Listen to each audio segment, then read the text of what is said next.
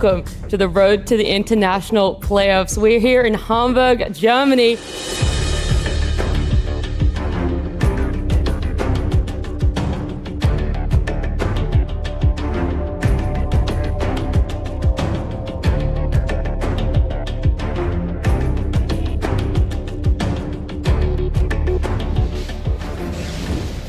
The Hex to start things out. XM getting the brunt of the damage onto the roster. The coil comes out as well as Ame just cleans up Roche himself. Oh. 2 shots, Nightfall, goodbye. As Kiyotaka's BKB finally comes back online. He gets the support for his troubles.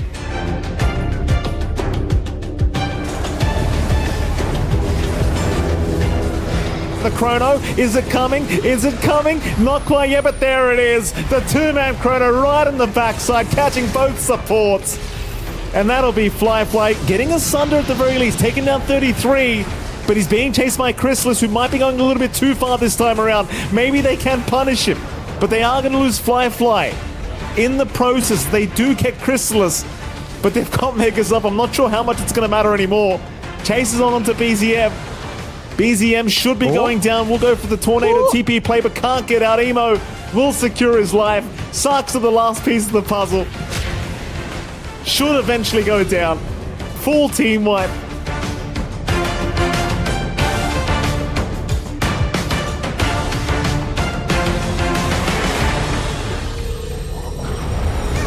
Nisha, Coil, there, Doom, dead, gone! Lesh does have buyback. I don't know if he's going to be able to use it, though. There's nowhere to TP to. This fight feels almost impossible, and Sania is dead. And in the meantime, actually, wait, the kill off Nisha. What? Okay, this is actually kind of working. Jabs and DK pairing together with the Aphotic Shield, the Croaker stun, the turn now onto Mickey. It's looking like enough. Mickey starts to fall. Gem is on the ground over there. Saberlight trying to do what he can. Jabs burning down Saberlight to death, and yes, they get him. Dude, Jabs stands alone. Mickey hitting on the tower, daring them to come after him. Jumps in. Do they have it? No, misses the spear, but the silence, the stun, the chrono is out. And that is going to be a dead Terrorblade. Jabs could not manage to hit him. Just moving around too quick in that arena. Meanwhile, the spear does connect onto Mickey, but he has another chrono. Hits onto 3 of them. Holy. What a perfect placement. Triple kill, ultra kill. Oh, give it to him. No, he went back for the building.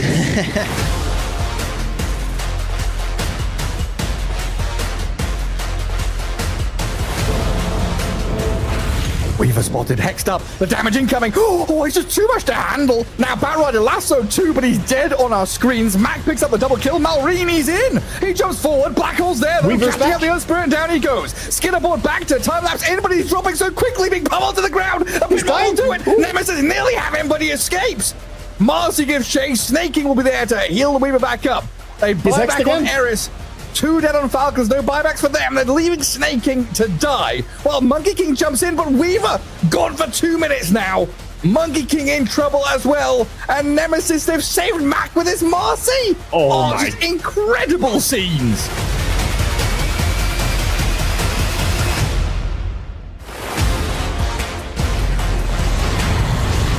Mail comes in, big echo, and pure. Oh my god, he gets the time walk off. The Earthsplit is huge though. Ooh. The ET claps it down on them. BB team getting slept up and held in place. The Bear's coming in, round 2. Again. Round 2. Ghost is coming in. The throne exposed. The glyph is available. They have to spend it. The Bear is in the throne.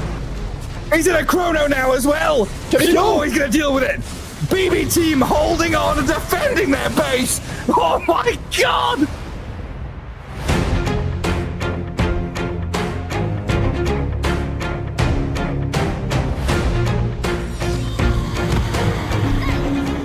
Jumps all over the place. Oh, they spot him at the last moment. The cookie hits. They have the lasso. Try to counteract this completely. Snapfire is going to stay alive, getting healed to a high degree, but the Wukong's command is going to seal his fate. Yuma, though, extremely low. The dodge on the boundless strike, so can't heal up. The phase shift keeping no one alive, trying to take out the Monkey King, turns into statue again. The last moment, trying to dodge with the mischief again. The laser and the grab ally, keeping the Monkey King alive inside this Wukong's command. Finally drops to the deck. And now the barrage continuing onto the Bristleback, making him less and less tanky with each instance of damage. Attempted Nightfall, successful.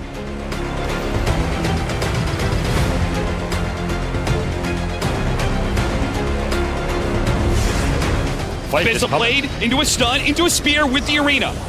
Laurel looks like he's going to be okay, but they had to use the Global Silence. There's going to be the Fiend's Grip, but it was pretty useless. Toro in. Not enough damage. Oh, and he immediately got charged up by Jin Q. That is going to be Moses BKB held at ransom. Satanic. Q, he needs to try and get some hits off, but he's getting bashed up by both the Alchemist and the Spirit Breaker. That's it. No shot. GG is called Extreme. We'll take game 1. But they can try and take away the Aegis. Collapse going to make his initiation. Arena Spear goes out, but the Roshan's still not dead. In fact, XX is right in the middle of it and gets the Aegis away from Yatoro. He's got the extra life, and now it's all falling apart for Spirit as XM hits the Requiem, double Requiem, knocking him inside the pin. You're locked down here.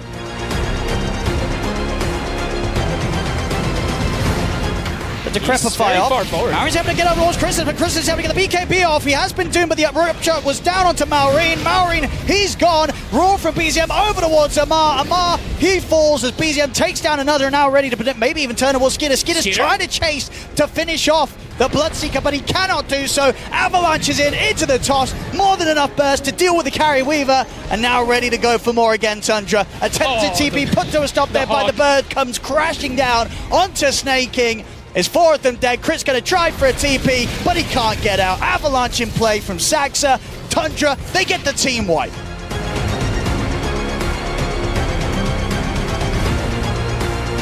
Saberlight looking for the Shaker. It's a nice arena. Got 2. With nothing to say, locked down in the Spear, can't even get off any spells, despite the Global Silence trying to stall things, and this is where things get nasty. Liquid run you over, they're the ones with the Disruptor, they can get the bonus kill. It's 3.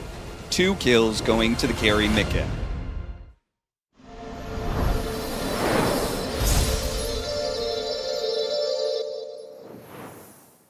Another beautiful day of Dota is upon us. Watching those highlights, man, an absolute dream for play-by-play casters. Just to be screaming our lungs out with the amount of action and hype we had, Waga. Day one on the road to TI. It's insane. This TI really opened up just crazy quality immediately, and it kept it coming as well. It wasn't just, you know, the first game we had was like, okay, this is TI, and then we just got more and more. It was so nice. Yesterday was amazing. If you missed it, definitely go and check the VODs for that. That's worthwhile watching the games we had here on the C stream. And, you know, a lot of good Dota has been played overall. We've had some crazy stuff going on. I heard some stuff about Satanic playing Carry Tinker, you know. Multiple times. Yeah, exactly. I didn't have time to go and check that out, but that's not something that is very standard as well. And overall, we've seen a few out of the meta drafts. You and I, we had the, you know, the Lone Druid coming in. We had, exactly. We had some interesting stuff that normally we don't get to see that much. How much of this would you put on having this modified Swiss system, right? It's not like the bloodbath of groups where you play, you know, 4 games a day, 10 games in a couple of days. This feels like it's best of 3s for a start, right? That's already tasty. I think more focus on the individual series, and that allows teams to perhaps prepare more specific strategies. So yeah, maybe there's something to it. And we haven't had too many tournaments that are doing the Swiss format, so I'm a big fan of it. I hope that it's here to stay. I really enjoy it. I want to see more tournaments like this. But yeah, we can see standings, of course, some teams pushing themselves up into 2-0 here. We got PVISION, we got, you know, Team Falcons up there, who did struggle a bit against Nemesis in the first round. And Nemesis, against all odds, you know, after what we saw in the first series, find themselves in a 0-2 bracket right now. I mean, Chinese Dota's never been so up good, right? In the past, what, 5 years? We've been waiting. It's their year. It's LGD. It's, you know, this team gonna do well. Faltering, fluffing it. And now Xtreme and Tidebound, you know, 2-0ing, already a good, very good start. They do, of course, have some pretty stern opponents, though, like you're looking at there. Man, I'm super excited for the rest of this. I think best of 3 is the big thing for me. It's not these, you know, 2-game series or best of 1s. So we actually get to see these series and teams already develop. Like, you know, we talked about developing the meta in a group stage, but that's usually you pick 2 or 3 teams that are the best and everyone copies them. This now feels like every team has their own individual flavor within the series and then within the group stage. Yeah, definitely. And everything is going to be so tailored, as you're kind of hinting to. It's going to be very much about your specific opponent. It's not this round robin, everyone plays everyone. Everyone needs to, you know, kind of copy what the best team is doing because that's going to do the best. No, now you got to really prepare for your opponent that you have and try and do the best against them specifically. I really enjoy that. But yeah, here we have the schedule for today. Of course, TBD for the final matches. We need to see what happens, who goes where. We don't know how the future of this Swiss format looks, who's going to end up in which slot. But we're going to start out with the middle of the pack, the Aurora versus Yakutou Bros first. That should be an interesting one. And of course, both these teams going 1-1. That's always the fun part as well, having the winners against the winners, and you get to see them strive against each other, losers against losers, then the teams that have tied up against each other in that middle of the pack. Super excited to see how, China against Eastern Europe fares as well, because Eastern Europe as a region, I guess Europe in general, but Eastern Europe in particular has been a dominant force the past couple of years in Dota, whereas just talking about how China has had some struggles, and Aurora, one of the newer teams in Eastern Europe, of course, taking a lot of very well-known players. Yes, newer teams, but superstars in their own right, with players that have been around. So this is the constellation that is definitely bringing a lot of power. I think that overall Kiyotaka has looked amazing so far. This TI, I would have him as the standout perhaps in the team so far. He's been dominating in 3 out of the 4 games that we saw them. There's some who call him the new Eternal Envy, though, right? Sometimes he makes these very chaotic decisions, which look interesting. He's for sure. Polarizing type player. Yeah, he is an incredible talent, for sure.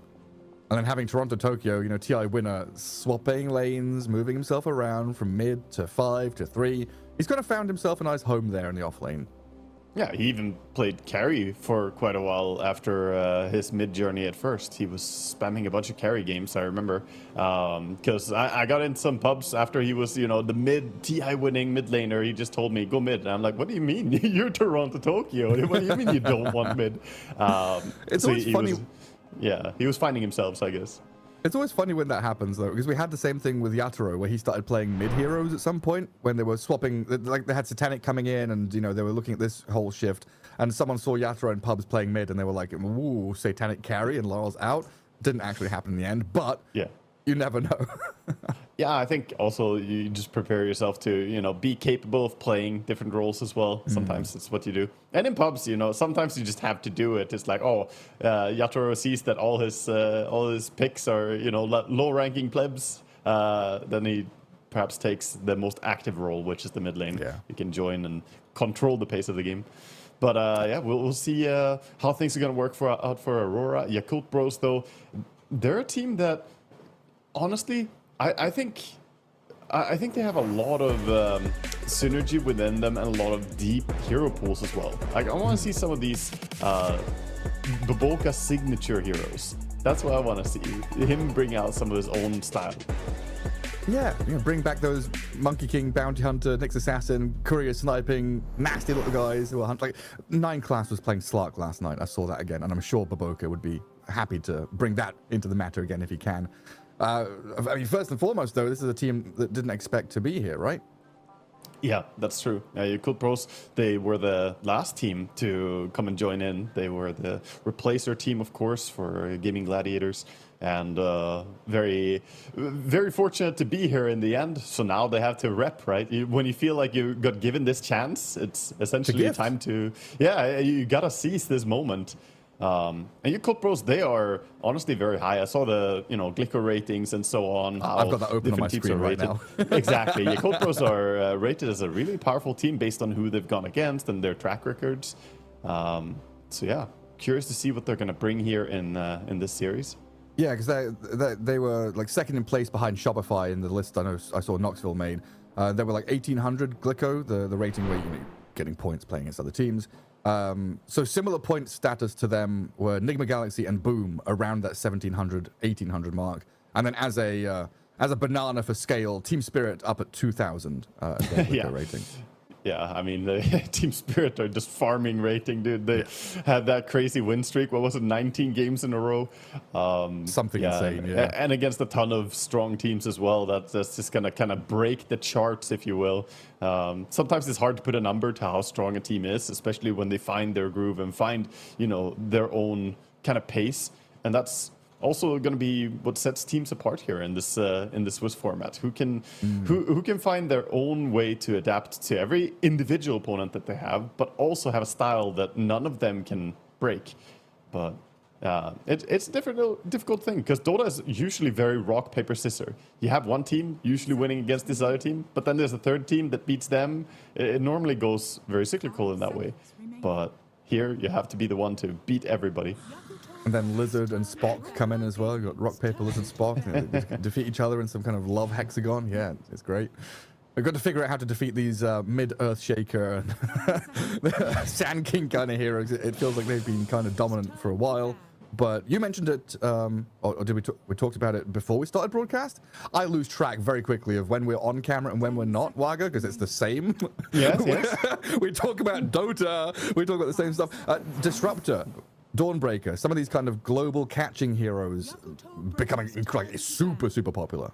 Yeah, Dawnbreaker, also for the record, Aurora first picked it every single game so far. They played 4 games. They picked Dawnbreaker first 4 games. So it feels like they have a very, very high rating of this hero. They also played against Disruptor as a counter pick immediately in 2 of those games. And still, they feel like it's worth first picking it, even with the potential of, Glimpse counter. If you ulti in as Dawnbreaker, you get sent home. And so far, the Cult are not banning the Dawn. They might be thinking about just that right now, though. Yeah, might have to get removed. Oh, that's the thing, right? There's so many of these heroes. Yeah, Naga has to be there. Nature's Prophet has to be there. Then you kind of want to ban the Marcy. And there's the Dawn first pick, like you called for. Yeah, and the Abaddon is also very highly rated by a lot of teams. A hero that is banned out a lot, specifically against Aurora. They play it really well. So yeah, the Dawnbreaker comes back in. Oh, there was a Beastmaster was the other big one, right? Beastmaster and Monkey King were some of the huge bans that we saw on day one. I mean, Beastmaster and Nature's Prophet are the most contested heroes, I believe, right now. 2 of them are just not going ignored. But yeah, again, Dawnbreaker into Disruptor. I love it when I bring up 2 heroes and then those 2 heroes just get straight up picked. I mean, this has been the flavor so far.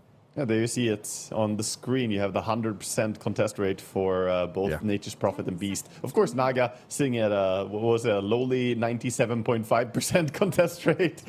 2.5% chance of getting ignored. Is the hero even worth picking anymore? I don't know. Well, I guess for her, she's banned more than they are, but she hasn't been picked when she's been left open as much.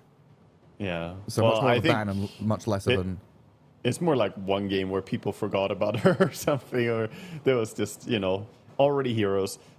There's some heroes that prompts you to not take Naga. If there's like Leshrac already picked on one team, then it's like, you don't really want to be an illusion support against that, or even a carry Naga. It would not be a fun time.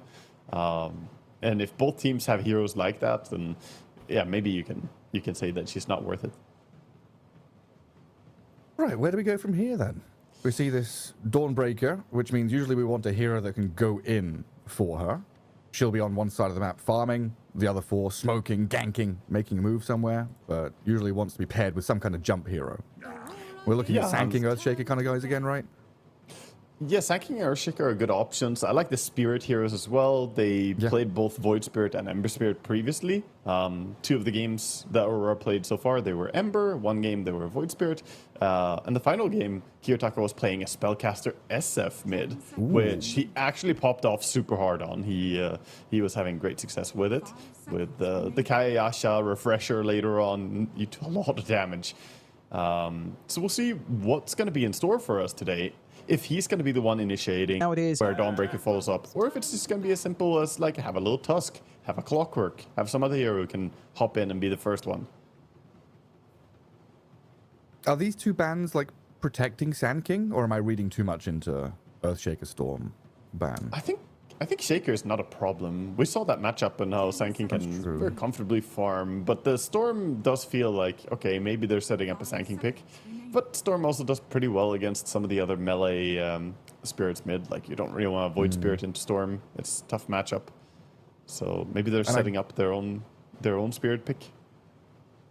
Yeah, and I guess if you, like, let's say you don't intend to play Lion or Shadow Shaman, but you do intend to play this kind of combo with Dawnbreaker. You don't want those heroes that can break free with, like, you know, Global Silence and then Storm just zips away, right? That gets kind of annoying. So with Puck and Storm banned, they've removed some of those very slippery options. Like for example, you pointed out we had Skitter playing Weaver, right? That maneuverability lets you break free of some of these jump combos. Wow, I did not have this on the radar, really. The Invoker second pick. That's quite a bit of a early on. curveball. So what is it, like Tornado to reset? Because you don't see mid lane matchup. Maybe you're just expecting Sand to come and it's fine. It's not bad against Dawnbreaker overall. The Cold Snap can mess with her Starbreaker pre-shard, and in general, dropping like an ice wall when she lands from the Dawnbreaker ulti can be a great way to kind of keep her in her place before BKB as well. But it's just that Yakult, I haven't seen them play a lot of Invoker lately. Like, did they even, like, when did they last play it? I gotta look now. Yeah. Oh, where do they play it from? If you want that Cold Snap against Dawnbreaker, like, do you put it, like, do we get safe lane Invoker?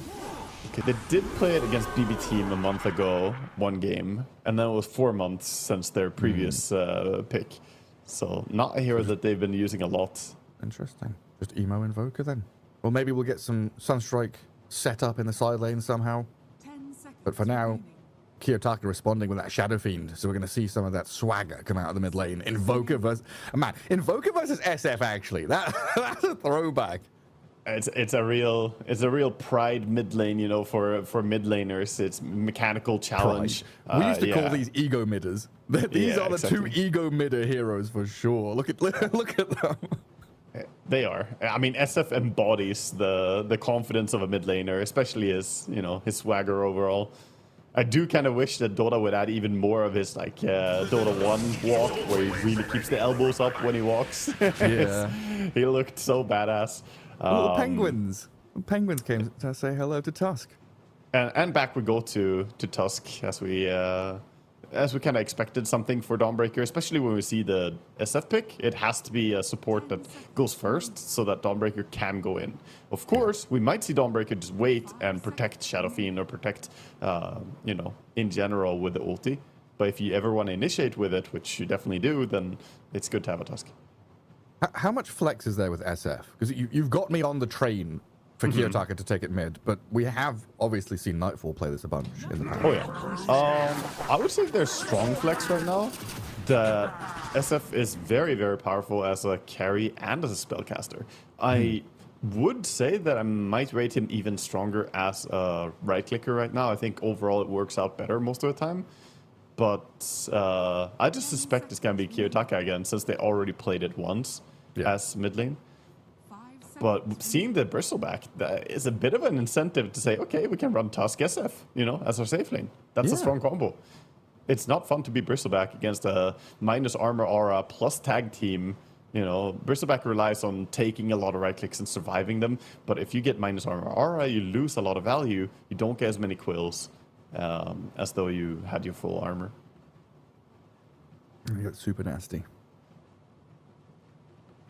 I'm curious who we're going to see go with the Dawnbreaker. We've seen a fair amount of Snapfire, right?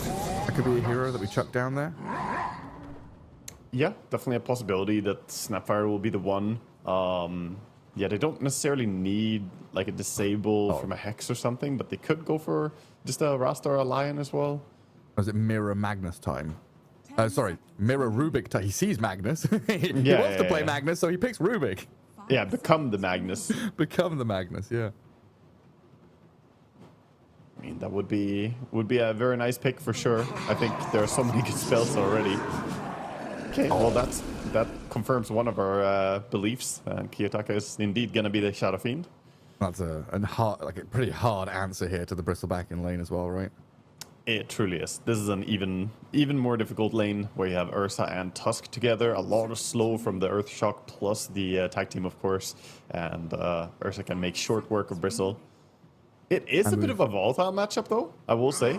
People think that it's automatically, Ursa destroys Bristle.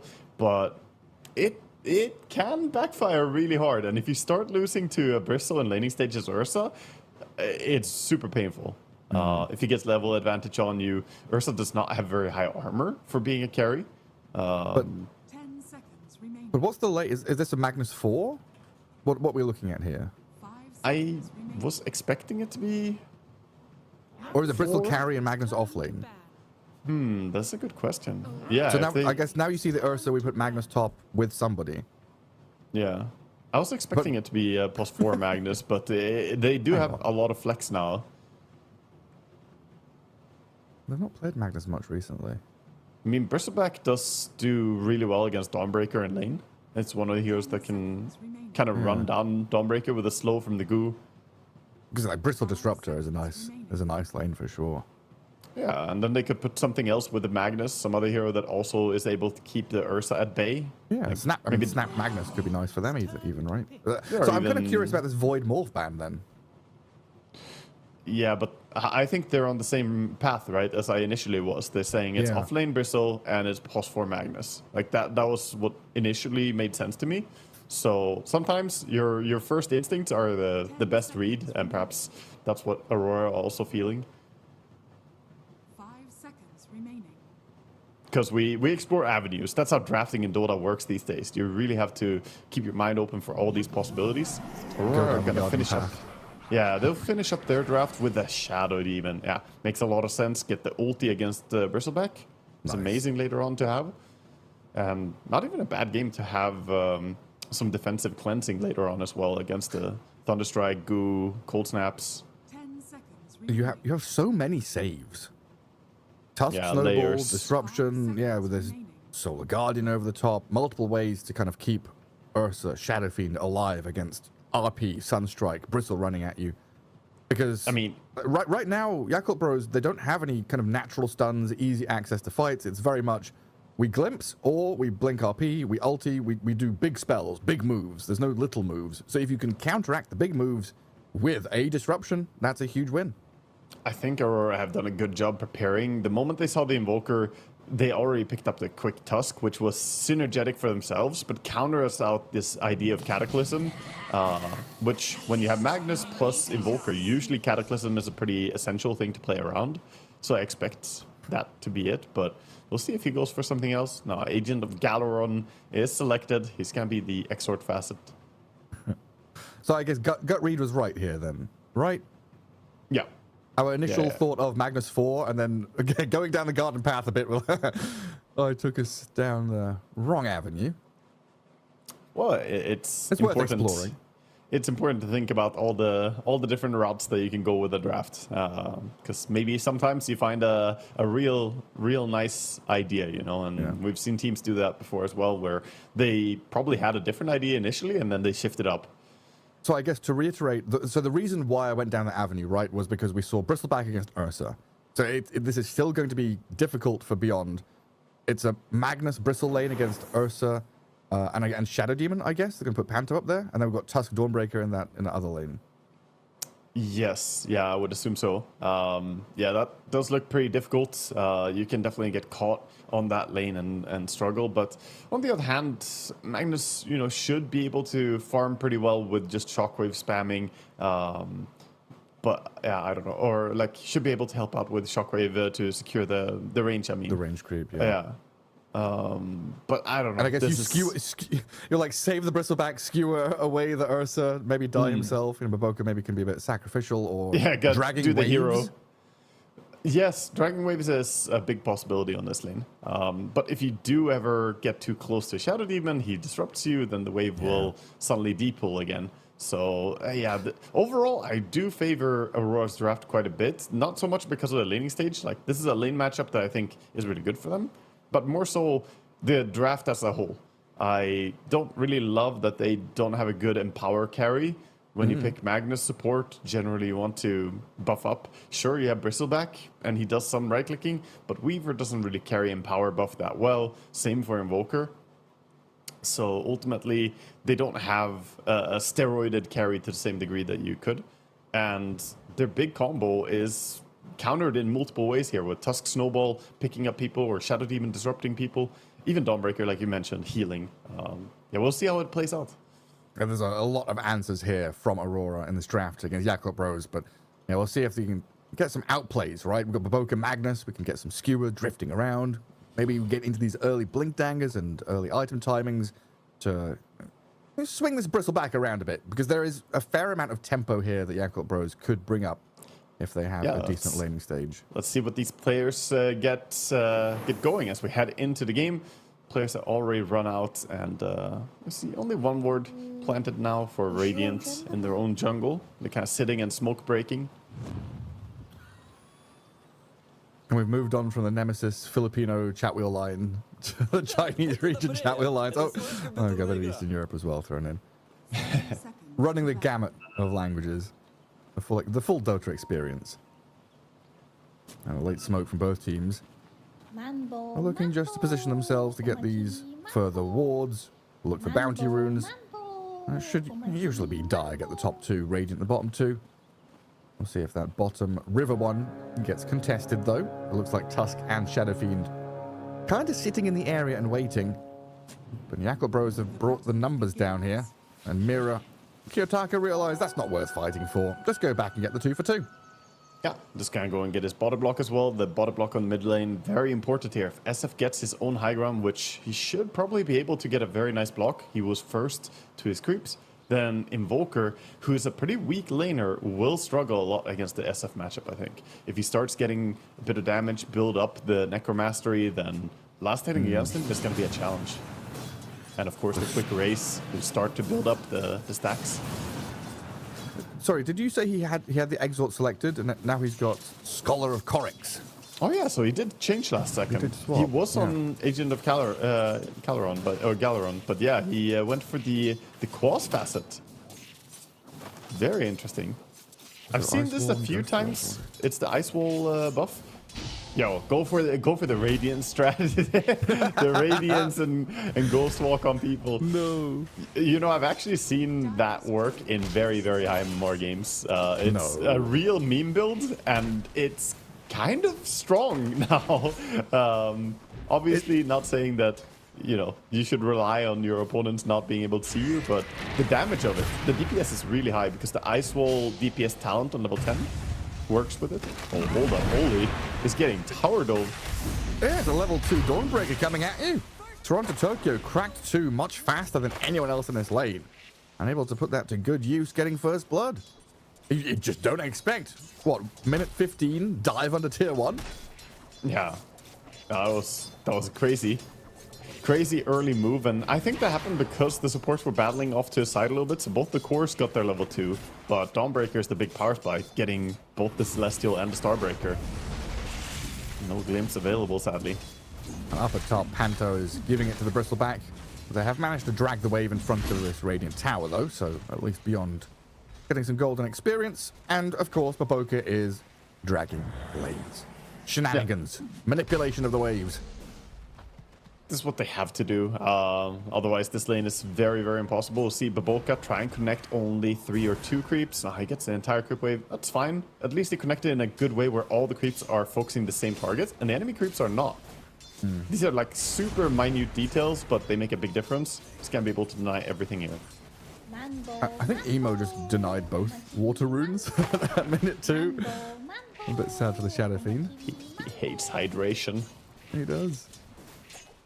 Well, that's what happens when we have a non-bottle mid laner versus a bottle mid laner. The SF needs his mana. God, that gap in the last hits. 18 for Ursa? There's no summons or anything, right? These are just all raw lane. Oh, he got some skeletons. He got some skeletons from Troll. So 3 of those last hits are very low value, but still he is doing really well. Obviously, he's CSing greatly air on this lane. The Bristleback not having a great time. And Kiyotaka and Saf also racking up the last hits and denies. And Emo 8 and 3, but as you said, as expected, with this Quas Invoker, who's going for Helm of the Dominator. Of course he is. As everyone should be. Yes. Do you have Helm of Dominator, Gareth? Why not? No. Get one. I should get one, but they're rather expensive. They are. Especially the recipe surprises me always. 1125. It takes a while to finish it. Yeah, you get all these little items. I mean, it's better than the Midas. Pro players are saying it's like Midas, but better. And yeah, that sounds good to Invoker. He can even buff up that creep with Alacrity later on. Goodness gracious me. Kiyotaka getting run at. Baboka here with Emo, getting on top of the Shadow Fiend. Mira trying to fight back in the disruption through the skewer. Sunstrike's coming in. Fairy Fire keeps Kiyotaka alive to turn and kill Emo off. But Disruptor's there with a Thunderstrike. At least trading out 1 for 1 as everyone and their mum is in this middle lane in a 3 versus 3. We've seen more and more of this, right? The 4-minute everybody mid. Normally it's the 6-minute everyone there for the power rune, but for some reason in our games, yesterday and today, we see the activation happen just one step earlier on the 4-minute, preemptively just saying, okay, you know what? Attention to mid lane. And still sticking around. Like this isn't just a one and done. No, I mean, the side laners are going to be very happy. At least all the side lane heroes are heroes that do extremely well with getting experience solo for a little while. So I don't think anyone necessarily is getting a big edge over the other here. Weaver getting level 6 is going to be massive, but Dawnbreaker ulti is going to open up the map as well. So yeah, overall, Weaver should be taking over the lane more and more as time progresses. But good pressure. Yeah. And Toronto Tokyo realizing Shikuchi was on cooldown, had been used the last hit. It goes in with a couple of spells, but now with Ollie here, just Raptor's going to glimpse this Dawnbreaker back into another Shikuchi in a second, but yeah, diving that is a little too risky for Flyfly's mid lane. Going behind. Going on there. Or action. Another skewer in, but the save's coming out. Shadow Fiend ends up off to the right. Baboka ends up dead back in Fountain. Yeah, the Tusk. The reason Weaver didn't want to dive bottom is because he didn't see where the Tusk was, but Tusk was wrapping around on the mid lane there as they attempt to kill the SF. Instead, Tusk turns it around. Yeah, I mean, the Tusk and Shadow Demon picks just feels so good. Like the fact that when you pointed out that the Shadow Demon was going to be able to stop the Magnus from pulling waves and things like that, that was a real eye-opener to be like, oh yeah, this Shadow Demon pick is pretty damn nice. Oh yeah, and we saw him also counter the skewer there earlier by getting the early disruption. Very nice play. Ponto on point. Again, landing a nice combo. And just keeps getting hammered. Dawnbreaker, what, 25 and 7? Weaver still out in front with the last hits, but we have had Beyond leave the lane now. Bristleback farming jungle, doesn't want to lane straight up into an Ursa who is having the time of his life. Oh yeah, he's completely free farming. Nightfall is already dreaming of all the stuff he's gonna do once he gets his Battle Fury and you know how he's gonna farm up stuff. Meanwhile, the SF cleared out a triple stack on the big camp as well, so he's getting pretty good value. I was looking through some stats earlier, and there was one which caught my eye because it was like the most denies in a TI game was like TI2 he's gonna do it. misery on Drow. Oh, that's so smart. Panto steals? Wow. Yes. So Panto watched the Bristleback take Wisdom, waited a little bit, and towards the end of him taking it, since he already started taking Wisdom, he disrupts him, walks in, and uses the enemy progress and takes over that to take the Wisdom himself. It's so smart, man. The brain is so big. That's incredible. So when you're bubbled and off the map, you don't count. You don't exist. Yeah, exactly. And you use the enemy. It's same as Lotus, right? If someone starts taking Lotus or Wisdom, then the enemy can go in and use that progress if you leave. It's kind of weird. You share capture progress, I guess. Interesting. And Panto using that to his advantage. So double Wisdom for them. That's a really good start. Oh, Lane's going well. Wisdom Shrine's taken. Mid lane Invoker's been kind of crushed. Bristleback's been kind of crushed. A devastating start for Yakult. I mean, this is gonna hurt Baboka and Oli's game a lot as well. Getting no Wisdom Rune when you're roaming this much is hard. I mean, look at this. Bristle's trying to take Ancient stacks because that's all he can do, and he's just being dived by SF and Ursa. And now they're going to steal his stacks and still play aggressively. Yeah, they're thinking about it at least. Looks like they're getting out. SF looking at bottom with the Invis Rune. Oh my god, the Requiem wound up. They should have the damage for this easily. A double kill for Kiyotaka. Oh man, Aurora just firing on all cylinders.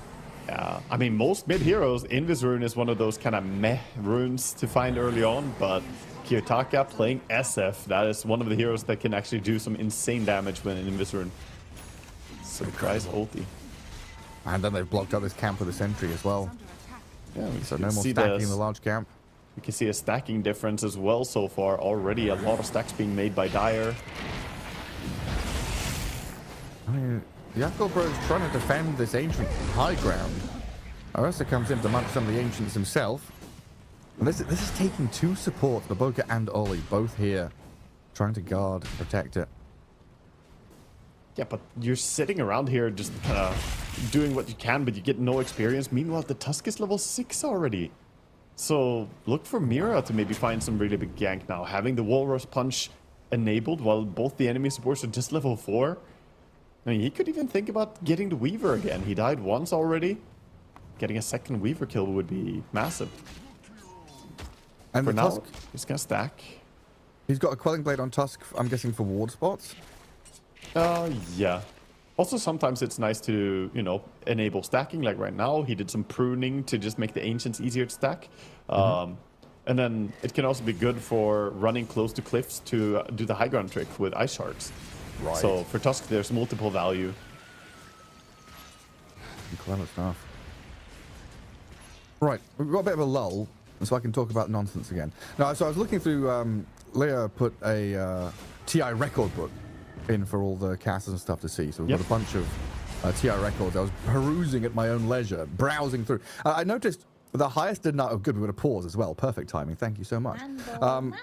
Denies on creeps seemed like, you know, kind of random stat. You know, doesn't seem super meaningful. Misery TI 72 1 or something? 79 denies. 79, yeah. He has held the record since the very first TI. I couldn't believe it. Yeah, but it makes sense because TI1 was very close to the Dota 1 meta, which even at its, you know, later stage Dota 1 meta was very freeze lane was the big mechanic, right? So And we you also denied XP, right? Yeah. Denies didn't give you anything back then as well, if you go far enough back. So I think that was the case already at TI1.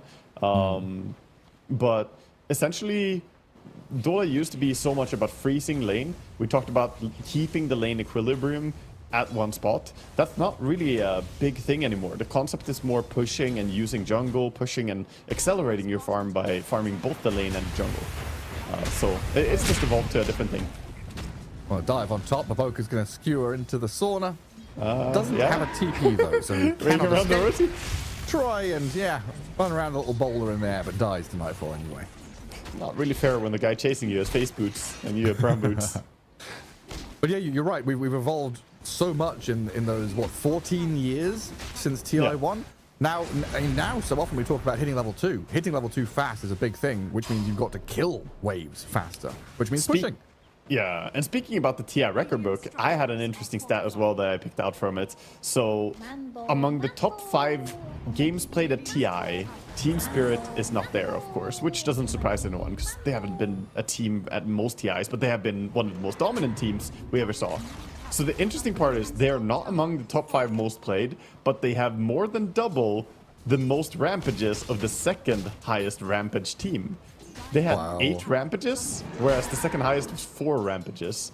So the Yatro effect. Yeah, while not having played even top 5 most games, I don't even know if they would be in the top 10 most games played at TI. So, you know, Team Spirit, definitely one of those teams that's cool to look at. And is that a meta shifting thing as well, where we just have more kills and more action, do you reckon? Emo? Baboka in a lot of trouble. Static Storm is there to try and protect him with Sunstrike damage. They've tapped Mira down within an inch of his life, but they need a little bit more to finish him off. Deafening Blast is not enough. Oh, no. Tokyo's stuck on the high ground, gonna have to TP out now, though. And it looks like Aurora tried something, failed, but might be able to get away with their lives. Flyfly says no to Panto. He's dead. Mira tucked himself away here. Shard pushes over the cliff, and that is a beautiful play, but Ollie cuts the tree, gets the glimpse, and the snowball will only delay the death of Mira now, but some real fancy footwork, making Emo and Ollie work for it. only had a tango. I was like, did he have a Quelling Blade to counter this play? But he still had one tango remaining and used that fortunate tango to find the kill. Good stuff coming out there. So nice punish coming out by Yakult as Aurora gets pretty aggressive in the face of this Invoker. Yeah, putting up a fight, very important there. Not getting run over. It does mean that Bristleback can keep on farming. You've got this Invoker and Weaver a little bit involved. They get a taste of blood. I like the Invoker sure as that Aurora pay for their crimes. I like the Invoker as a little polywog right now as his creep. Probably not the most intimidating Dominator creep. It's running around. It is cute as hell though. SF is gonna be like, okay. But of course he takes a new creep, not gonna feed, so he takes a Mud Golem, always a nice one to have. When it splits you get new creeps. So you can actively kill your own Mud Golem to get 3 stuns in a row by dominating a lane creep or dominating a nearby creep. Baboka has his blink.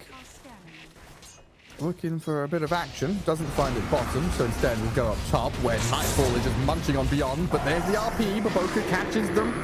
Skewers them away from the shrine. Static Storm is in place on the Shadow Demon.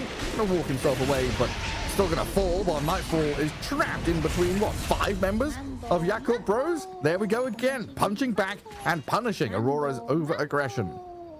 Yeah, that's a nice punish. They did not want a repeat of what happened on the last Wisdom Rune, so they secured their own Wisdom, bring down the Ursa as well. Big kill, but like you mentioned, 5 heroes in that area, pretty costly. Some TPs were expended to go there as well. Now bottom lane is being pressured. The only one who has a TP ready is Bristleback, but he has no resources. He needs to run base.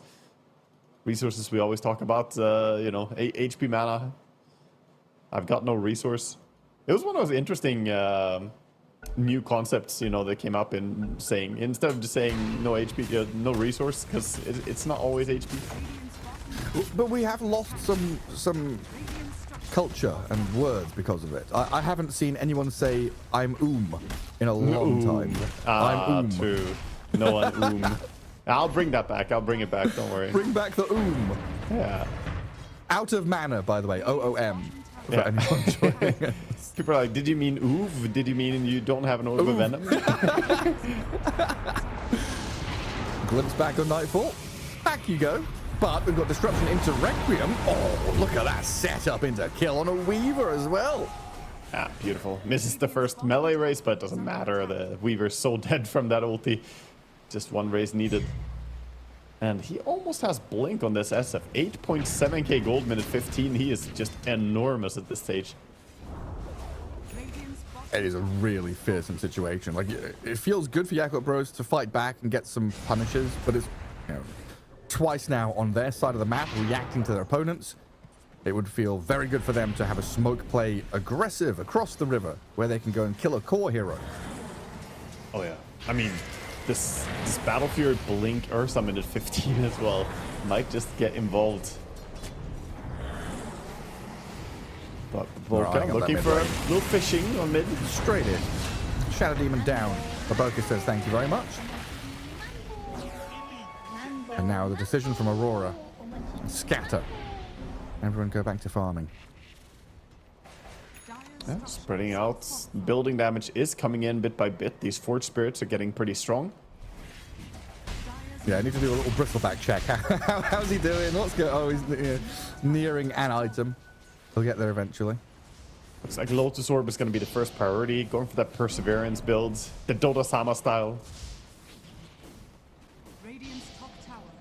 He's not having a very good time, but that lane did slow down his item progress a lot. I mean, that was pretty big in Dota 1 as well, right? Perseverance on every hero. Yeah, Wind Ranger was four Perseverance. I remember Techies players would buy 6 Perseverances, or like 5 plus a bottle. The thing is, Perseverance was a crazy good item back then as well, because it gave damage. So it was essentially what Cornucopia is now. But we don't see too many people buying casual Cornucopia since it has a higher cost. You have to get to 1200 before you get anything. There's a big difference in buying something for cheap and then combining and upgrading it, or saving to buy the entire thing in one go. Yeah. We also used to have ranged heroes buying Battle Fury. Oh yeah, good stuff. Queen of Pains and Wind Rangers. Yeah. Oh, I do miss the Tidebound to Battle Fury. The fake anchor smash every time. Non-stop whirling. Non-stop whirling, spinning. Oh, Tusk gets another RP. And Baboka finds another one. Oh, I thought he ruined the Sunstrike there, but then he shockwaves him back into it. Very nice. Baboka can reposition people quite a lot. 3 different abilities. It is an RP expanded, but this early on, you'll happily use abilities just to get kills. Yeah, especially given the first 10 minutes of this game, right? Very, very sad, disastrous almost for Yakutou Bros. Now the past 5 minutes of play, much better. Responding, getting kills, and then able to cross the river, push out onto the map, and you're getting towards tier 1 towers. You want this top tower, so you're going to try and kill Toronto Tokyo for it, but that disruption, that saved him. Yeah. Disruption does stop the glimpse. Very nice timing as well. It used to not though, right? Yeah, I think so. They changed the way it worked at some point. There's also Yule Scepter that doesn't do it, that used to do it. All shards. Nightfall's still going for this though. Hang on a second, does he have the damage? Fly gonna Shikuchi away. Yeah, Weaver's out there. But that's now Aurora showing that they're gonna convert this net worth into action now. Everyone getting themselves up to that top lane to defend. Straight to Roche now, trying to build their lead. Get some more stuff going. The Ursa is going to join in with the SF. And even just the Spellcaster SF can do a lot to Roshan. Cycling these raises. Takes him up pretty fast as they add up the damage. Sunstrike to scout. Yakutou Bros coming in, and Nightfall half health. With a swarm on him and a tornado in the sky. Vodka. Nightfall gets the Aegis and he's going to try and run away. He might die. He loses that first life. Now, as Mira in the back causing some havoc with that rampage from Kiyotaka. Big damage. Pushes him into the Roche pit and slays 2 already. A third will fall. Will Ollie die. And Mira bubbled up and saved for now. Nightfall looking at Fly. Trying to chase his Weaver with the razors, but he just time lapses back to safety. What a crazy nice ulti by Kiyotaka there. Found the perfect timing, blinks next to everybody and realizes they can't stop me right now. They used up the cold snap, they used up their, immediate cancels. And you don't have time to glimpse him. The ulti is too fast, so that was just a perfect find by Kiyotaka. Waited for that moment. You can see him here, he kills the bug and then he just positions to get this nice blink in. So very well done. And the Dawnbreaker comboing into it, right? We always talk about how we want to see them, pair up their spells in a way that really punishes your opponents. You can have strong spells on your own, but you need to hit at the same time as each other, and that's what sets these top teams apart from what's happening in your random pubs. All things said and done, though, the trade there is what? Invoker and 2 supports for 2 supports and the Aegis? So you kind of take the Aegis away from the Ursa, which is going to kind of halt his super aggression. Oh, yeah. Yeah, Colts caught them with their pants down pretty well there. I mean, that was close to being worse as well. The Ursa getting tornadoed. I think he was really concerned that there was going to be an Aegis steal happening. Fortunate for him, they do get it. Now with the BKB, though, I think they're not going to be deterred by how that fight was scary. BKB finished on Ursa. I think he's going to be very happy to go and take more fights.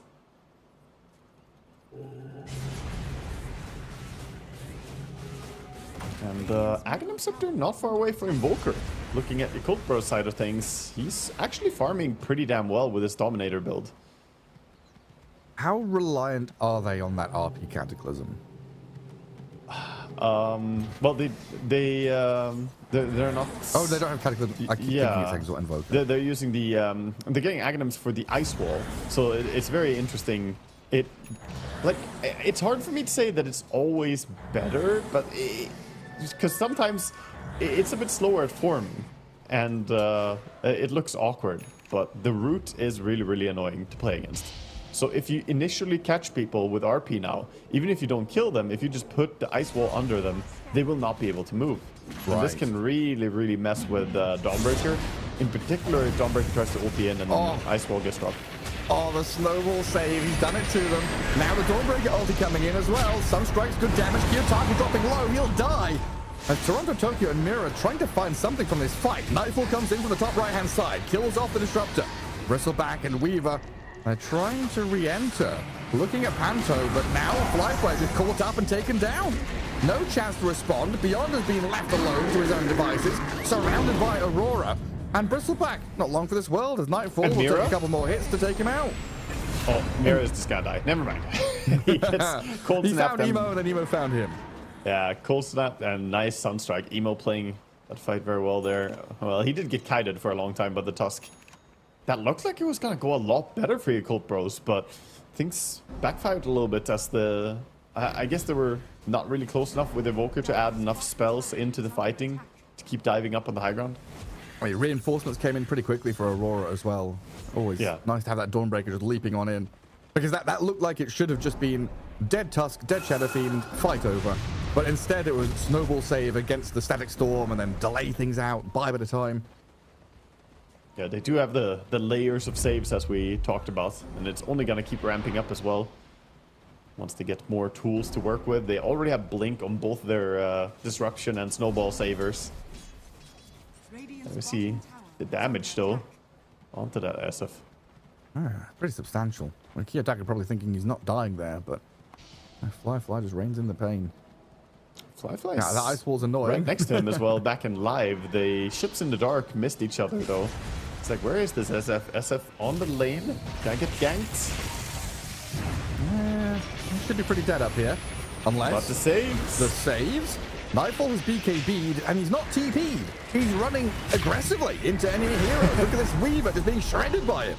That's what you can do with a BKB. That's one of the things you can do with a BKB.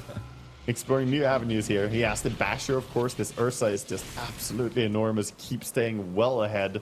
Full item ahead of the Weaver.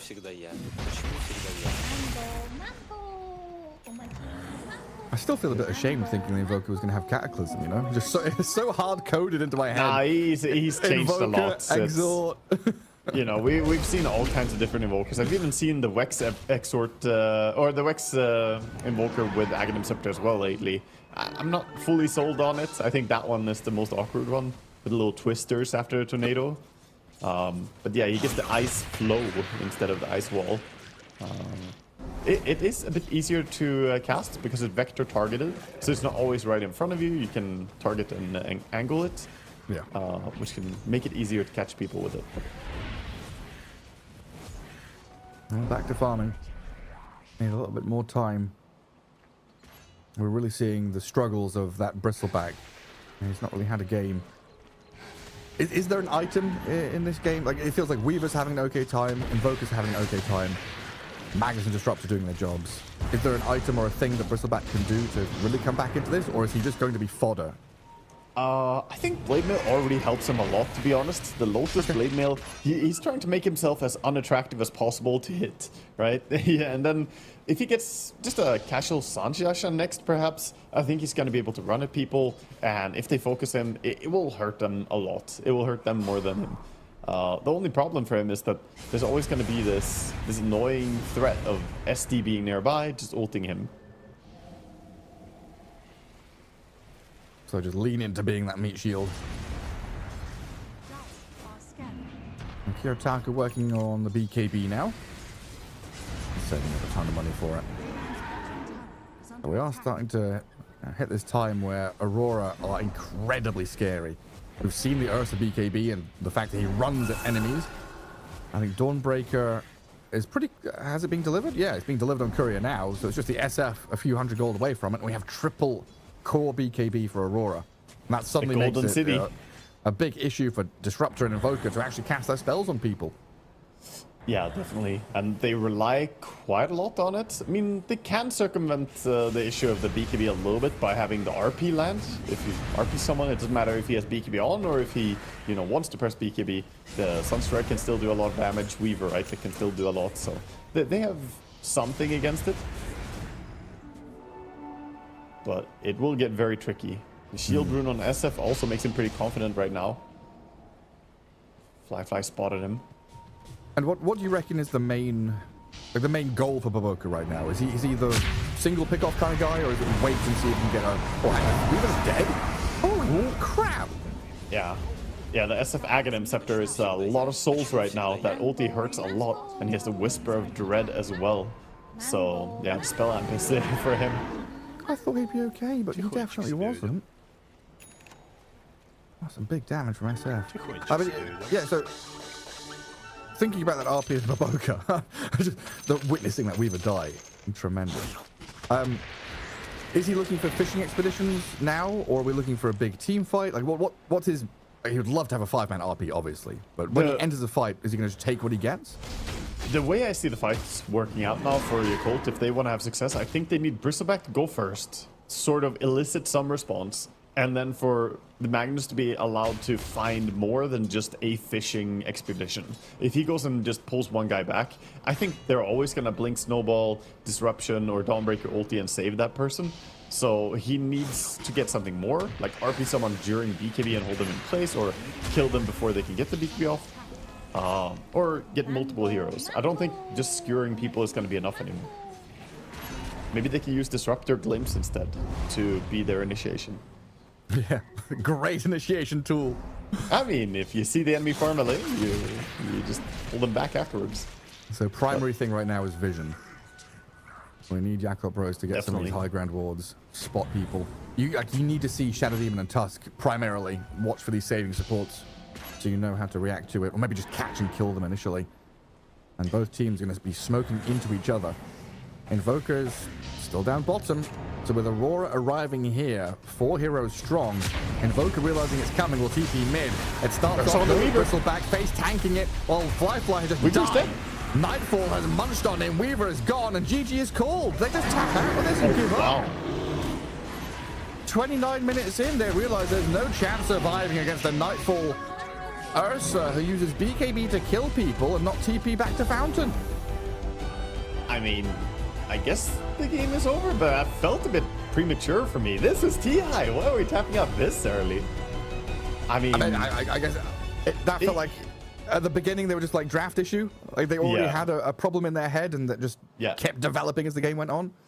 Yeah, we talked about it on our little panel of our cast here, Gareth. We talked about it as well, how this draft favored Aurora a bit more, but I do think that they still had good farm on Weaver, but after getting solo kill there, I guess they just didn't really want to continue. They felt like it was over. The game was going to get harder and harder, I suppose, by Ursa getting this massive.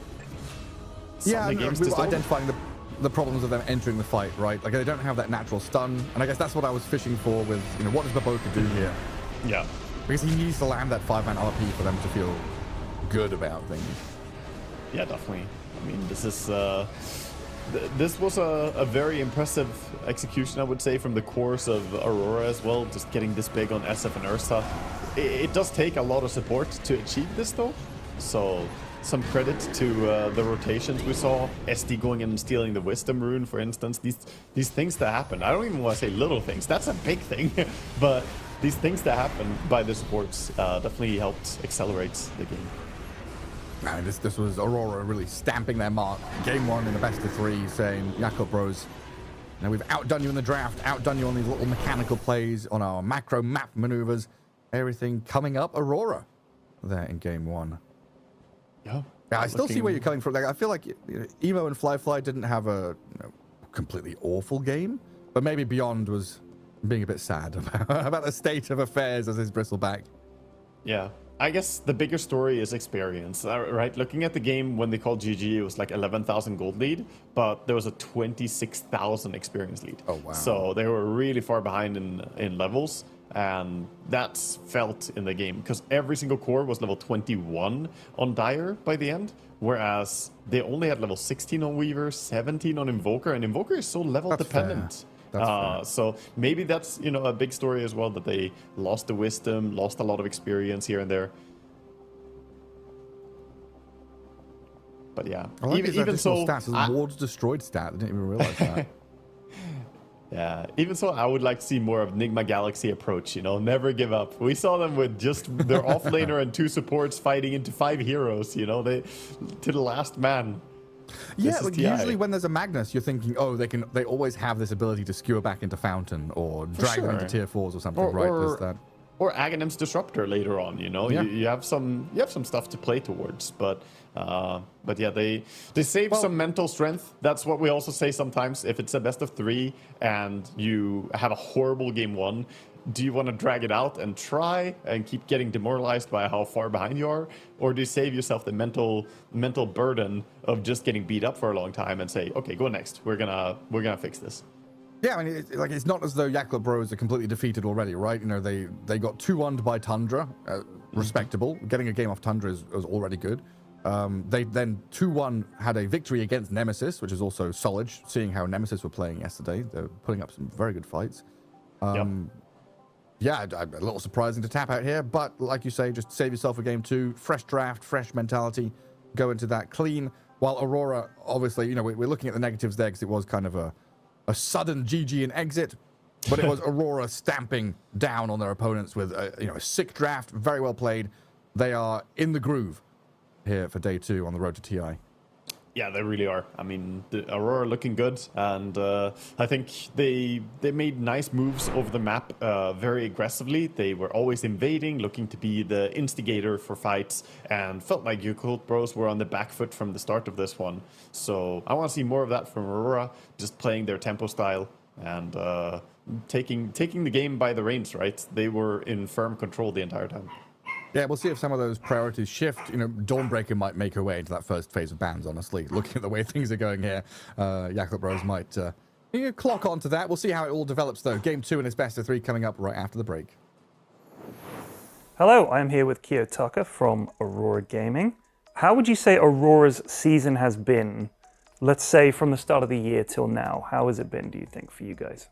I think it's fine for us because we make a lot of work. Because we just new players, we never play with each others.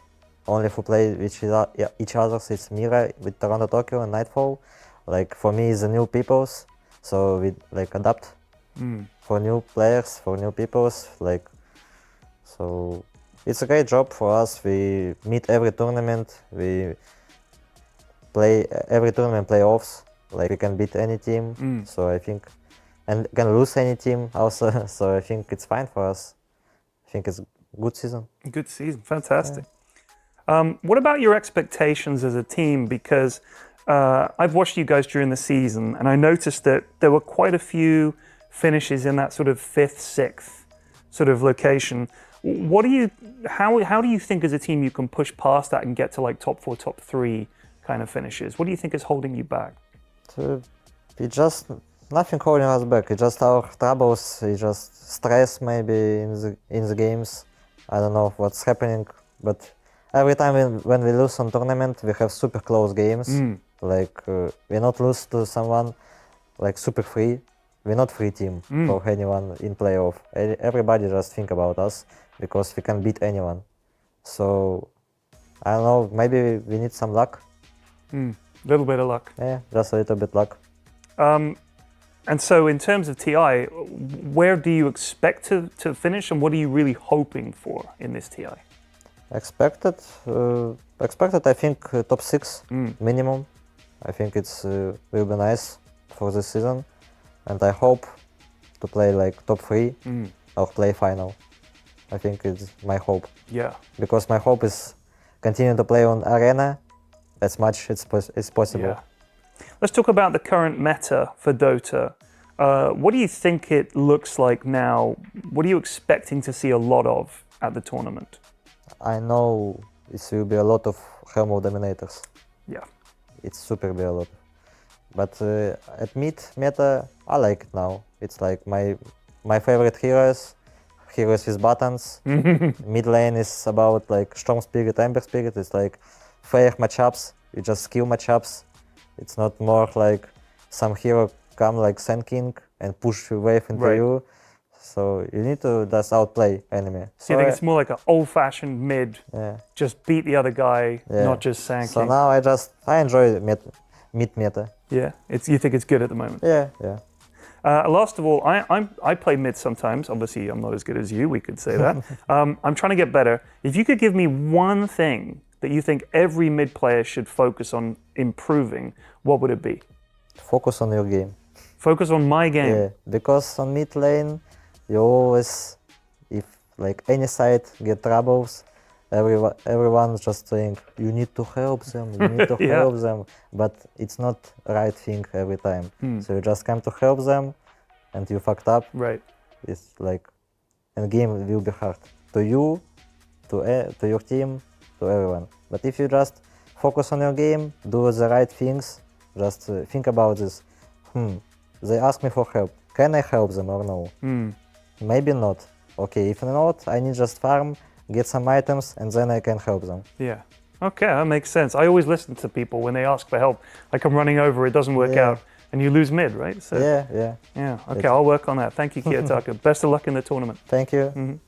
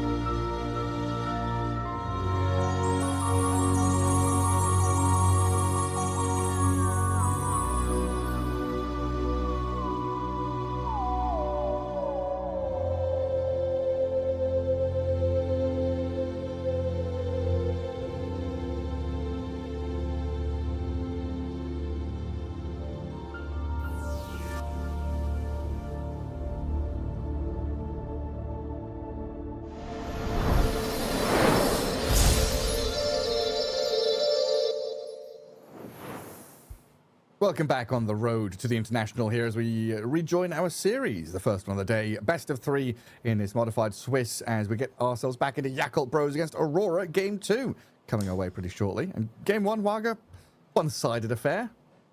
One-sided, and I'm sitting here waiting for someone to break the pattern, Gareth. Someone has to break the pattern of Aurora getting to first pick Dawnbreaker every single game. Yeah. It's been 5 games now, non-stop, just taking the hero first. I mean, obviously it's super strong, and yes, there are many other heroes to ban, but do you really not want to stop them from just doing their absolute comfort zone every single game?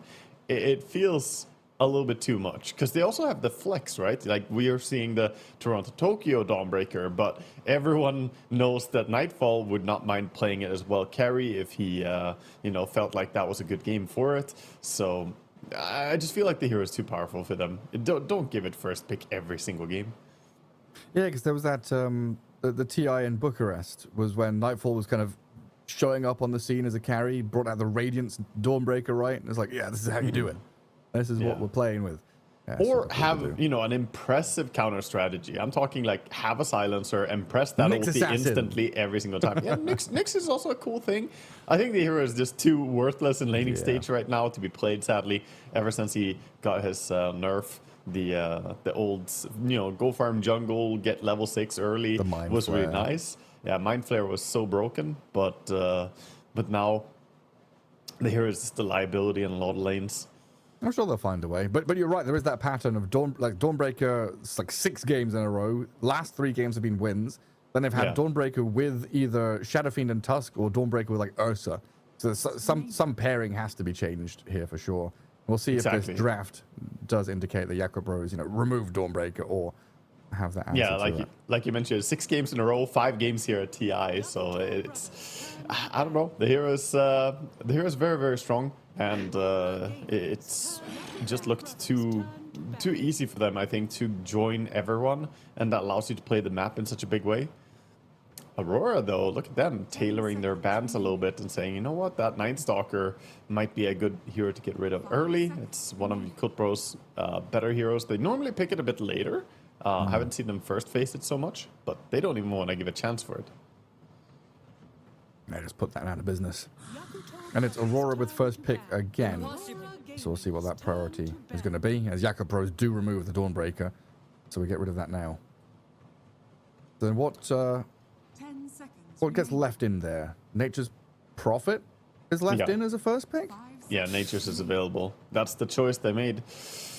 I mean, I honestly feel like it's pick your poison, right? Abaddon, is it? Abaddon, Marcy, or Nature's Prophet. You gotta let something through. I don't think I would have chosen this poison. I think I would just have said, okay, we can maybe find a way to deal with Marcy. We've seen, some strategies that can work against it, or Abaddon even.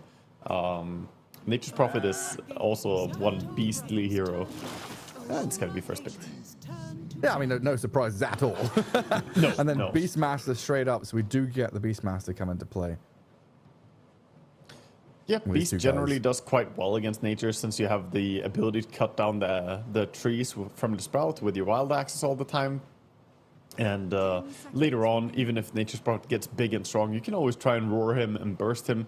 But Nature's just has the late game scaling of an agi carry, while also taking buildings as though he was a pushing hero, and having the laning stage of just any monster laning stage hero. So and he has a global teleport. And he's everywhere. Yeah, the hero is pretty busted, to be honest. He does feel like one of those favorite child of of Dota. Always being strong. Always has been. Always will be. I think the last 2 years he's gone from being broken like 3 different ways, right? He had Ironwood Treants, and he had the super strong healing, and then just being a strong right-click carry. That is incredible. And these are the 2 most contested heroes so far at TI. 100% Nature's Prophet, and it looks like Beastmaster is 97.67. Oh wow, it slipped. It was today then, because it was also 100% when we started our previous game. It was the previous game. He was not picked or banned. Yeah. Wow. That's true. He was ignored. Yeah. So he lost his 100% ranking right there. Well, we get to see him. Let's see exactly why he has been so popular in that ban phase. Everything else kind of going as expected. Puck is out of there. Earthshaker banned. Disruptor is becoming that new hero that has been a popular pick, but now is becoming a popular band, right? This is the meta developing and the shifts of priorities of heroes. So we might start seeing, you know, this Marcy Naga come back into play because people think Disruptor's too good. Yeah, it's also more so when you're playing global strats. If you have Dawnbreaker or if you have Nature's Prophet, then you don't really want to see a Disruptor on the enemy team. It makes it very difficult. He's always been extremely good against global stuff, even against like IO, right? You glimpse back the IO and kill the carry who got relocated in. Always been a nice move. But yeah, Pugna Beastmaster, Yakult setting up some really strong pushing power for themselves. And also not a bad laning stage. The Pugna can go +4, but more frequently see him +5 and just trade hits extremely well against the enemy +4. I kind of want to see Aurora just pick Tusk again or something here. Have another one of these setup saves, another way to kind of get Nature's Prophet in or out of team fights. Yep. I like Tusk. I think I like maybe Clockwork even more just because Pugna gets really messed by it. Battery Assault is amazing for stopping his drain all the time. Whereas, sure, you have Snowball and you have Punch, but if he decrypts himself when you snowball towards him, then you can't punch him and he can start draining. So it's a bit harder to control Pugna from casting ulti as a Tusk. It's still completely fine. I just think there's a minor advantage to maybe going Clockwork instead. An early Queen of Pain. Yeah. I like the little animation there. She jumps and just does a little somersault to Sonic Wave people. She's a hero who has been very dominant as well this patch overall. One of the strong spellcasters, and it can be pretty hard to burst with magical damage, so it doesn't do too poorly against Pugna, even though you may think, oh, the ward is great against her. Yeah, but also spell damage against Queen is kind of underwhelming. You want to kill her with physical damage primarily, otherwise the succubus will just regenerate. The Enchantress animation. Yeah, so Queen of Pain 5 and 2, looking pretty good so far in the games she's picked. As an Enchantress comes out now, so even more laning prowess. Like Queen of Pain, Nature's Prophet, Enchantress are some fearsome heroes to play against in lane. They can push towers pretty quickly. You've also got that extra bit of team fight from the co-op. And I guess here against the Pugna, Enchantress going to be looking to lane against him and trade. Yeah, she can also dispel the Decrepify. Defensive Decrepifies can be removed now by the enchant, so a nice little tool to have in your toolkit for Aurora. But this does, as you mentioned, bring a lot of tempo and generally takes down the tier 1 towers really, really well. The Colts picking the Invoker. This might be a game where we see the Exort Invoker instead. We saw the Quas in the previous game, but having a Beastmaster, we always talk about having a good stun, some good setup for Sunstrikes, and that's just more incentive for Cataclysm. However, I guess they did have RP last game and they didn't go for Cataclysm, which surprised me a bit. Yeah, it was surprising. Now with the Tiny, I'm assuming Baboka Tiny here, have that kind of roaming pos 4. You're looking at some squishy heroes that can just die to your Avalanche Toss combo. Yeah, makes a lot of sense. And a hero that can go first pretty well.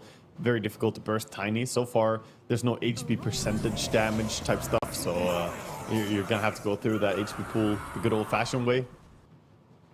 Mars hops in. Aurora also needed one of those heroes that just goes in and does stuff. With these squishies they've got already, Mars going to be able to rally around them. I've always been a big fan of Mars and Queen together. They just synergize really well. Mars usually gets a blink dagger, can blink in first and start, open up the eyes of Queen, and once you land an arena on someone, Sonic Wave is really nice. It helps you burst people, but also pushes them into the wall of the arena a little bit, since there's a pushback effect. I don't know, the two of them just always synergize so well, I think. Yeah, for sure. 10 seconds remaining. Aurora banning out carries now, looking at this as offlane Beastmaster, 5 Pugna, mid Invoker, and 4 Tiny. Yeah, most likely, Aurora I guess. Looking for what? A support, I guess? They need their 5? I think they need their 5, right? Enchantress Mars makes sense to me. And then, but they're betting at ranged supports. They're expecting Mars combo to be picked, right? The SD or the Snapfire would both have been good with Mars. So I think it's Enchantress Nature's safe lane, a real nature-oriented combo. The Druids. I guess it is more of a Panto hero than it is a mirror one, but I kind of felt the Ench going to that top lane. 5 seconds. We'll see. Banning that Shadow Demon, some respect from the last game as well. I think for me, the big thing is that Nature's Prophet generally feels a bit like Shadow Fiend in the safe lane, that he does very, very well with a melee hero who can go in and support him from, you know, standing in front and kind of tanking the enemy.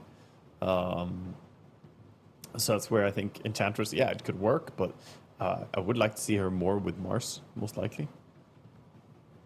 I guess there's the Ench versus Beastmaster, though. Stealing the boars is super impactful. Yeah. And you mentioned Clockwork earlier on. Is that still something you would consider here? Yeah, still a possibility. But I guess because of the wanting Ench against the boars, they're going to go for something that pairs with Mars. So it's going to be Batrider. That gives them a little bit more pick-off potential. Someone who can go in and find the backliners in Pugna and Invoker, get the lasso on them. And having that threat on Pugna is going to be nice in lane. Don't care too much about Decrep. There's some tools to play with. Now, final pick for the Yakult Bros. Yakutou, what are you going to grab as your position 1 carry? Or is there some weird flex you're doing here that we've not seen? I mean, Beastmaster carry has been done. Carry, yeah. Definitely has been done before. But I'm not completely sold on it. It can be great for tempo, but if you lose a little bit or if you slip up in the early game, then it feels hard to come back and take over the game again. So I would like to see some hard carry for them. Let's see who they're going to pair. Terrorblade. Morphling. Is it one of these hard carries you want? Yeah, I mean, there's a bit too much magic damage maybe for Terrorblades. I'm thinking maybe even go down the route of like a life stealer here, but we'll see. See what they prefer. Luna is probably the most meta and most fitting. Yeah, Luna could actually kill the queen a lot as well. If you ever see her blink, you just pop a Aghanim's ulti on her right afterwards. And there's no save. There's no disruption. I kind of like Luna here. Yeah, I think Luna is a very sensible one. And Alacrity. You carry Alacrity insanely well on Luna. Yeah, one of the best. So I guess the struggle is you're not really ranged. So against Nature's Prophet, against Arena, maybe you could struggle in all the swampy, sticky mud that Aurora put down. Alk? Okay. Oh.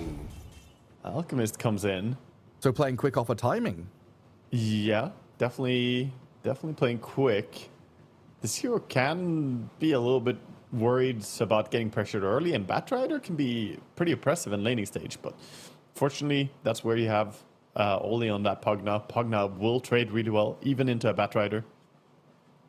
He has his responsibility here to make sure Fly gets really big. So, usually, Alchemist games follow kind of a script, right? You lane, you get a bit of gold, you go jungle, clear stacks, kill all the little kobolds and satyrs to stack up your money, get into that Radiance, Blink, BKB.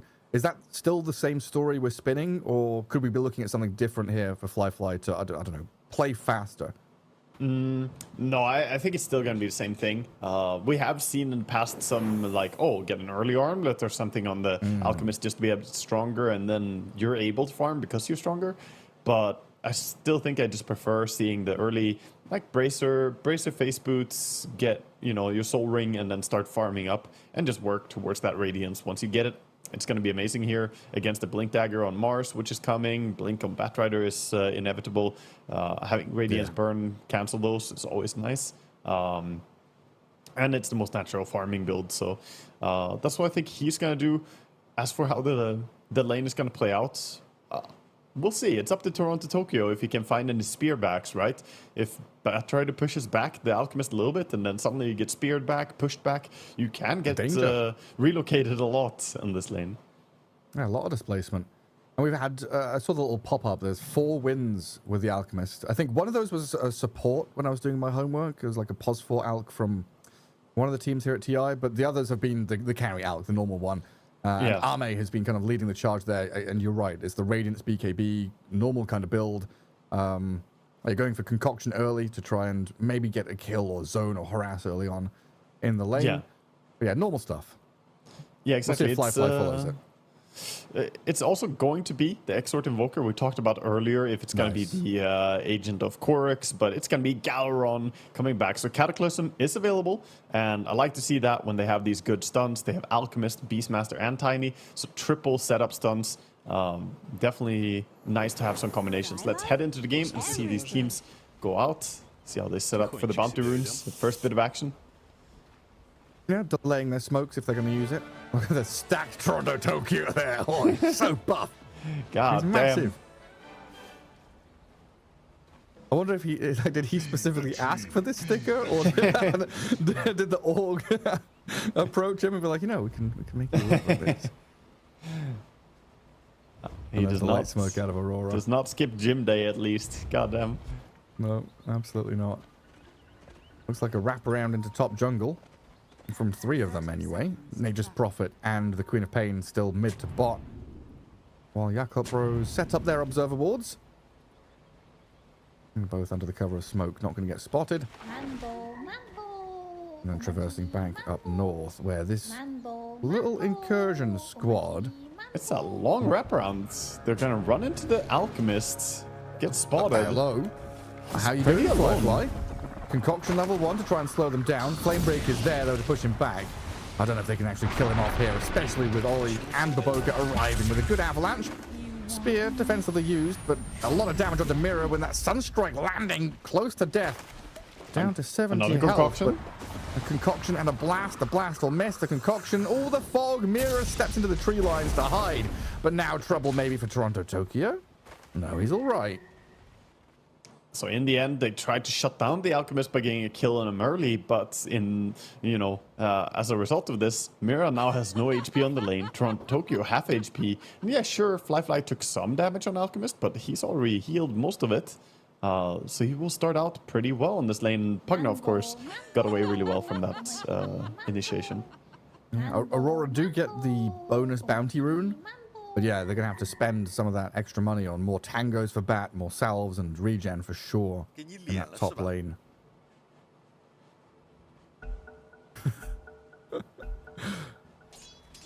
Someone in chat asking, were the bears banned? Yesterday we had a day of bear domination. Today, really no did. bears. They're back into hibernation. Yeah, they need some rest. They honestly burned a lot of calories yesterday. The Lone Raid Bear was all over the place. Look at this. Mira, dead. First blood for Ollie, thanks to this Baboka Tiny sticking around up top. Now Ollie is solo zoning the Mars. That's a really rough start for them. Nice recognition that he can stick around there after the first trade of HP. Baboka tries to get a courier down bottom. Not going to be able to get it. I saw Bat sitting in Fountain for a sec there, and I was worrying. Does he not have a TP? Was he just thinking about going mid, I think? They pinged the Invoker saying, hey, he's low, and Mira decided just to hold on for a moment before he TP's top. Might also have been delivering items to the Mars. Yeah, but he, comes back to a lane, immediately takes a concoction to the face, and some right clicks from Pugna again. So this lane is not going to be easy to deal any real damage over to the Alchemists, as they're always being preemptive on Yakult being the first ones to strike. Oh, very good start. I'm going to keep that pressure on with more concoction spam. Courier kill as well for Fly. Adding even more gold to his pockets. Well, they will be able to start blocking up the small camp and controlling the lane equilibrium a little better as Aurora now. We'll see if they get access to this large camp. It looks like Ollie has actually put himself in harm's way just to block it up. At least still trading down to the bitter end. Yeah, he's trading a lot, but he's only level 1, so he doesn't have the sticky napalm. It's pretty hard for him to fight against this Pugna, and Pugna is going to be completely fine. Has the boots as well, so good luck ever killing him. He's got 375 movement speed. He's going to go and pull this camp, leaves one creep for the Alchemist. Well, a very strong start for Yakutou Bros to keep that Alch in good farming shape up top. There's some other lanes, though. And down bottom, we've peeked in there a couple of times, seeing this Nature's Prophet farming away freely thanks to the Enchantress controlling the lane, stealing boars. That's always a question, right? Like, Beastmaster, do you want to... Do you have to lane boars when you're getting Ench? Can you go axes? What's the answer to this? So, essentially, Beastmasters always go boars and axes nowadays because they have enough mana to do both. But we could have seen him go Inner Beast and Wild Axes and just skip the boars entirely. Maybe that would have been better, but it's hard to get value out of Inner Beast on this lane. You're against double ranged heroes. It's not like you're going to be able to hit them that much. So especially with Tiny as your 4. Yeah, he's gonna mainly level up the Wild Axes. Maybe this will give him the idea to go back for like Mana Boots Aghanims type build. For now, it is Dominator queued up, but we'll see if that changes. It really does just feel like Dominator is the item, right? We had Lycan banned, but like Lycan Beastmaster being banned all the time. We've got Invoker picking Dominator. Carries are picking it. Yeah, it's Dominator probably is due for a nerf after TI. I'm gonna say it's a little overtuned. It's a little bit too strong. I mean, they could just give a mana cost to it, honestly. Just give it like 75 mana cost, and that will already go a long way. Oh, for sure, yeah. It costs no mana for some reason to take a new creep, which is pretty busted. Yeah. Speaking of busted creeps, Ench is here. Yeah, Wild Wing, gonna tornado back Emo. They need a little bit more, and there it is. But the trade out onto Kiyotaka arrives. Mira and Panto with Nightfall's TP in here, making a real meal of this. Looking for the kill on Ollie to get Panto the double kill. Baboka looks like he's healthy enough to stand here and lap up some of this experience from the wave arriving at the tower. But by sticking around, he's actually put himself within kill threshold. But the Avalanche toss play, Baboka gets both of them. Nightfall now is struggling to finish off this kill. Needs another hit. The Sunstrike is coming. Nightfall is dying, and Baboka stayed alive. Oh, wow. Baboka tips Nightfall as well. They got so greedy for him there. And this is why I said it early. You know, they pick a Tiny. He's a tanky hero. He's not that easy to kill. Under tower as well, having that extra bit of armor. Tiny with that massive HP pool. It was just way too much for them to finish off. Losing 3 after what was an amazing start. Screw you, Nature's Prophet and your global TP. Yeah. And suddenly, the Tiny is the same experience as Nature's Prophet now. He got so much experience from just double kill, solo kill. Oh, mental. Well, I'd be so happy with that. Fly up at top, getting run at, but the turnaround is yet again here. So Baboka sets up for that first blood kill top, defended the Alchemist, defends mid, gets a double kill, comes back top again. The first 5 minutes have all been Baboka. It's Baboka. 2, 0, and 6 hasn't died a single time, been part of every kill they have. Mid lane, Emo does get targeted a lot. Another Hurricane from this Wild Wing. And Catapult Wave is here as well, so Tier 1 tower here needs to be glyphed up, and they need to bring defenses. You can't be letting this take so much damage. Minute 6 already. Yeah, it's very early, and there's the threat that Nature's Prophet will rejoin as well, TPing in. Of course, he doesn't bring any summons, but it doesn't really matter. It's hard for Invoker to go back to his lane. Now with Queen of Pain having Arcane Rune and Sonic Wave available, she wants to do more. Yeah, it feels very much like Baboka is winning the battles, but Yakutou Bros are losing the war. Yeah, and this tower is gone. No way to stop. The catapult has done so much damage to the tower. Yeah, minute 7, already down. Now this opens up so much room when you have an Enchantress on your team, especially. But having and Nature's Prophet, now your map space is huge. Yeah, and that's so important against an Alchemist, right? It's also not just about that. When you play Alchemist, you want to have space. So you need your mid laner and your off laner to create that space for you. And right now, Emo has 17 last hits against 38. He's not creating any space. He wants space. And here comes the Wisdom Steel play. They try and catch Panto here, but the heal is going. Sonic Wave is big. And in comes Mira from the back. Nightfall will stab down Baboka. Ollie and Beyond on the run. Decrep to try and buy a bit of time, but Blood Grenade and the Scream is there for the final touch out of Nightfall. While Mira is hunting. He's got a fair few stacks up on Ollie's Pugner, and Kiyotaka just needs a little bit of help with a Flame Break to push him back. Final touch of damage, and Mira will get it. Yeah, so many kills. They got the wisdom as well, and bottom tower took a bit of damage already. And now they're back to Emo saying, okay, we didn't forget about you. It's gonna be fine though. It's 16 magic 6 charges too. Actually, Batrider gets punished. Babolka is again, he's the hero of the Dire team. Emo baiting with his body. Kiyotaka didn't fall. Like, Kiyotaka's smiling there, like, I didn't fall for that trap, but Mira did. I did ask for Babolka to play some of the signature heroes, and Tiny is definitely one that he knows how to play. I think overall, I want to say this is a bit of a claim, but I think Chinese players overall play better support Tiny than like European players overall. Like the Western scene have not had as much success with support Tiny. But there are multiple like post 4 Tiny teams in China that I can think of that have done really well with it. Yeah. Like, I feel like the big name is Jirax that I want to throw out there and say, haha, but that's like the only one. Yeah, no, I mean, there are teams that have done it, but it's just, you know, like, look at how he's playing Tiny here. He's absolutely just owning, and there are multiple people who have done this extremely well. Yeah, I think like Xingqiu had some time when he was spamming it too. Yeah, FY, like there was this whole period of that Tiny Enigma lane, right? We were talking about yesterday. Yeah. But that was super popular, where, you know, FY was Tiny, Babolka was Tiny, whoever it was. And I think maybe what's happening? Is Emo dying? Flyfly dying? Everyone's just being run at. Ollie's inside the arena, speared up and killed by Toronto Tokyo, while Flyfly is trying to fly away, but Sprout will block his path. TP out is good though, thanks to no stuns from Aurora. And they just eye up his tower immediately as he TPs out. They know that this area is just completely abandoned and go straight into the tower.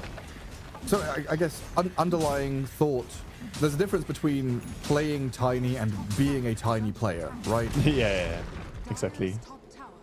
It's like, I don't know, a natural sort of affinity for the hero. Babolka just knows exactly what to do with it. It's that kind of... There's you're being in the right place at the right time. We so often talk about that in terms of saving supports, where, you know, the Dazzle or the Oracles in the trees, waiting, right place, right time to save their opponents.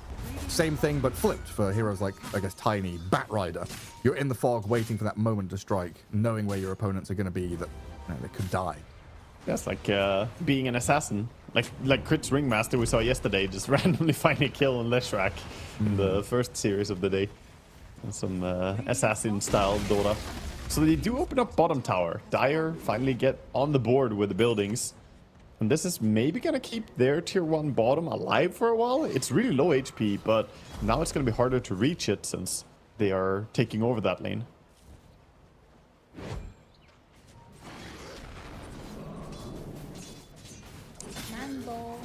Beastmaster finally gets to do his beastie business. Net worth-wise, not really what you want as an alchemist, to be behind the enemy carry. I mean, Nature's Prophet does farm crazy fast as well, but alchemist always wants to get himself ahead. You rely a lot on your gold to win the game. Yeah, that's the problem you pointed out, right? Invoker is congesting that area, taking farm away from the Alch and top jungle. So you've got two cores kind of fighting over farm. No stacks really being, you know, had been made. We've now got Pugna trying to do that from here on out, minute 11, but you've got to be afraid of them being contested in the near future. So this map is starting to get pretty difficult to play as Yakutou Bros. So this next couple of minutes, important that they have this nice balanced flow of farming and retreating. Alch stunning himself top though. I didn't expect him just to straight up die, but with the Nature's Prophet TP, and they've got plenty of damage. They do not hesitate. They see him mess up a little bit there. The stun, the self-stun is just easy for them to punish. In my head, the cogs were turning like, Alch self-stunned. Huh, that sucks for him. And then I see the Nature's Prophet sprouting TB. I'm like, oh, he's dead.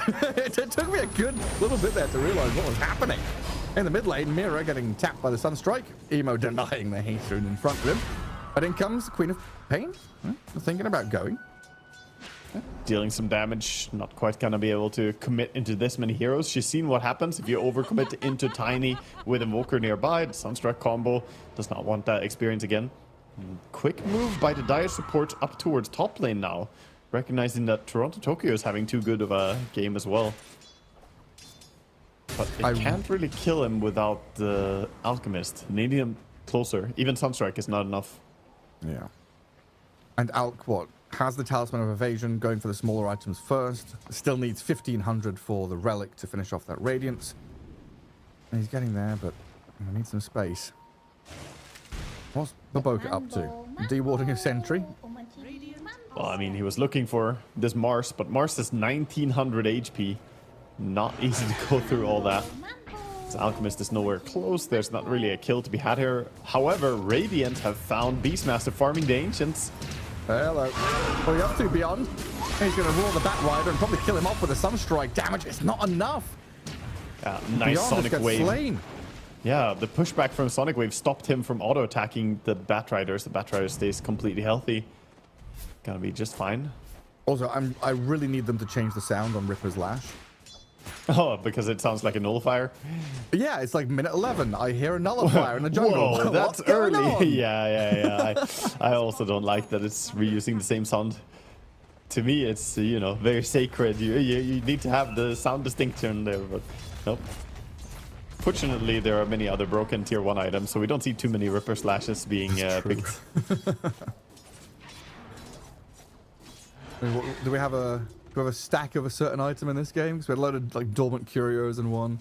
I mean, we have double Sister Shroud on the side of Dire, but other than that, they're kind of going for different stuff this time. Nice. A lot of, yeah, we have two Kobold Cups, the Goblets. Good. Diversifying their assets. It's nice. One for the road. Also efficient, I think. In comes Toronto Tokyo. And Beyond trying to Centaur stomp up this Mars, but trapped in the arena. He knew his death was coming. And again, we're getting Nightfall involved. He's up at almost 10,000 net worth, and he's joining all these fights, getting all these kills, and keeping the map pressure up. So again, we're just seeing Yakutou Brothers getting hemmed further and further back. They're behind tier 1s, they're behind jungle, now they're behind tier 2s. And they can barely contest this ancient stack. They're trying, but look at Fly, almost just straight up dying as he walked into this. They get a good pin on the Tide here. Toronto Tokyo turns and kills him. Ollie is on the run as well, because Nightfall has killed Baboka and forced Yakutou Bros away from these ancients. That's a bad feeling for an Alchemist Radiance as well, to run into a fight, not get anything, and then have to run away. This is precious farming time for him as well. And they just lose another fight. And you were saying before that, you know, Nightfall is getting activated for sure. He's essentially the Baboka of Radiant here. He's been part of, you know, 9 out of 11 kills. He's everywhere, doing everything. And now with the Mjolnir, you see the farm rates. This stack is just melting to him. He's gonna become such a beast in this game. And you were talking about, or we talked about Alchemist, and we've seen Alchemist games in the past, this kind of inflation situation going on. With a 7k lead for Aurora, what is that in real terms? So if we think about like real, is that like a 10k lead? 12k for me. Yeah. It's So much bigger, right? Significantly larger than 6k. Yeah, we normally say that Alchemist, you want to be ahead, right? And he's currently behind, and they're behind as a team. If you're behind as a team when running Alchemist, that is much worse than it would be on average. They're gonna kill the Enchantress, I think, this time, blowing her up using a roar even.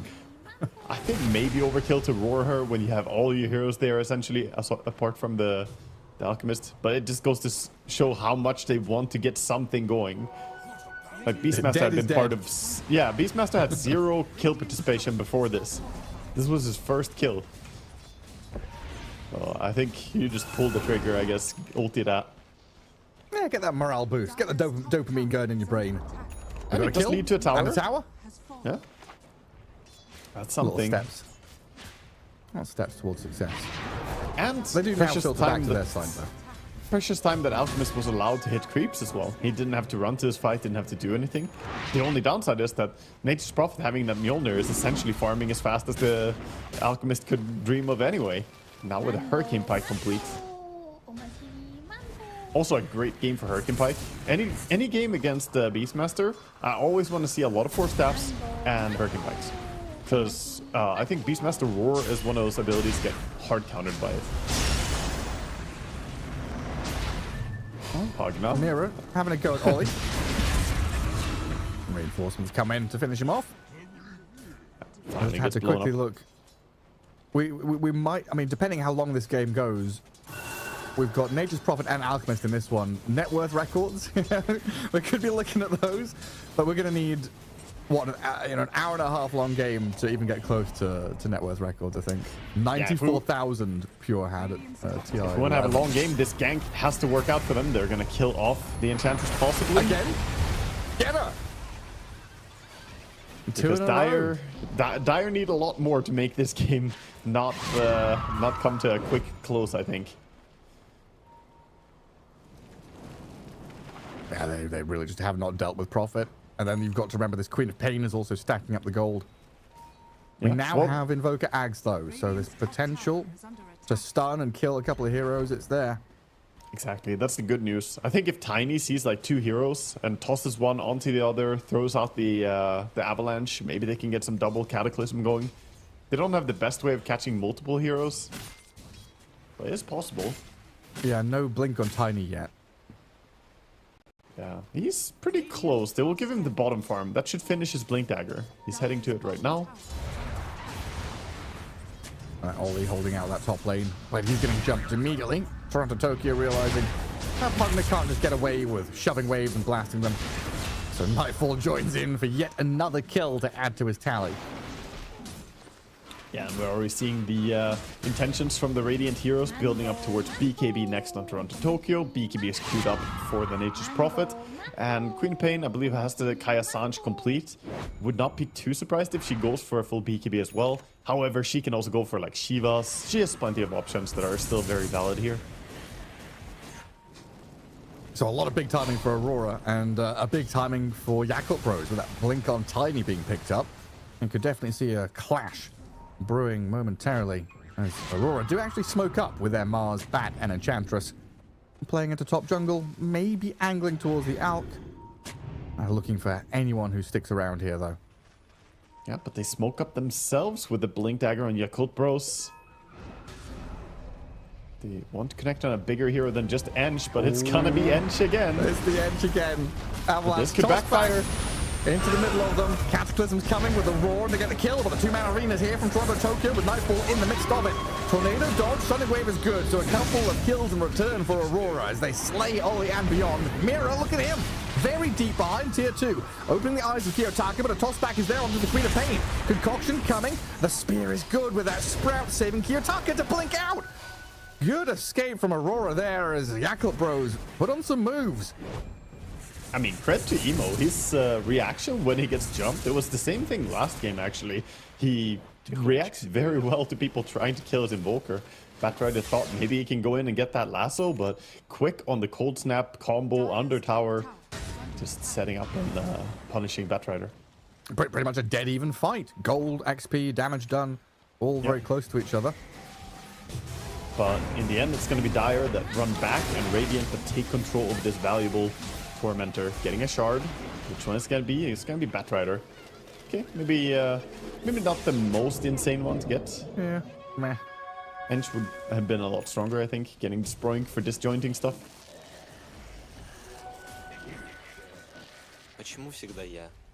And Alchemist desperately wants this BKB. Because that's Aurora showing, you know, we're going to turn up on your doorstep and fight you. But they don't really rely on a lot of long cooldowns, right? They can fight if they have Sonic Wave or not. They would want Arena or Lasso, but don't necessarily need both. Whereas it feels like Yakutou Bros, they need Roar, they need Tiny Position, and for sure, they need Chemical Rage. That Chemical Rage has to be ready for Fly to fight. Yeah. And Fly, he wants this BKB as well. 700 gold to go. He's very close. Does escape the gank attempt down bottom. Once he has BKB, he can feel a little bit safer, since a lot of the damage is the Mjolnir procs, you know, the magic damage from Queen and so on. It will help him as well against the Arena, so he can't get locked down. Still need to see more value out of the Aghanim Scepter Invoker, though. We need, you know, some Roar combinations going for Yakutou Bros. They need to get the Cataclysm, rinse and repeat. Radiant are scanning. Radiant scan. I'm not going to clip anybody. So they know that top jungle safe for now to migrate further northwards. And Kiyotaka shows on wave up top, but the wraparound is coming on to beyond. They should come in contact with him in a second as Aurora, the Mars, And the Batrider can catch a glimpse of this Beastmaster. And it's just quick and easy. Nice TP out by Invoker. Finds a good pocket to TP out. They don't see it. Even if you're Invis and TPing, the indicator for teleport is still visible. But he found a nice Fog of War to use. But yeah, it's just Aurora hunting right now. Chasing down bottom, going through the gate. No moment of respite as the Roche area is being contested and claimed now. Aurora coming in. Are they gonna fight back? They have the BKB on Alchemist. It feels like Aurora's for something. Aurora's playing Hearts of Iron right now, not Dota. They're sending these like squadrons of armies in here. They sweep up top, they push the borders back. They're advancing up there. They're like, okay, let them come back. Try and get in a circle. Encircle this Alchemist. Come on, get around in behind him. It really does feel like this big map macro play where they are going across, cutting off this area, taking control of it, warding it, and then moving the opposite side of the map to find a different target over there. Yeah. So now it's going to be Yakutou Brothers to try and swing somewhere else, looking for Queen of Pain, but he is playing quite safe on Kiyotaka. And now Yakutou Brothers trying to make a move of their own. Oh, they can Nature's... kill They got Kiyotaka. Nice. Good catch. Big stuns into Cataclysm. And a kill on the Queen of Pain is a huge one for Emo to grab all that money. Yeah, managing to do that with just the Tiny as well, not doing, or Alchemist and Tiny, not doing it with the Beastmaster Roar, means they still have their important ulti. And it's a good sign in the next fights that maybe they can go on 2 targets at the same time. Yeah, possibly. And maybe the Tiny goes and catches one, Beastmaster another, and the Cataclysms land. The dream fight where they just jump 1 hero each on all the stunners and then Cataclysm. 3, 2, 1, go! That's possible. It is, yeah. We could see it. Definitely unlikely difficult to coordinate. Triple BKBs. Yeah. Oh, Queen of Pain is not buying one. She's going Ags. Yeah, she's getting the Aghanim Scepter once the damage increase. One nice thing about the Helmut Dominator is that, you know, it is a hero unit. Means it counts as a hero for the Aghanim Scepter on Queen of Pain. So, means the Scream of Pain will be emitted from the creep. Didn't even think about that. Easy Roshan for Aurora. So Nightfall, 7, 1, and 6. Doesn't want to die again this game. Already well on his way to Daedalus and Satanic. And this Nature's Prophet is getting massive.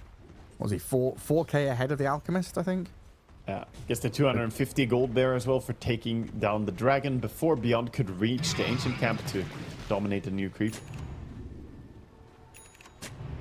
Aghanim's Kiyotaka there. Mars has already had his BKB blink for a bit, so Scythe of Vice is what Toronto Tokyo is working on.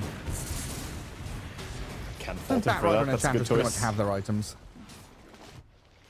Yeah, all they need. All they need. Blink 4 staff on the Batrider. And the Holy Locket and she can heal a lot. So is this period of the game awkward for Yakutou Bros? Because they're looking at Aurora who have Aegis and BKBs, and Yakutou Bros are trying to buy BKBs. Yeah, it's awkward because you know that you're about to lose some buildings. The Aegis on Nature's Prophet with the Daedalus as well. He's coming to hit your buildings, and if you show up, he's gonna crit some heroes too. Oh, and a high ground ward in base. That could be big.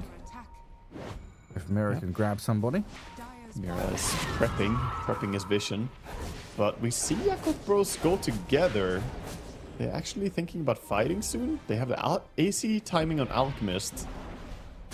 Flying out now. Assault Curse is done. Yeah, BKB Invoker is there. A lasso. Mira has found a grab on the Pugna to start things off though. Damage. Not quite enough. Only staying alive while the backstab there from the Mars gets Yuri down. Emo has died. Nightfall gets the kill, but the Queen of Pain's the trade as Kiyotaka falls. From the back though, this BKB, Nature's Prophet, and Toronto Tokyo's Mars just running straight towards Beyond. They've got plenty of damage and all the stuns in the world to control up the Beastmaster. Now, have they got anything left for Tiny? No, he'll TP out. A jump to catch the final straggler here. Fly turns and kills off the bat, and then goes for the TP. Okay, so double kill for Fly.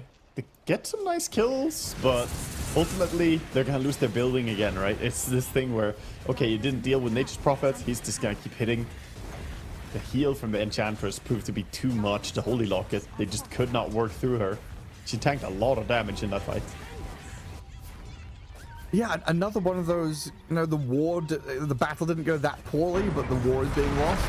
Maybe here with a kill on the Enchantress, a bonus one that can take a bit more money out of the situation. A toss back into the Alk, life drain, and another kill. Do bring him down. It takes a lot, though. Takes some doing to bring down the poor support. Radiant are scanning. But yeah, signs of life for Yakult. They do hold on to the tier 2 tower mid. The Assault Cuirass definitely did its thing in that fight as well. Attack speed looking pretty good on Alchemist. He's queuing up a Basher right now. That will help him in the man fight against Nature's Prophet. So if he ever finds himself toe-to-toe against him, it's gonna tip the scales in his favor. And really picking their targets very well in these fights. Getting onto key heroes. Even, like losing Emo early on. Uh-oh, Beast. Has been found. His teammates are smoked and trying to connect with him, but Beyond is dead to Nightfall as he gets lassoed and arena'd. Yeah, lasso, arena, spear, everything at once. Doesn't really matter if it's overkill, just bring him down. But aggressive intentions from Dire swooping around. Wanting something. They might catch the connecting heroes. Enchantress? It's always Enchantress, isn't it? Avalanche toss up. Chain stuns.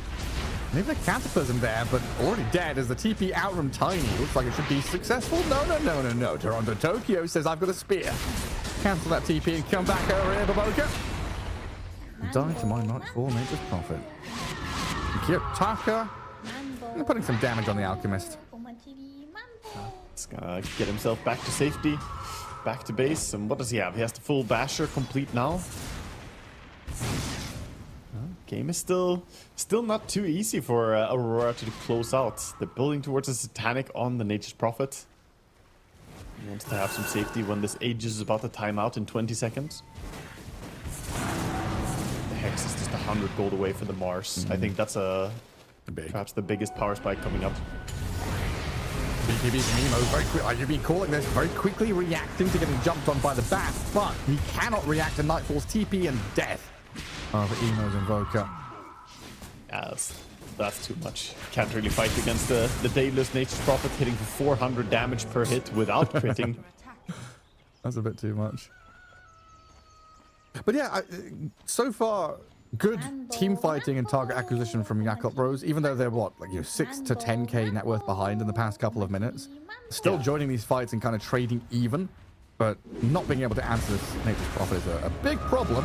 While Toronto Tokyo, this is quite deep, very aggressive, but when you've got a global TP Prophet to come in on this high ground and rain hellfire onto Beyond, not enough damage to kill him, and a good avalanche to hold them back means Beastmaster so far surviving.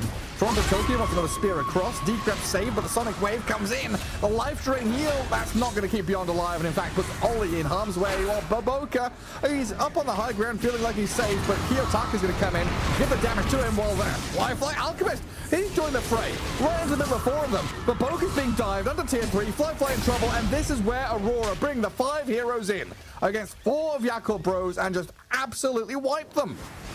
That was an Arcane Rune, Shield Ruined Queen of Pain. And she had an Aeon Disc, she didn't need the Aeon Disc. You know, it didn't never proc, but she was just diving in, doing so much damage with the Aghanim Scepter as well. And right now, you know, Yakutou Bros, I think they've done the best they can to kind of, you know, stay active and try to do some active moves. But when you're this far behind with an Alchemist lineup, it just looks extremely lackluster. Yes. Yeah, I'd argue this draft is better than Game 1. Game 1 felt like outplay. Aurora just had it. This one feels, I don't know, like Yakutou Bros, they've had some options. It looks kind of cool. They're doing some stuff. But I guess my big question is, Invoker, Hammer the Dominator, is that it?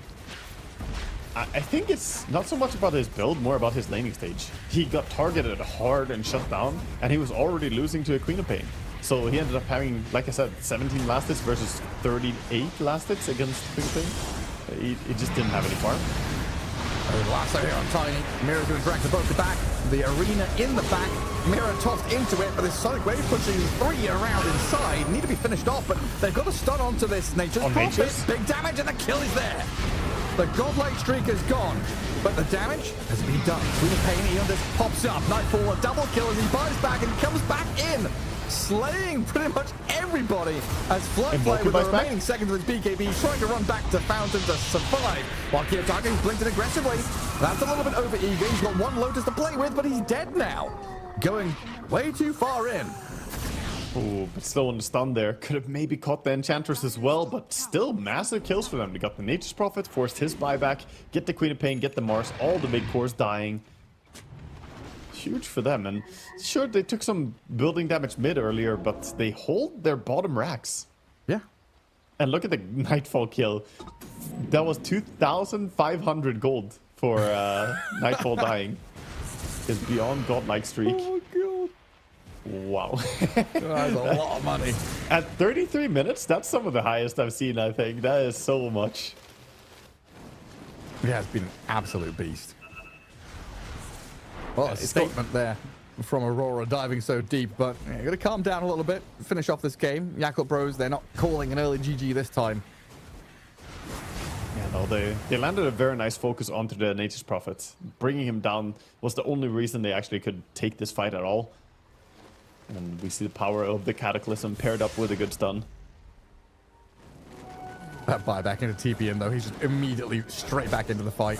Yeah, he saw his Queen of Pain is still owning, so he's like, okay, I'll join the Queen. And then, unfortunately, Queen oversteps. Kiyotaka got a little bit too eager, as he said, blinking into the buyback Invoker. And Cold Snap does ruin your day when you're playing these Blink heroes. There's still signs that Yakutou Bros can go toe-to-toe if they land their spells and get a good position. They can fight back for sure. So, I guess an additional factor to add into my question earlier. Like very early pick Invoker, right? Like second pick, first pick, second pick Invoker? Mm-hmm. Is that the problem? Showing your mid hero, like there must be a lot of faith in Invoker mid for Emo, right? To pick it so early?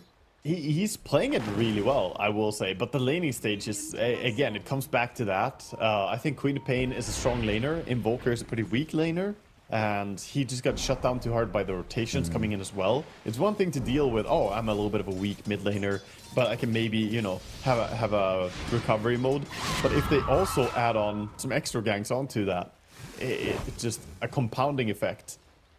But I can see why. I can see why he wants to play Invoker. He's playing it amazingly. His execution and spellcasting is very good. Mambo, mambo, omachi, mambo. And he does have his Hex as well now, so he can look for stuff, and that's what he's doing. Running around in the Ghost Walk, thinking that maybe someone's going for the Wisdom. No one on it right now. Smoke gonna break in a moment. Courier sniped out with a Shiva's recipe. And Queen of Pain has no stuns. Any idea what this means? Baboka's been spamming all game. No, I have no clue. But I'm getting my Google Translator out. Oh, we've got business happening. Okay, team fight happening. Mira dead. Arena looks like a defensive one for now. Just try and get away from Yakutou Bros because this EMP Cataclysm comes in with a roar. Nature's Prophet being focused. Fly's on him, but that Sonic Wave pushback protects Nightfall's Nature's Prophet so beautifully. They'll get the Alchemist down to low ground. Queen of Pain giving chase now. Tiny's into the back, and Avalanche on an attempt on Nightfall's life. They've got Toronto Tokyo protecting him, but that toss back inside the vice. They've caught the Prophet. Nightfall turns. He's going to try and fight back here with another 4-stack drift down to low ground. He's slipping away from them. Tornado doesn't land. Concoction does. Oh, Yakutou Bros are on top of him now with the Avalanche. They've got the kill. Wow. And he's dead for 2 minutes. This is massive. Can he maybe get one more? Chasing? They can try.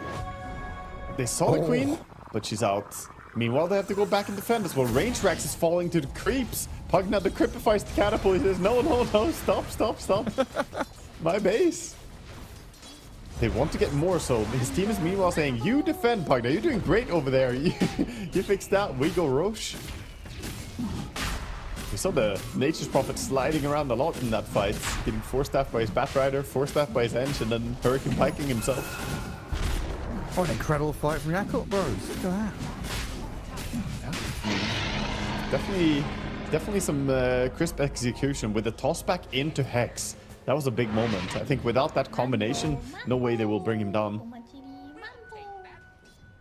So my Google Translate says that there's just Mambo. Mambo? That's what that translates as. Mambo. Mambo number 5? Ah, I see. Yeah. The Stephen King moment. I have no idea what this means. Oh, Invoker ran over a ward, but the Beastmaster's there as well. Beyond with Aurora. Saves the Invoker, gets a kill, and still playing on enemy side of the map has to feel so good for the Yakutou Bros. Yeah. Being on your side of the river for 35 minutes, now being able to break free. Oh, the shackles are off. You feel good. Getting activated. This last fight brought them a lot of new resources as well. They're getting gold to buy some items. The Baboka, Tiny is thinking about an Aeon Disc next. Will be great for him to not get bursted. And all the kind of utility items are slotting into place here. I wonder if Invoker is thinking about an Octarine or Refresher. Flyfly is thinking about Murder. Yeah, look at him. He's got Aegis for 4 minutes, so wants to be using this. And now they're pressing forward after that fight, after getting Roche, moving on to tier 2s. And Aurora, the ones on the back foot for the first time in this game, trying to shove out lanes. Hard to push into the Queen of Pain, spamming the Aghanim's Shout Strike though. He did use the Chemical Rage as well, so you want to be careful about taking a fight when that's on cooldown. Yeah. And you always have to come back and defend his bottom lane as well. Yeah, Mars just poking and pushing in bottom lane. He's very close to a full Refresher as well. 150 gold to go, and he's going to have the Refresher coming with double BKB, double Arena, double Hex. He will become a powerhouse in these team fights. You know, it's not about net worth, it's about how strong you are in a fight, and this is very effective net worth. Nature's Prophet is absolutely slaughtered those 6 slots. I don't know, dude. He's getting big, skewing up the shard just to get something at this point, but yeah, he's basically done. Yeah, Scepter and Shard, all he can really do now. Yeah, Moonshard that Refresher on the Mars. Then he can start moonsharding his teammates. Give Queen of Pain Moonshard for vision. So funny how, like, Mars as a hero, you would think would be some kind of physical damage dealer kind of guy. You know, right? In pubs, when he used to have the Aghanim Scepter, definitely was, with the little shield man in front of him. But Mars in pro play is very much utility control, right? Having the Scythe of Ice, the Refresher, all you are is make sure you disable these guys to allow the damage dealers to do their job. Yeah, it's a lot of healing as well, you know? It's kind of deceptive, but level 25, he gets the 180 HP regen talent, and he has the Victory Feast, which gives him extra heal when an enemy dies in his arena. And not just him, his allies as well. So he's essentially a healer. Where's his holy locket then? Healer slash controller type hero, which really isn't what I would guess for the God of War, but hey, it's important in war, I guess, to also take care of your friends. Yeah, for sure. He's the Red Cross. Yes. He is red and he's very angry. He sure is. Alchemist being pinged, but he has Aegis still. Not necessarily the best target to go on. 1 minute on the Aegis. Man, that full Quap swift Ag blink. does some sick damage. Like, it's like nothing's happening, nothing's happening. There's 30% of my health is gone. Great. And that's with him taking Sonic Wave talent. The Scream Plane talent would make it even stronger, but of course Sonic Wave, big wrap around here. Mars leading the way. He sees Tiny. He doesn't want to go Tiny, he wants to go deeper onto Pugner so no saves can come. Only Pugner, he needs more damage. Mirror will jump in to try and deal with it, but can't finish the job. They're afraid of Beyond and Flyfly here. Killed anyone yet? They haven't. They've spent spells trying to deal with them, but Toronto Tokyo spearing back the Pugner inside his arena while Baboka's dead to Kiyotaka on the left side. Now they're turned though on the Batrider with Emo and Flyfly closing the gap onto Bat, taking him down a notch, but look at this, Nightfall's in. BKB up, and in comes the Raw Cataclysm, good force staff, gets him out of danger, so Nightfall now can turn and fight back. They've run out of gas here, Yakutou Bros. 10 seconds They've got Aegis. to try and get the hell away from danger, but the danger comes for you. Aegis popped, Alchemist down once, and very likely dying twice. With a great spear to pin him up against the cliff, Flyfly's gone. Yeah, that started out a little bit awkward as they didn't have Queen of Pain nearby, so the damage was pretty low. They just controlled them for a long time, but eventually we see them come in with Nature's Prophet and the Queen of Pain, and then the damage numbers coming in. Great to Mars though. He did 6k damage in that fight with, you know, not really a damage build. Yeah, with a healer build. Healing. Well, 60 with a gem on it died. 60 seconds no buyback on that Alchemist. He spent his money for the Swift Blink before that fight. Yeah, this is a rough spot now. I mean, Is this it should Megas? surely just be Megas, yeah. And they're trying to push in all the lanes, preparing and setting up for top. No maneuver across there now. It looks like it will be Mega Creeps. There's no chance for Alc to buy back. 2,000 gold away from it. Not a bounty rune would save him now. And in jumps the Queen of Pain straight towards the Tiny. They've got a lasso on the Beastmaster as well into this arena from Toronto, Tokyo. They've decrept and saved him though. The Beyond Beastmaster is still alive through the life drain and help from his mates, but the damage raining in. Bring him down to half, but the heal is too much. Beyond gets back past through the ice wall, but Toronto Tokyo jumps across it. Leapfrogging in while the Boca starts in with a Cataclysm attempt. They don't land it though. Trying the Tiny initiation to get the Cata to land doesn't work out. And they've had to buy back Beastmaster just to defend their base. But Mega Creeps have not been taken. Yeah, some damage done, but they are still in this game. They have the Alchemist respawn again. Cataclysm on cooldown could be a chance for Aurora to make more stuff happen, but I think they just want to play for the next Aegis. Get the Aegis for themselves this time. Man, Queen of Pain is so annoying for the Pugna. The way Kiyotaka blinks in and chases the Pugna there. He just wants to heal his frontliner. He just wants to sit there and keep him alive, but getting zoned by Queen. No more Mambo spam from the Boca. It's got all quiet. Again, shield rune over for the Queen Pain. Another one. Yeah. Gotta stay safe. Shield and arcane runes all game long. Refresher just came off cooldown for Toronto Tokyo. And yeah, we've got 4 buybacks ready for Aurora. 1 for Yakutou Bros. So this next fight could just show us the path to the end of the game. I wonder if you just sell the Dominator now on Invoker and get Refresher. Yeah, he's queuing up the Refresher right now. I think it's time. You need to get yourself some more impact in these fights. Oh yeah, Mambo. Need some more money. Mambo. Is it like it must be someone, right? It's like an anime character or something. Who is this? I don't know. No clue. But what does Mambo mean? I thought it just said mango. You know, mango.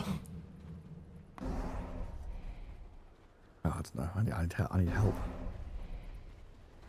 We're not cultured enough for this. I need the Reddit post. I need the Reddit post rundown with the lore of all of the voice lines. Need the Chinese fans, you know, the ones to do some cross-posting for the Western scene so we can understand the Chinese memes. I always love those posts, like explaining the names of the Dota heroes that are nicknamed in Chinese. The Hunts. Enchantress. I'm gonna get found out here. Pretty tanky though. And that meatball. Level 3 untouchable makes things awkward, but they've got plenty of magic damage to burst her. Okay. Triggered the Aeon Disc on Invoker at least somehow, so it's at least something.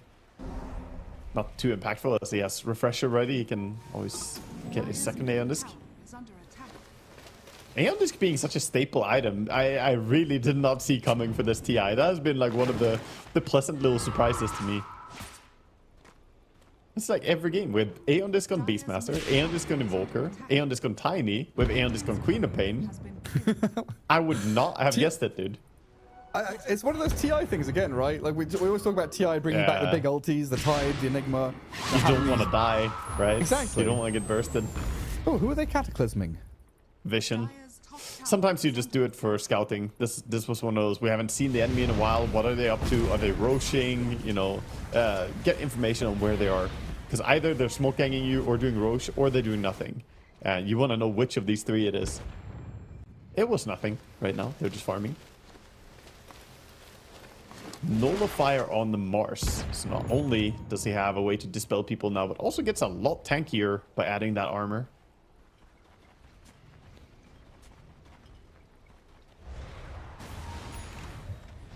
Posturing for Roche. Dire have scouted with the boar. This could very well be the last fight of the game. It could be. A good jump here. A good bit of vision, mirror BKBs, and then smoke broke. Trying to get a start, and they see the Beastmaster first, but then comes the Alp with the help of the Avalanche. Aeon just pops, but this Arena zoning out the rest of Yakutou Bros inside. The Alchemist BKBs and runs away, but they've lost their timing already. And Aurora just keep on going with a second Arena. They trap the Alchemist again. Jumping deeper and deeper in this fight to blow up the carry. Dead for 100. Tiny buys back, but who's he going to save? Invoker coming with some combos. Deafening and me balling with a cataclysm trying to land. Natus Prophet sidesteps it again and again. Drifting right to left and back again. Will take out the Invoker. Dead for 2 minutes. The tip from Nightfall mid-team fight. Shutting the door on Yakutou Bros here and forcing the GG. GG comes out. I think they had cooldown on Cataclysm at the start of that fight, since they used it to scout. It's a long cooldown, so he couldn't lead with it, and we saw him add it only later in when people had already fallen. Ultimately, I feel they play really well on Invoker, but I wish that they had a bigger combo hero. I really do. The Beastmaster is nice for like the Sunstrike pickoffs, but I'm missing that carry faces Void. I don't think Chrono, Alchemist was it. Yeah, like I think Void was banned though, but you know what I mean. They need something to set up a little bit more multiple hero connections, because most of the Cataclysms, they struck the ground. Most of them. A lot of them just got juked. Yeah, it feels like one of those kind of classic situations where we see the merits in Yakutou Bros draft. We see the cool heroes, the Alchemist pick makes sense. The Invoker's cool. The play is nice. They're executing decently. But there is a gap, right? It feels like there is this gap between them and Aurora in terms of overall game plan, being on the same page as your teammates and just playing that little bit faster, a little bit cleaner. Aurora, the much crisper team here on the day. Yeah, I think the activity difference was pretty noticeable, but that's also what Nature's Prophet brings. Like, you have Alchemist, who's one of the greediest heroes who wants to Pick farm. your poison. And then you have Nature's Prophet. I think it was the wrong poison. We said it during the draft. I don't know, man. I would rather play against some Abaddon or something at least, because Nature's Prophet is just... He's out of this world. I don't think he should ever go through the ban. It just gives you so much. It gives you so much in the draft. Yeah, and it's one of those heroes that is even more so exaggerated in pro play than in high-ranking pubs that these guys are used to spamming, right? They all practice their pubs, but in their scrims and in their pro games, they've definitely felt that Nature's Prophet is even more insane, because you can coordinate so much activity. Yeah, I mean, wait, was it this game? The 6-minute tier 1 tower mid. It was this game, right? Yeah. Like being able to do that with like Enchantress, Nature's Prophet also seems like a just sickening combination. Oh, yeah. It is. Nature's Prophet can deal a lot of damage early on, and Eng can tank tier 1 towers for days with her creeps. Especially finding the Wild Wings. That's like the perfect creep because of high armor. But yeah, we see the team fights. So many of the fights was just Mars controlling people really well. Yeah. Big credit to Toronto Tokyo for his performance in this game. Obviously, Nightfall was 18, 3, and 17, so, like, kind of insane stat line. But he's playing a cheat character. He's got a pay-to-win character, right? Yeah, he unlocked in the fighting game the shadowy character. He's unlocked the secret boss. You have to defeat every hero. You have to do your all-hero challenge to unlock Nature's Prophet. That's how strong he is. Yeah, he's playing Sagat from Street Fighter or something, It's like, you're not supposed to have him. What the hell? That's a boss character. It's illegal. Still good showing from Yakutou Bros. Again, the team that didn't expect to be here. Still, of course, top-tier team putting up a good fight against the big dogs at TI. But Aurora just seemed to be that bit stronger, that bit cleaner in their draft. And really nice to see Kiyotaka on these Queen of Pain kind of heroes as well. Yes. He brings a lot of damage. I love seeing him on an active spellcaster. I think there are different mid players who excel at different things. Some people are really good at playing like the right clickers from mid. I think Kiyotaka is a spellcaster in my mind. Straight up. He's like Tinker, Queen of Pain, Spellcaster SF, Puck, like anything that just dumps magic damage on an enemy, he plays really well. So that's when I enjoy watching his gameplay. Absolutely. Seeing those stats filter through, like tons of money in the pockets of the Nature's Prophet. And there he is, the standout player. I mean, 42,000 net worth in a 40-minute game? I mean, he did almost crack 1,000 GPM, and yeah, he did 16,000 building damage, 60,000 hero damage. It's pretty 92% insane. Kill participation. Yeah. I mean, what can you say, dude? What can you say? He was everywhere. 700. Oh, I found one stat he didn't do very well at. He only got 1 bounty rune. 0 outposts. What a loser. For shame. For shame. Maybe every other stat is like top of the table. Maybe that's peasant work, you know? His time is too valuable. He doesn't want to go and do that. The feudal lord looks at his peasants collecting the bounty runes. Bring Pay my your tithe. Yeah, exactly. Well, there we go. Aurora getting the 2-0 victory over Yakutou Bros. Again, just continuing forward through this modified Swiss system on the road to TI. It does mean that, you know, Yakutou Bros losing that round, going to meet the other losers later on. But that's just our first series of many today. We've got another one coming up in a little bit, and it should be an Eastern European affair, as we've got BB Team going up against Na'Vi, as we'll take a quick break and come back with that. I'm here with Riddies from Na'Vi. Riddies, it's my honor to say welcome to your very first international. How does it feel? Thank you. It's a miracle. It's a dream. Yeah. So we are happy to be here, everybody. Excellent. Of course, you know, you're a very young team, but you yourself, how long have you been watching Dota and you know, watching the international for? Well, I remember the first TI I watched, like whole tournament. It was TI 7 when like Liquid won. I remember I was like watching it in my living room, and I saw this moment with Miracle, you know, highlight when he's on Juggernaut. Yeah, I remember this for my whole life. Absolutely, yeah. Did you think that like, oh yeah, I want to be on that stage, I'm going to make it to that stage? Well, yeah, like after TI 7 final, I thought it would be cool if I was lucky to manage to get here. Right. So at what point did you start to make like TI sort of your ambition, your goal? I don't know, like I was always just playing Dota, and then at some point I like achieved 1k mortar rank, and I thought maybe I could try like to become a pro.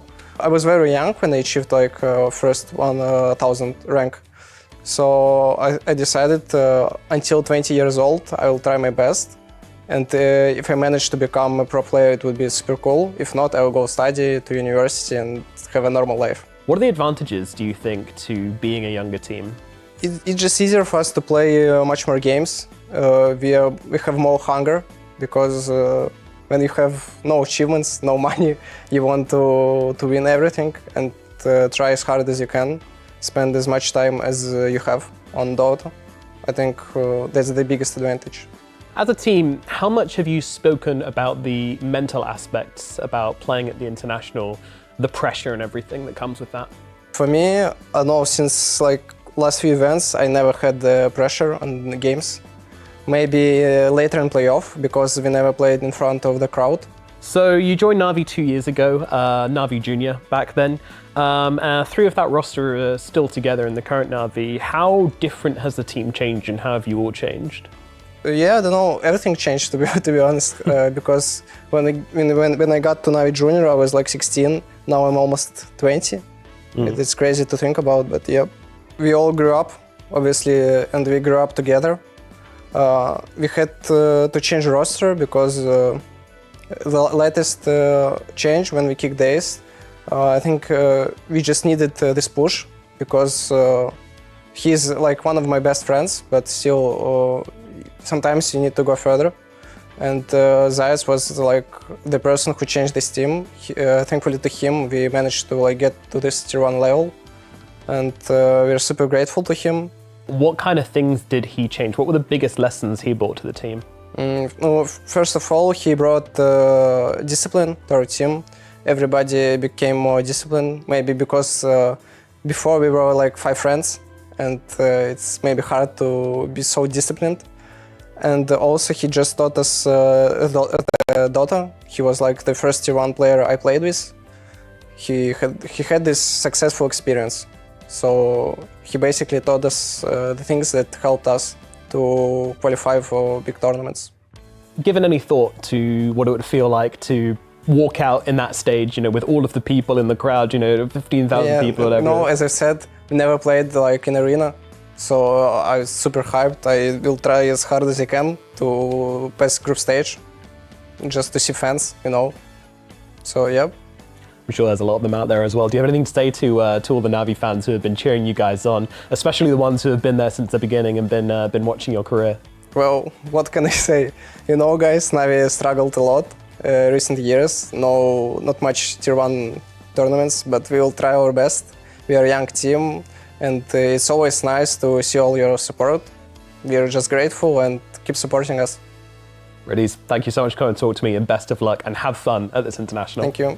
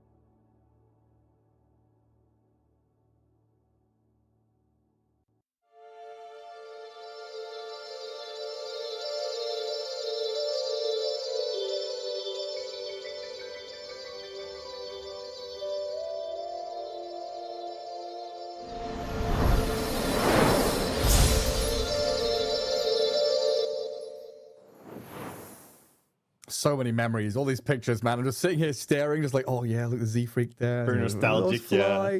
I'm like, oh, the production's counting down. Like, oh yeah, I've got to work. I'm just like flooded with memories of TI's gone past. But here we are, TI time. We're on the road to it as we get ourselves into the second series of the day, an Eastern European battle, head-to-head, Wildcard between Na'Vi and BB Team.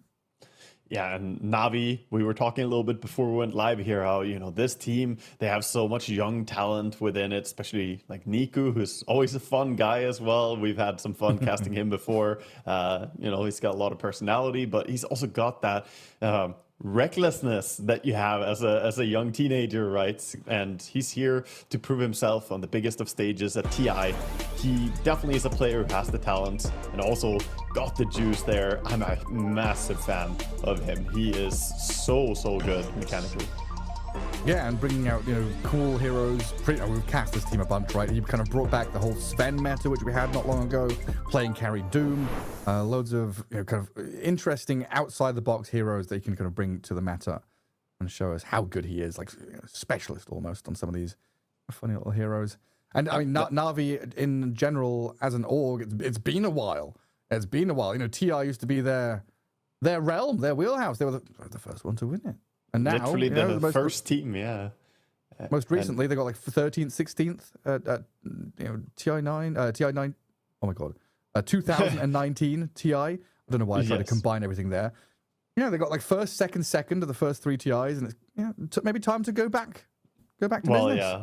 I mean, Na'Vi from that era was a dominant force in a time when there were no other team that could really, you know, match them to that degree. But of course, now Dota is so evolved, there are so many amazing teams, but Na'Vi's still here with some really good talent, and I like that they are, you know, giving a lot of these younger talents a platform to prove themselves as well and, you know, compete at this highest level. But going up against BB Team, we watched them already. BB Team have looked pretty good. We saw, Save do some really nice moves. Save and Miero in particular, the two of them coordinating really well, I think. They played the early game super well. Maybe some weaknesses here and there in what we've seen from them, but it's going to be a fierce opponent for Navi for sure. Yeah, I mean, they were up against the Nigma Galaxy, who were just absolutely running the show. Draft-wise, execution-wise, losing 2-1 to them on day one. It was a bit of a surprise, but looking back, it was very well performed by Nigma Galaxy. So then BB Team coming back and 2-0ing Boom and put themselves back on track here as they will face up against Na'Vi momentarily. I mean, yeah. Just thinking about Nigma Galaxy is just absolutely insane the way they showed up. But yeah, BB Team are going to wipe that clean. No more bears. No more freaking bears. Yes, BB Team have to mentally restore themselves as well. It was an upsetting first day, perhaps fighting against them there, but ultimately they're still in a good spot. They're still 1-1 after the first day, and here to try and make it 2-1 going up against Navi. We are heading into the draft, and we can see what these teams are already prioritizing. No Nature's Prophet this time. I do think that Heroes should frequent the first phase ban literally every single game, so happy to see him not get picked. Yeah, we need the pub bans. You choose 3 heroes that get banned in your game. Nature's Prophet should just be there, gone completely. I keep having to catch myself because this is Na'Vi, right? This is not Na'Vi Junior, which they used to be. They got upgraded to the main Na'Vi squad. I keep thinking Na'Vi Junior and then having to say not the junior part. Exactly. They grew up actually just evolving within the same organization. But yeah, Shaker as an opening pick overall has been doing really well. We talked a little bit about different heroes that have been doing well so far this tournament. Shaker is up there. He's definitely one of them who has been just owning 9-3 currently. Yeah, it's looked incredibly good. We even had these like Shaker versus Sand King lanes, having both teams playing these mid lane strength initiation heroes, which made a lot of sense. I don't know. Is there a way to counter these guys? Like we used to see counter picks there. Sand King is not a strong hero; he's a universal hero. I'm afraid. Sorry, did I say strength? Yeah. Just being an asshole. I still think, wow. No, I appreciate the accuracy. I hadn't seen the Pugna animation from when Pugna is picked. Did you see that? That's crazy. Yeah, it just drains every single hero pick. I think all of them I've seen so far have been very good, but I think my favorite has been the Troll. Because he runs across and then starts hitting the wall. Just mad. Yeah, just mad and attacking the wall. There's no other targets here, so I'm not going to attack the edge of the screen. Should attack the player cameras. That would be hilarious animation. Just have the opponent players. We'll see what the party is going to be. Pugna, no surprise there. I mean, perhaps we were not completely expecting Shaker to be the absolute first pick, but Pugna being up here, I do expect him to be one of the most common opening supports. It's just so easy to make a strong lane out of Pugna, and pretty annoying to pick heroes into him. Yeah, is there anyone we've missed? Any of the big heroes? I mean, like, they banned very standard stuff. Yeah, I mean, Puck, but it's not so much a miss. I think at this point, it's more, it would be an option. Right. Yeah. We could have picked Dawnbreaker. We could have picked Puck, gone Queen. I guess Dawnbreaker being in the pool is worth mentioning. There is the Lycan, which has been banned an awful lot and not picked up all that much. I don't know if we saw him much in the last series in terms of bans. But he's definitely been there this TI. And we don't Miero's in this game, right? Yeah, that's true. That's true. Miero does play it insanely well. So yeah, I'd be looking at that as like a ban here after the Monkey King, I think. Because otherwise, yeah, we've got rid of the Abaddon, Queen of Pain. A Dawnbreaker, maybe? Could be a ban. Yeah, I think maybe when you play Pugna, because you want to stand and heal or drain, and then Dawnbreaker comes in and just breaks your channel, messes with you a bit. I think BB Team are more okay with letting Lycan stay in the pool and simmer, because, they can pick it themselves. Or if they play against it, they have Shaker, so they have something to kill the Lycan very easily. And the Venge ban? What's now doing with Venge? Offlane has been pretty common. I think PMA has been playing it as well, but I don't know if only one pick so far this tournament. It's not really a common hero, but it has been very, very successful in these pro players pub games. Again, I'm going based on what I can observe, right? Everyone wondering like how am I talking about pro player pub games? But I play a lot with the TI players in my my ranked games, and I have a fair amount of them on my friend list, so I can stalk them and see what they're playing. You can't see the replay of high MMR players anymore in Dota Buff, but you can be friends with them and live spectate their games. So I'm keeping tabs on them. If I send a friend request to a pro player, it's not because I just want to see what you're up to. It's because I'm friendly. Subterfuge. Well, yes. That's where you get your day rate from. It is. I talked to Stormstormer and I'm like, oh, well played on that game where you played Kess or whatever. He's like, what? How do you see my game? Yeah. He's like, what do you mean? I'm like, yeah, of course I'm watching. Wow. Yeah, at first he didn't know that you can actually live spectate. It's important to know. Oracle comes out. Cool. That's a nice pick when you see Pugna and Disruptor. Great game to dispel. Can always save people from the glimpse by taking away the vision of Thunderstrike, but also just W against Pugna or Disruptor is going to mitigate so much damage. Yeah, super nice. But not very common, right? We normally don't see an early Oracle like this. At all, and usually Oracle is some kind of combo hero. We used to have Oracle Death Prophet was always one of the big ones, but True. Oracle plus these kind of healing. We had Alchemist, we had, hell, even like a Chaos Knight or something. Someone who wants to be saved and then turn around with a big spell is always handy. Yeah, or Huskars on the mid lane or something. Yes, yeah. But Death Prophet being the big one you mentioned there as well, she was meta very recently, but then she fell off after the Aghanim Scepter nerf and some specific nerfs. Too many ghosts. The ghosts. It was too spooky for everyone, I think. Oh, Lesh was another one as well. Lesh was one of those Oracle IO heroes too, but it's Na'Vi that get their hands on him. So Lesh has a nice thing where he goes with pure damage. So he can actually burst people even if Oracle is trying to save them. Clever. I would come back to Disruptor though, because it felt like a pick that's a little out of order. Like, were they preempting... Were they preempting some kind of Dawnbreaker or Storm or whatever with this Disruptor pick?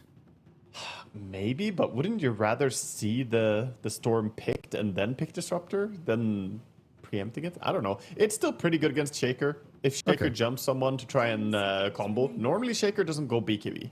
He wants to go for Kayasha and blink in and throw his combo. If you're just within range as a Disruptor, you just put down your Static Storm and that's it. No more spell casting. One of those, like, I don't know, my gut feeling is I don't like that Disruptor in that slot, but I don't know why. So I was hoping that you could, you've elaborated on it. You don't like it because you see Pugna as well. If you saw a first phase pick Disruptor, you would have been okay, but you don't like seeing the two supports like this. That's why you're having your reaction to it, which I completely understand. Sometimes, opening with two supports can be a bit telling, right? That's why the Oracle looked so amazing as well, and the Oracle came.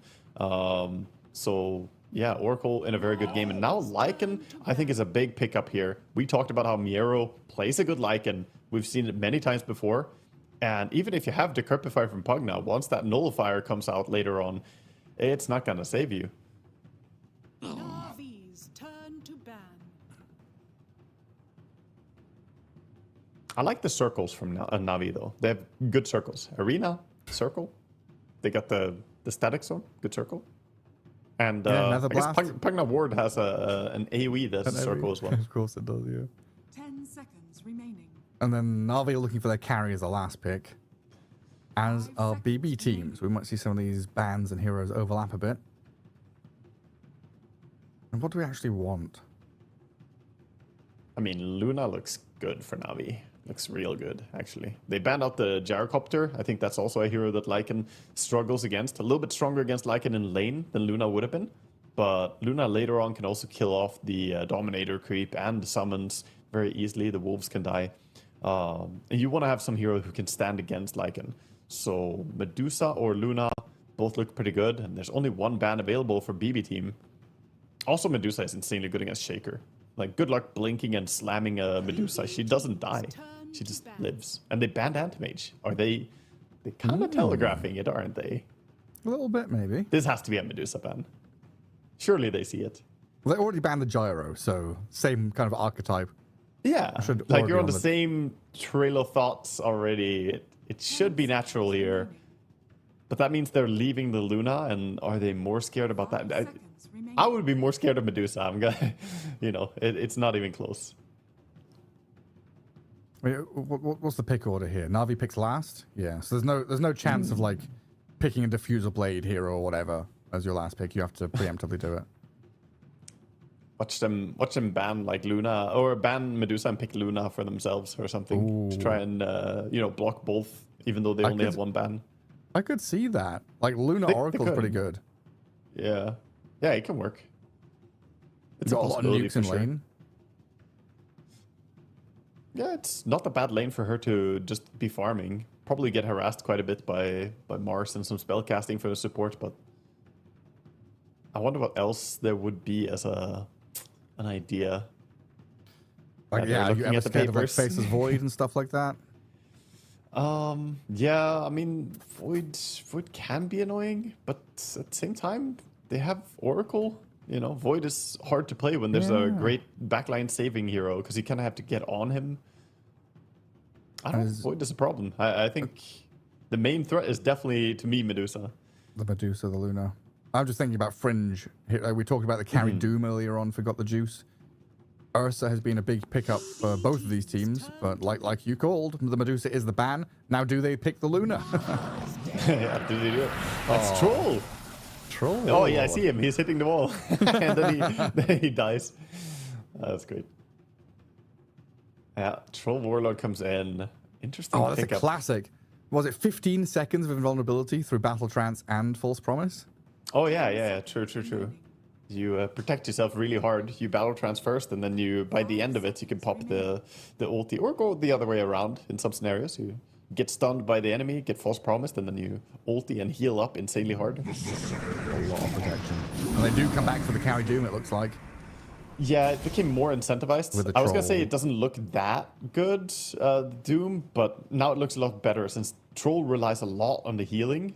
And getting doomed is one of those great counters to Troll's game plan. Cool.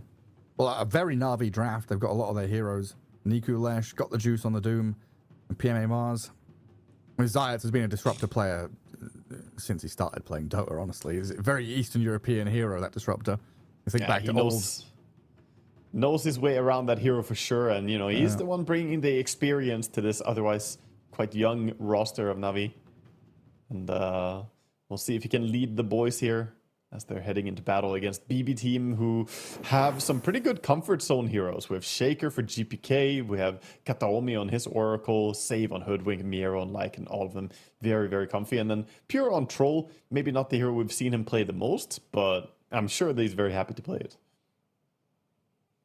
Yeah, both drafts are very reliant on kind of individual heroes to start off fights. GPK needs to be on the money with the initiations because, you've got a Hoodwink and an Oracle. Hoodwink's going to be scurrying around looking for openings, but not necessarily that hero that goes in and, face tanks or bodies a team fight. Yeah.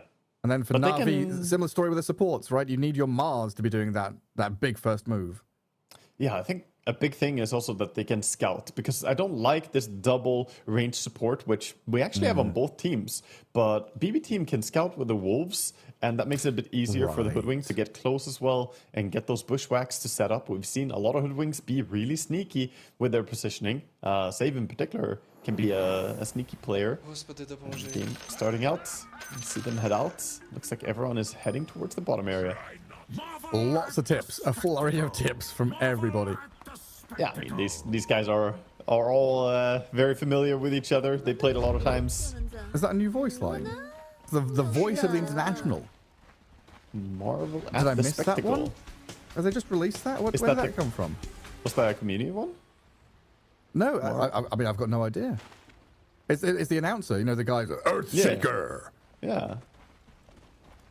Well, I'll have to go look after this game then. Get myself some more voice lines. Right now, the smoke into smoke, not connecting on anybody.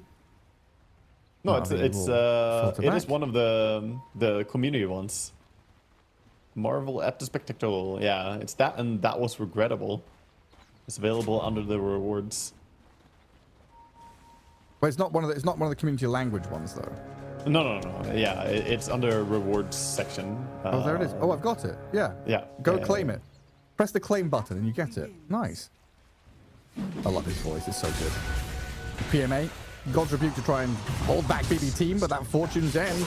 Looks like First Blood's on the menu here. GPK and Pure line up to take down the Mars. Quick takedown. GPK gonna be happy with this start. Tips again, flying every which way. Fisher level 1. Some may say, oh, he now has Fisher, you know, is that gonna hurt him a lot? It's not that bad for a Shaper to have Fisher level 1. He's getting use it to secure range creep against this otherwise pretty annoying Leshrac in lane. Nico, though, came to the lane with a bit more resources, so he's playing very aggressive level 1. But GPK is not missing any creeps for this. He's gonna get to farm on the tower, and I doubt that he's gonna miss any of these. I wonder when... 3? Got 4. Nice. Very well done. When did Zayats change his name, by the way? Yeah, because he's KG now. He was always VV Zayats. Yeah. And now he's, I guess it's Kyrgyzstan? Kyrgyzstan Zayats? Yeah, I think so. KG. I don't know, just a rebrand. It's recent for sure. Last time I cast him, he wasn't like this. Yeah, for a full decade, he was the W or the VV at the start of his name. Anyway, down at bottom, got the juice on the Doom with this Riddy's Pugner. Already racking up a few last hits on the Doom, but always being pressured by this save Hoodwink. Very irritating little squirrel comes in, hits you. But Riddy's doing a good job there, always trading 1-for-1 in the right clicks. Yeah, they're going to be hitting each other a lot. The Pugna and the Hoodwink are just going to chase each other and keep fighting. But Hoodwink got level 2 a little bit earlier, so can be quite confident in how he trades. Landing a very nice acorn shot onto the heroes, bouncing between the two heroes. Has some value harass. No. Miero, he's just going to be saying, yeah, thank you. This is great. I can just last it freely here. No HP on the Doom. Can we salve cancel? Yeah, can't even see save. If he sees them pop it too close. Oh, pain of a lane here from Riddy's. And got the juice. They do have a nice big wave coming in, but this means Miero, 11 last hits, 4 denies, having a cracking time. And we peer into this top lane where Mars is continuing to struggle against this pure Kataomi lane. Double ranged into the Mars definitely hurts, especially dying to First Blood. But it looks like they're kind of putting Pure on, keeping him on his toes as well with constant harassment. Yeah, they've been trading a lot of mana back and forth here. The level 1 Thunderstrike's pretty expensive though for Disruptor to spam. 125 mana. So he is out of mana now and can't do that much anymore. Every time he oversteps as well, look at that. A massive amount of damage comes his way. I'm getting blasted by Kataomi. It's a long-range nuke. Kataomi not only has the Sage's Mask for mana regen, he also has now the Magic Stick and the Healing Lotus. He's feeling very strong in this lane. Man, they're on top of Zayats again with a Blood Grenade. There's a good spear from PMA. That should keep Zayats alive, making Pure fear for his own life. Yeah, it's honestly been so cautious. Yeah, just scary to see him walk up here. Fortune's End into a heal could almost snipe him. Yeah, pretty close. He's got a Fairy Fire, I guess, but I've got to be very wary. I was just thinking, it's nice. Oh, it has been nice seeing Kataomi make this full shift because it used to be position 4 player. Quite a look at that. Oh, trying to get in there. Can't get the additional Purifying Flames. But yeah, transitioning from like a kind of specialist POS 4 player into POS 5, I don't think it's the easiest thing to do, but he's slotted in very nicely. And now picking up heroes like Oracle. Yeah, he did play Oracle POS 4 sometimes as well, because it's always been a hero he enjoys. He has already mastered tier on it, so it's not a hero that's outside of his wheelhouse. But now getting to play it on the intended role of being a safe lane supporter. Right, glimpse of the God's Rebuke. That's going to get them killing Kataomi here. No, PMA gives up on it. They lose Zayats, and PMA is going to get harassed out of lane as he whiffs the spear. Doesn't push Pure back, doesn't clip Kataomi. And do they have another round of spells? Can we finish off the Mars here with some axes and a Purifying Flames? The chase of the tower is not enough. Pure will tank, what, 4 tower hits or so on his way back. Yeah, and always feels bad when you throw a Purifying Flames, it doesn't kill them. It ends up actually healing the opponent even more than it damages. So he's back to full HP with the salve. Now they're on the back foot. Spear. Good damage onto Pure and a kill. The troll taken down. Na'Vi able to stay alive. Like you said, PMA just comes back full HP again. Save TP's in for the mid dive. Leshrac going pretty deep on the tower. Wow, that was risky. Niku. The He's pretty Edict, quick it's on his melting feet, them. and the Edict is killing GPK slowly but surely, but they've got that additional round of stuns. And GPK very thankful to get the kill and the bounty rune refill. Because the sigh of relief there was, oh, we did it. Yeah, the two of them, Save made sure to follow closely and tank as many of the Edicts as possible, so that the Shaker was fine.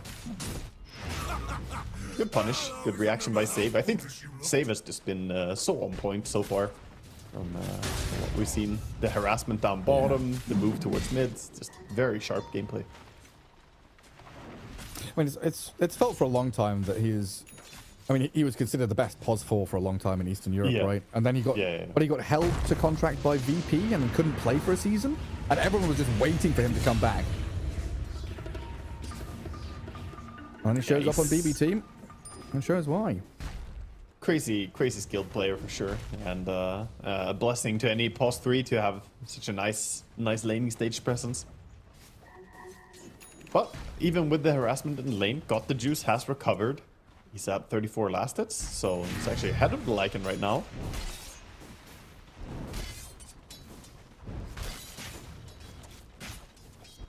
Yeah, pretty even game in terms of net worth. Everyone's getting their farm on.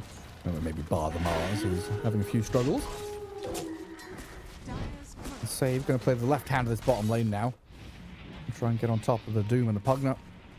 But for the most part, just keeping this Lycan safely farming. Yeah, for now some farming. Wisdom runes, doesn't look like we're gonna have any steal going on this time. No Shakers. Bears. Yeah, no bears. The lone druid bear stealing wisdom is stupid, man. It should not be able to do that. how does it pick wisdoms? I don't know. Oh, that Shaker's gone bottom. Fisher into Bushwhack. No level 6 on Lycan though. Kind of difficult to transfer that move into a kill.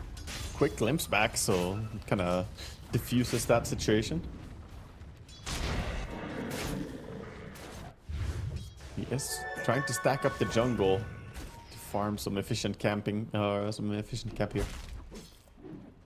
Sayat's just leeching experience. He knows what's going on, sitting within EXP range. Do we always see phase boots Shaker like this?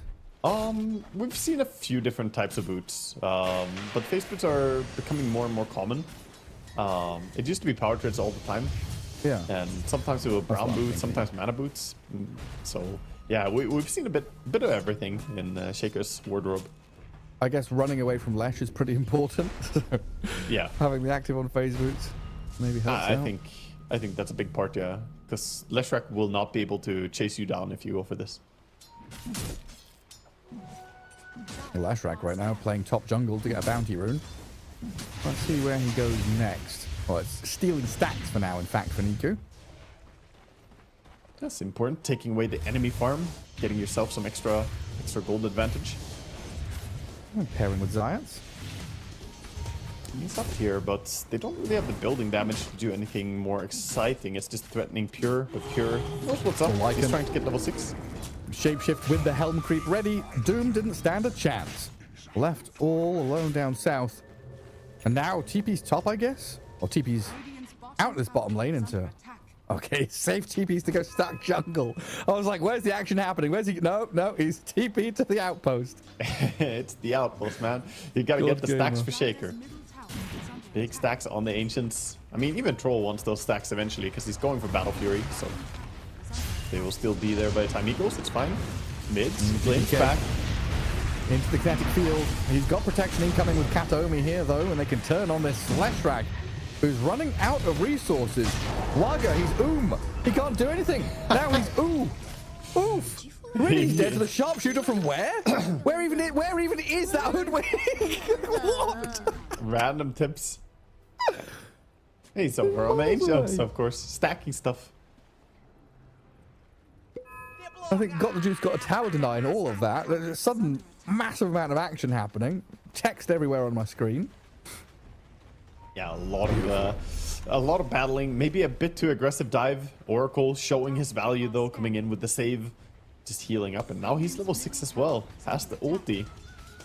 Troll has a ban top for now, recognizing that Doom is level 6. He doesn't want to sit around and possibly just die to a Doom ulti.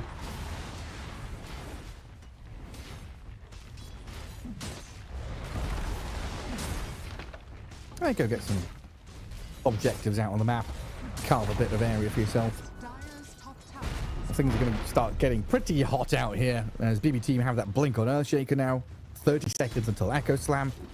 And GPK will be thinking about his next big move, which is very likely going to be to play in towards the Hoodwink and the Lycan. Because like you said, they're the scouting heroes, right? They give the intel to the Earthshaker. Yep. Yeah, I mean, you have deep wards on mid now as well, so this mid-tier 1 tower is definitely the target. They have a catapult wave, healing up the Shaker, allowing him to push. Arena is available though. But looks like they don't want to defend. It is a bit spooky walking into this. Oh, they've got a big stack to clear as well. So Navi there, otherwise busy. Yeah, put their efforts into that instead. But this now means bottom through to mid all belongs to BB Team. That's a great place for Lycan to play in. And GPK just going to make the move onto Zayas. Blink, Echo, destroy the Disruptor, and keep Na'Vi on the back foot. Yeah, take the quick kill and then back out. I mean, you see a chance to get a pick off, take it, and then they can immediately back out. He was even baiting a little bit, hoping that they would try and commit some spells on him because he had a shield rune ready. So what he could have done is bait out the Doom, shield rune activate, and then blink away. Sneaky play that could have been possible, but didn't happen. Of course, he had to be very careful about how much he baits that, because he did have cooldown on his ults. It's always interesting seeing this kind of thing happen. So we had 2 item pop-ups on our right there. Midas for Doom, Blink on Lesh. And that kind of indicates 2 very disparate styles, right? Doom wants to continue farming, while Blink on Lesh usually means go kill. Yep. But that's going to be the story as well of these heroes. Right now they want to play around the Lesh, activate around him, do stuff together with him. And Doom just wants to farm up and get to that Radiance. So he's not going to be contributing too much. The same story is true on the side of BB Team though. The Battle Fury Troll just wants to farm away. Whereas Lycan has the helm of the Overlord just now, I believe, ready to unlock. It's a fast timing, 12 minutes in. He's gonna take one of Granite Golems. Oh, actually, no, he takes the Ancient Prowler. The boy? The big boy? And they were always my least favorite ancient creeps to come across in the camp. When they would like root you and amplify damage on you and then just kill you. Oh, great, I'm dead. Yeah, they do hurt a lot, taking away 50% of your base armor. Lashrak makes a sneaky escape through the Twin Gate. Let's see how sneaky that actually is, though, because I think there's some vision up there.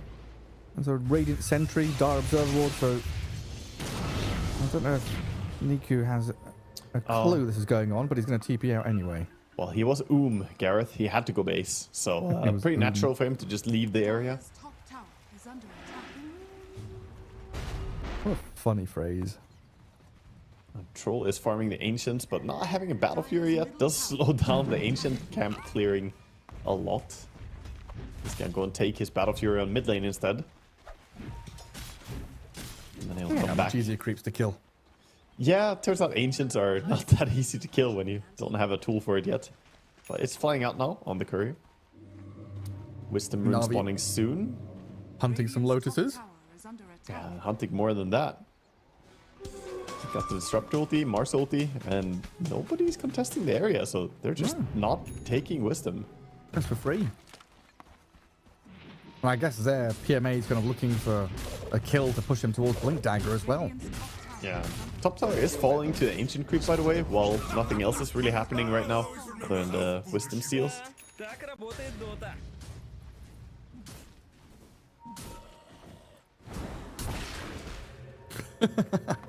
Spear. Boy, howdy. Yeah, well, no Pure camps having for a very you. calm time on that side of the map. He A did bit of see a the chill. TP out, so he knows that Mars at least went home. That's true. Yeah, every bit of info helps. Na'Vi just trying to hold on to this map as best they can. Doing a good job spreading out, getting farm, hitting their items. But it's always at a deficit compared to BB Team. I'm losing Pugner there. You know, Riddy's kind of just has to do that job of shoving the wave and opening the map space for his team. But this map is getting smaller and smaller no matter what they do. Yeah, it rapidly is. And this deep ward has lived a full life that Save planted earlier. It's given a lot of important information throughout the game. And then you have the ancient dominated creep running around. They're really invading the enemy territory. Na'Vi not able to get a foothold on this map. And we've yet to see any real big action from Got the Juice, you know? He has not been part of anything yet, and I praised him before the game. I think he's one of the... Well, I think he's probably the best carry Doom player there is, actually. He's crazy at it. But this game, I don't know, man. It looks difficult for him. The Lycan was a tough lane. Hoodwink harassed him a lot, and he just hasn't found a Doom target. Thanks to Pure dodging the gank top. Yeah, and I'm thinking back, he's had a couple of games where he's gone behind. Like, I remember a game where he went like 0-3 in lane. First 10 minutes was awful, but they were able to turn it around. But I can't remember if that was off the back of his Doom or some other factor. But for sure, yeah, he's found himself back in the game, one way or the other. Yeah. Well, one thing is certain, you don't really want to fall too far behind a Troll Oracle. You and I, you talked about how that is a very, very obnoxious combo. If he wants to Doom the Troll, he would have to do it towards the end of the Troll ulti. Otherwise, if he does it in the first half of Troll ulti, Oracle ulti will effectively save you even against Doom. Yeah. Which is crazy, you know? Like, that's really scary. That's one of the deepest voice lines I've ever seen. Save dropped, I guess, the Chinese voice line in there. No, I've lost it. Where's it? No, bring it back. Damn it, they typed too much. It was like a long passage from Sun Tzu or something. A long, arduous journey, you know. Begins with a single step. Yeah. Down. Yes. Well, sometimes we need some stuff like that to, anchor ourselves, especially in hard games. So he's telling it to his opponents. He's like, it's fine, guys. It's fine. Just make one move. Make one move, one step. Yeah. Start anew. Need some philosophy in Dota for sure. True. Yeah, I'm more for those, like, every corpse on Mount Everest was once the most motivated person in the world. I'm more that kind of vibe. Oh, jeez. That's turning into a big problem, though, isn't it? All the like litter and stuff. Like when people talk, that's the thing. When people talk about rubbish and trash on Mount Everest, it's not just like cans of Coke or like whatever. It's oxygen tanks. It's literal dead bodies. It's toilet stuff. Yeah, Everest is turning into a dumping site for all these Everest tourists. Not beautiful white snow anymore. Yeah, I saw some stat for like the amount of weight that's left on the mountain every year from first. It's like tons and tons and tons. Oh, here we go. Hello. That's a great catch on the Lycan. Nice little pick off, stabbing into that top outer ring of the map, while Riddies has gone pretty deep on this mid lane, found by GPK. Trying to blast away at the tier 1 mid, but glyphed up and protected by the Earthshaker. That's an acceptable death. It's one of those like good deaths where he's doing what he needs to do. He needs to blast this mid tower. He got a bit of damage on it before he died, so it's fine.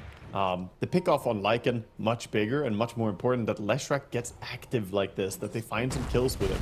Because farm-wise, they are falling behind. I mean, if you direct your eyes to the net worth on the left side, and you can see it, all the cores of Dire are leading the way. And then Troll starting to set up on him, but it's not an easy kill for just 2 heroes. Leshrac could easily just fall to a Troll end snare. He's scared to jump him. If they had Static Storm, it's a lot easier. Then you just glimpse back in Static Storm and use that for Lycan.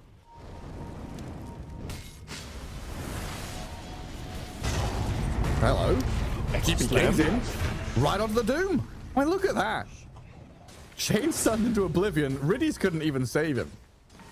You know, that's Thunder Strikes twice in the same location kind of thing. He Echo Slammed on mid lane before as well. That was Disruptor dying in the exact same spot. You're right. His favorite slamming spot. Deja vu. It's all stomping grounds. What, Lycan was shapeshifted top. I don't know what he was chasing, but A car, maybe? It was There's just an old full Volvo moon. up there. Hello, Static Storm bottom. Niku with Zayat. They're on that troll, but False Promise comes in from behind. Katomi saves the troll, who can now go back to farming. This is why those tier 1 towers have to die. It's so difficult to kill anyone when tier 1 towers are so nearby. You can always TP an Oracle, you can always be behind. It's very easy to support your cores when they're farming like this. But Navi's struggling to get rid of the buildings. Are they going on Doom again? They're fishing and... Do they even have a vision up here? There's a Dire Observer ward there somewhere, right? They had the Watcher, and they had an Observer behind, but it's like way behind everything. And Miera's Dragon scouting out the Leshrac as well here. Well, might have to swap that dragon for something else. He's gonna take a new creep in jungle. It's gonna be a small wolf called Giant Wolf. Intimidate! I can howl along. A save again, smoked up. Looking to play with GPK. They've already shown that they can blow up the Doom, so anybody else is a valid target as well. That's true. Not going to find anybody just yet. No, they're all playing for the Wisdom, or for the Tormentor. 20 minutes. I think they realize this. They're trying to make their way over. Are they in time? They might be, actually. Interesting. Usually we see this fight into Roche into Tormentor, but this is straight to Tormentor, isn't it? Yeah, it Smoke is. into smoke. Pure starts off. Tormentor is about to die, but Na'Vi approaching and in position to get in behind. They see the troll. They see the Lycan. This could be huge for PMA to come in with a two-man Arena Spear, Static Storm, Wombo combo, the big circles of landing, but the damage comes back the other direction. Leshrac dropping. Mars is low, and Miero saved by the False Promise can turn and munch on his targets now. They've lost the troll, traded for the Lesh, but Na'Vi, they're being shredded on the retreat. Mars will go for the TP home. The stun, the Fisher lands just in the nick of time. That is not the fight that you want. You didn't have Doom able to join for it, so it was a little bit awkward, the four of them going in, but without having the Doom to lock down the healing from Oracle, the fight just backfires on them. It started out great. It looked nice, you know, dropped the Arena, dropped the Disruptor ulti, got 2 core heroes, but ultimately couldn't finish off the job on Lycan. And this way you see a Doom farming down bottom lane while this massive fight is happening. No way for him to really connect because they don't have a tier 1 tower top. It just happens so quickly. Yeah, he's long range Fisher as well. He knows what's up. He's like, nah, no TP out for you. And quickly transitioning this into a Roche as well. They want more. Yeah, get them both objectives.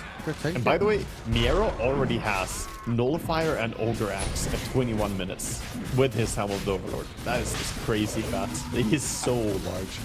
And in charge. We called it right, looking at the first phase of bans, like who's missing? Lycan? Miero? Miero. Yeah.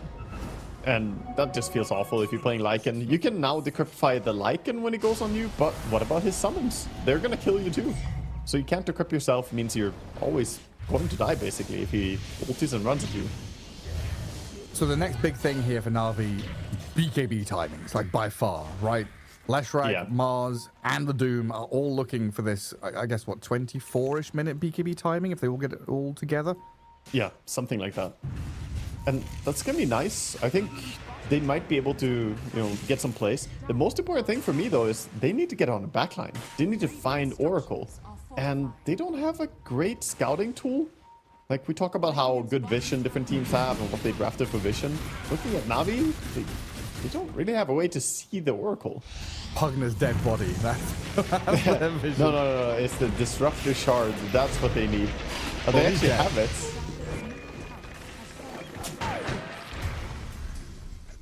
Save was able to lurk in the shadows and come and find him. Well, now we're going to take this pocket of space up in the top jungle. Let's see what we can get up here. That is funny though. Syats did actually buy the shard. Like, most people do not do this on Disruptors, usually ignored. So I think it's true. They need vision, and this is something to scout at least. It's a way to do it. Oh, the Doom gets caught. Enormous kill going their way, and with Lycan ulti fresh, he's gonna use that to invade into enemy triangle as well. Look for any extra bonus kill. Won't get anything though. It said the Doom got stunned there. He got rooted by the troll, huh? But it said stunned above him? Am I crazy? Oh, it's the bushwhack. So He did get bushwhacked. Yeah, Okay. Hoodwink landed bushwhack before the troll ulti. Save is on point, as he has been the entire game. He's 3-0 and 8. Been part of 11 out of 15 kills. Has not died a single time.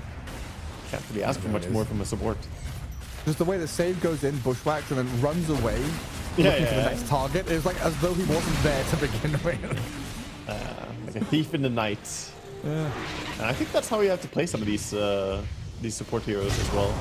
Mobile. Hello. Blink Echo, straight up from GPK to get the solo kill on Niku. And they even had a Fortune's End flying from across the map. Yeah, doing neat little tricks. Meanwhile, they're taking the top tier 2 as well. Troll is just laying into it. Things are falling apart and crumbling here for Navi. Yeah, 13k lead for BB Team. 2 minutes left on Aegis. A lot of freedom out here on the map. This is pretty expected though, right? Like, we expected BB Team to be the stronger team, and they are delivering to that expectation as well. Save, you are so annoying. Like, do you think you're a bounty hunter or something? 5 names, 5 bounties. And just, chasing people around all the freaking time. I feel targeted as my second most played hero is bounty. Nothing more satisfying than tracking people and then killing them. Or tracking people and not killing them. Keep tabs on this Mars, who's managed to run circles around him, grab a bounty rune. But if he... Wait, is Save actually going to find him cutting this wave? There's no way. Maybe. I think he realizes the PMA is not going base. No way. He's hunting, man. He's looking for him. What else is he doing? He's scurrying about. Like, but he goes and joins. Nothing happened there. But that sequence of like Mars thinking about cutting wave and Save thinking about what the Mars is doing is so like a big brain high level stuff for me. Yeah, I mean, always looking for the biggest impact you can have. Oh, we have a nice bushwhack again. Well, Pugna's dying down bottom, but yeah, back towards mid. PMA, BKB'd up, but still being munched on by Miero's Wolf. Trigger finished off with the summons. There you have it. While Pugna down bottom is still being clapped down by GPK. And this is becoming a one-sided dominant affair now. Using this Aegis to take full control of the map, accelerate their heroes even further, and put Na'Vi in a difficult spot. Dude, are we gonna have Got the Juice be part of 0 kills the entire game? Oh, There's no way.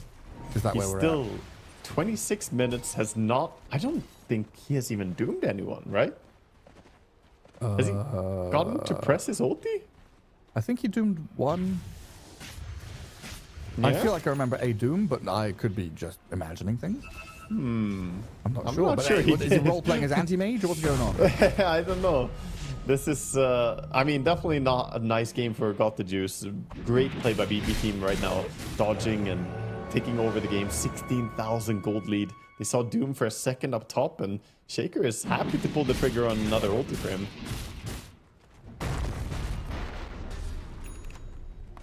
Arcane Rune and closing in on Octarine Core as well. GPK CDR is coming.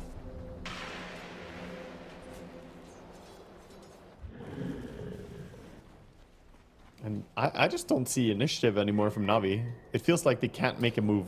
They don't have the damage to burst anyone. And Oracle has always been there to stop their plans. Kataomi has been on point as well. Yeah, I'm trying to figure out, like, at what point does Got the Juice say, okay, enough's enough, we have, like, I'm ready right now, now, I'm strong, or, like, we have to go at this point? Like, Manta style and Doom, is this enough? This is the desperation. You gotta go. You know that they're gonna try and take your wisdom, so at least you know where you can find them. Here's the smoke around, trying to go from behind. He got scanned out though. Look at the setup from BB Team. Oh, save. Multiple positions to scout them out. It's a good arena spear, catching Oracle and Lycan. So no saves, and that Hoodwink disappears. Great jump in, collapsing on BB Team support. The buybacks are coming though, as the Doom is out onto the troll, trying to slip away there as he TPs home. GPK still left kind of stranded out here, but the spear missing and the arrival of the Oracle again. Can turn around with the Mierow-like and shape-shifting and false promise. Wants to hunt that little bit more, but glimpsed back, so Zayat protects himself and Got the Juice.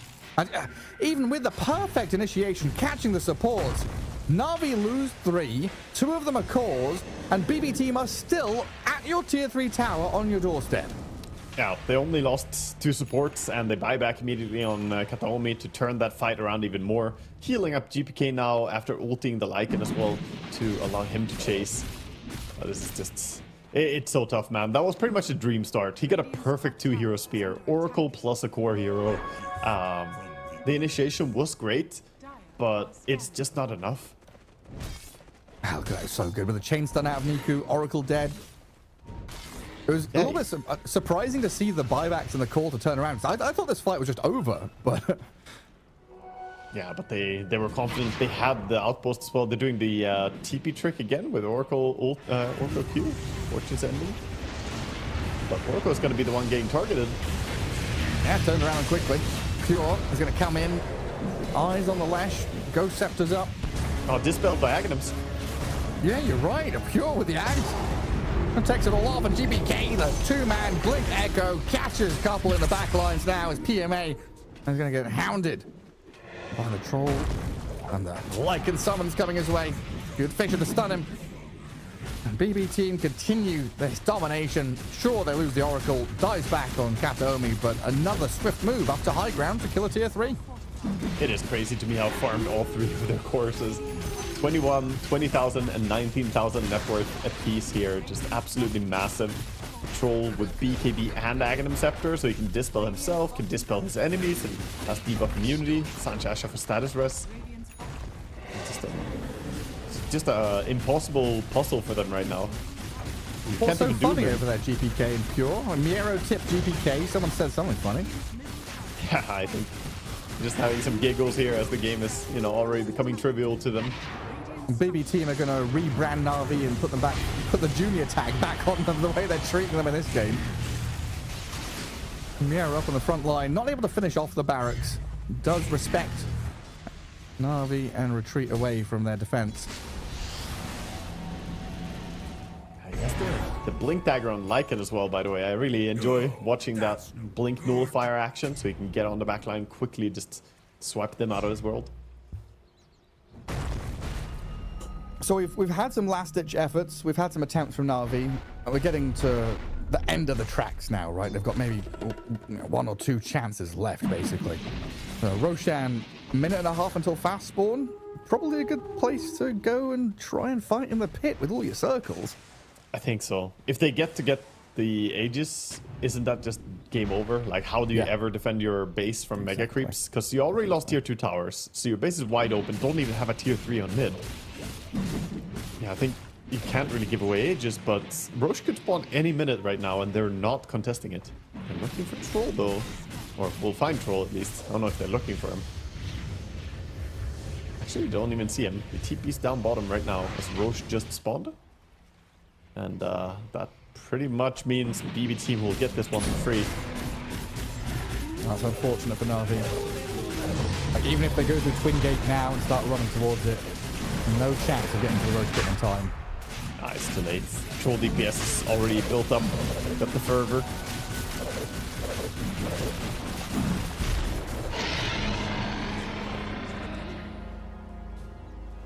He's getting his blink and Aegis. Almost has a swift blink complete as well.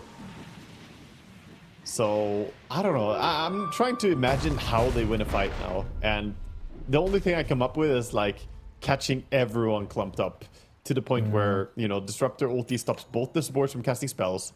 Then you stun 2 of the core heroes and doom the 3rd one so that no one can do anything essentially. But yeah, it's getting to that point. Like, we need a miracle. There are so many needs, right? But you need to see the Earthshaker. You need to kill the Oracle before False Promise. You need to wait out Aegis on this Troll. Like, so many of these things that just needs will not be met. You're not gonna get to wait out this Aegis. He's ready to go for your high ground. So by the time the Aegis is gone, your base is gonna be gone too. It will be a fight, and Troll will have Aegis. It's just a grim realization. Maybe we need 5 buybacks. Maybe. I just don't know, man. And Riddies gets away from the Lycan. Mira decides to BKB and run up the cliff, then run back again. Okay, that's actually pretty big for Radiant. Now Lycan doesn't have ulti. He's pretty useless when he doesn't have ulti, so I think BB team might just wait out the Lycan ulti and go again when they have it. But this is a chance. Maybe Na'Vi wants to take a fight when Lycan doesn't have any ulti ready.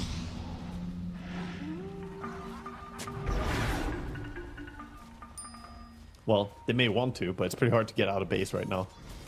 Shaker has Refresher, so stepping out. Yeah. We've seen people get blown up a lot just for showing themselves. Play under vision, the best you can do. And this is a good move. Leave your base, sentry up, obs up, and maybe you find a little opening somewhere, but not right now. BB team not going to get caught. Yeah, the gem Hoodwink is running circles here in the jungle, looking for D-wards. Maybe they can punish him when he steps up, looking for this observer. He's not even going for it. Like an ulti is coming off cooldown in 8 seconds. I think we're gonna see him join his team. He just wants to finish up the assault cuirass. He says, guys, I'm 200 gold away. Let me get AC, bigger timing. Kura is not so patient. He's just hitting.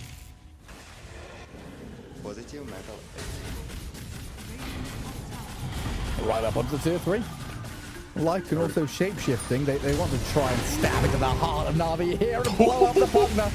Dead for 45. And now a 4v5 and make that more as GPK blinks in. Big Echo slams and fishes to kill off the Doom and the Mars. Yes, Mars will buy back, but I feel like a foregone conclusion for quite some time now. Pure, false promise up. They've got PMA landing the arena down on the Oracle and Lycan trying to kill off Katarina, but they can barely even deal with the Oracle as Pure's troll comes back in, turns around, nets up, and tangles and roots the Mars, and closes out game 1 with an ultra kill.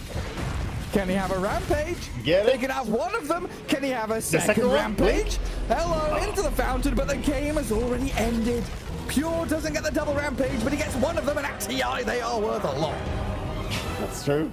TI rampage on the board, finishing it up. That was, yeah, look at the boys. They look like that was pretty easy. Miero isn't even there. He's already microed away.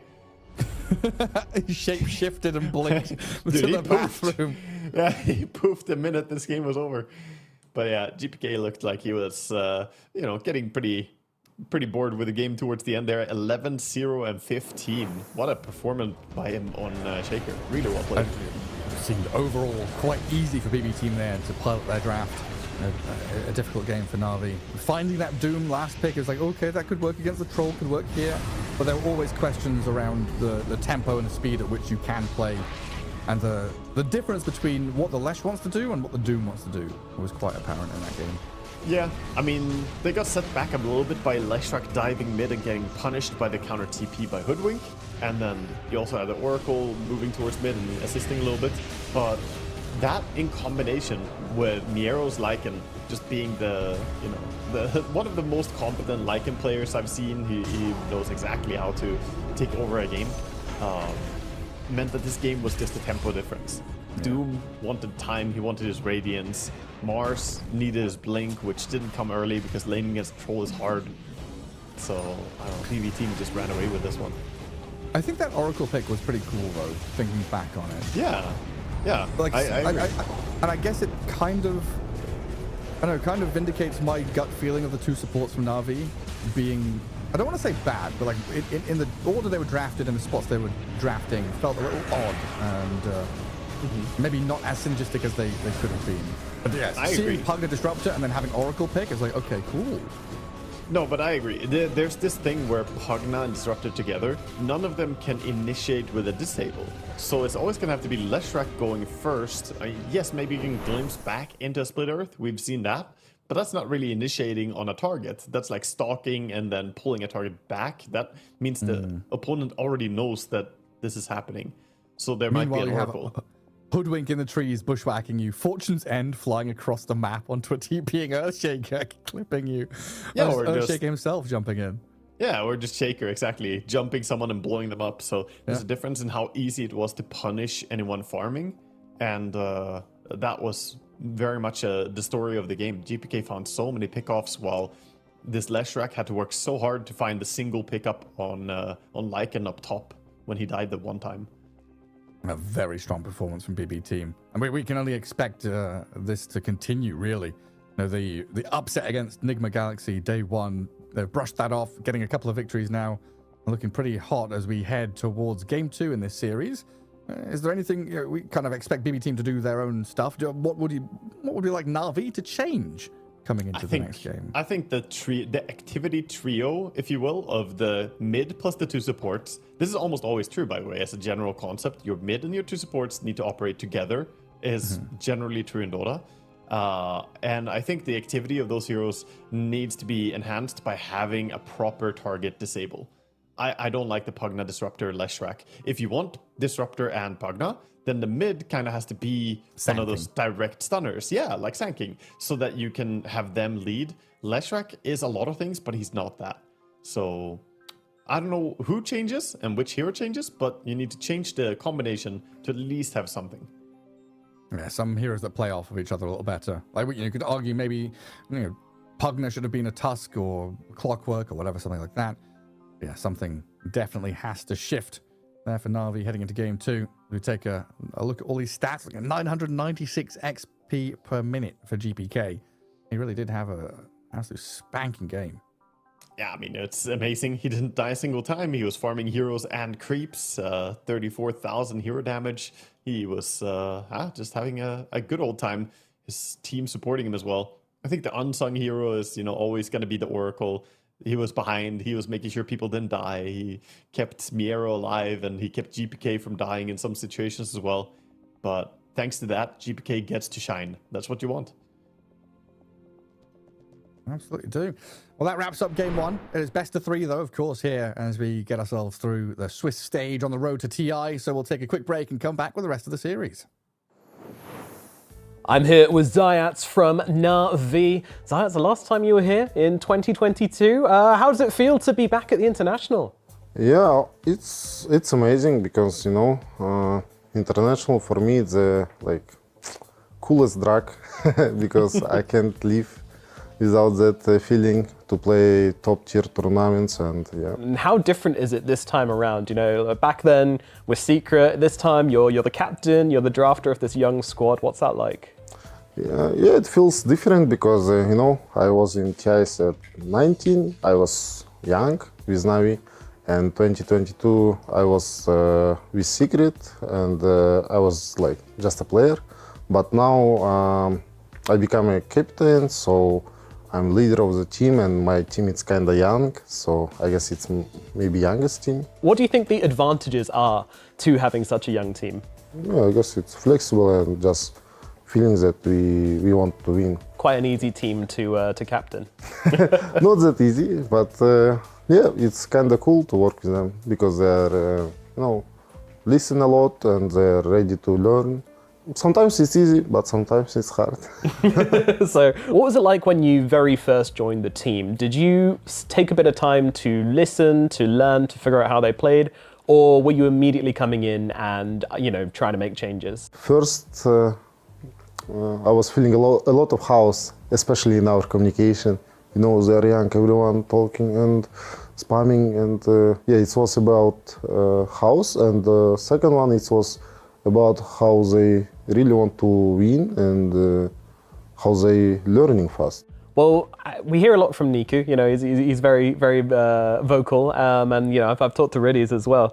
Can you tell me a bit about PMA and Got the Juice? What's their biggest qualities as teammates? Firstly, starting with PMA. PMA, it's like strong guy. It's hard to break him. He's like it's hard to break his mentality. Yeah, he's you can trust him because post 3, position 3, it's you need to be like strong guy who going first. Sometimes initiation, sometimes just a tank. So yeah. What do you think would be a good result for you here at this international? What are you aiming for?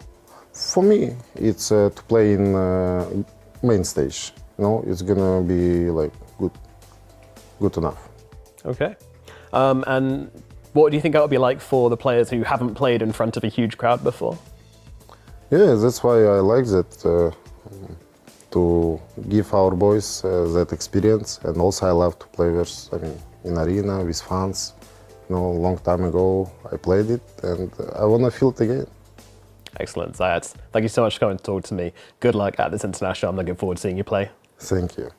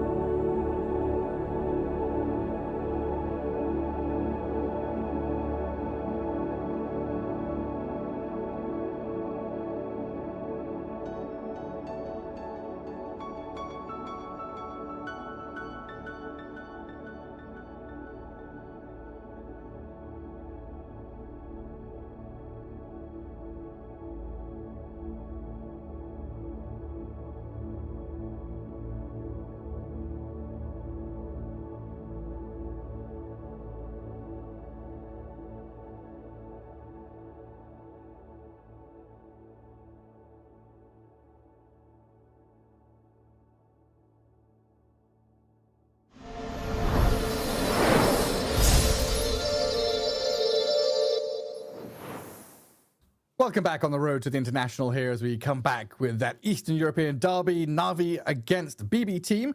Game 1, Waga, pretty straightforward. BB Team seemed to have a very good handle on Na'Vi. Yeah, I think so. I think a little bit they got carried by the fact that the draft worked out really well for them, not only because they had a good thing going for themselves. I think Na'Vi ended up with a draft that doesn't really function that well if they don't dominate lanes, and they didn't dominate lanes that hard. You know, Leshrac fell a little bit behind the Shaker, and the Doom getting killed by Lycan in laning stage also hurt him a lot. So I think Na'Vi need a plan that has a little bit more comeback material. Whenever you fall behind, it's then that you need the stuns. You and I talked about it after the game, that if you don't have proper stuns to initiate with, then when you're behind in a game of Dota, the only way you really turn around is by chain stunning someone and killing them, getting that big gold bounty, and taking over an area again. Yeah, it felt like they got a little bit trapped. You know, Pugna first pick, cool, big fan of that. But then maybe the fear set in of Dawnbreaker, Spirits, the Earthshaker, the Sand King, these kind of heroes that needed that disruptor response to come in. But yeah, I'd much rather see one or the other, or, you know, Zayat's playing his position for Magnus, something like that, which gives them that, you know, dictatorial maneuver. Something where Zayat's can be like, okay, I'm the captain, I'm the leader, I go in, I start stuff. Whether that's, you know, Magnus or like Shadow Shaman in the past was something he used to play a lot in the same kind of way. Yeah, I would agree that it would be nice to have him on something that can be the one leading the charge. But I'm also fine with if they decide to put Nico on something more active, something rolling in, or, you know, Shaker, Sand King, these type of heroes. But we'll see in the draft here as we get in.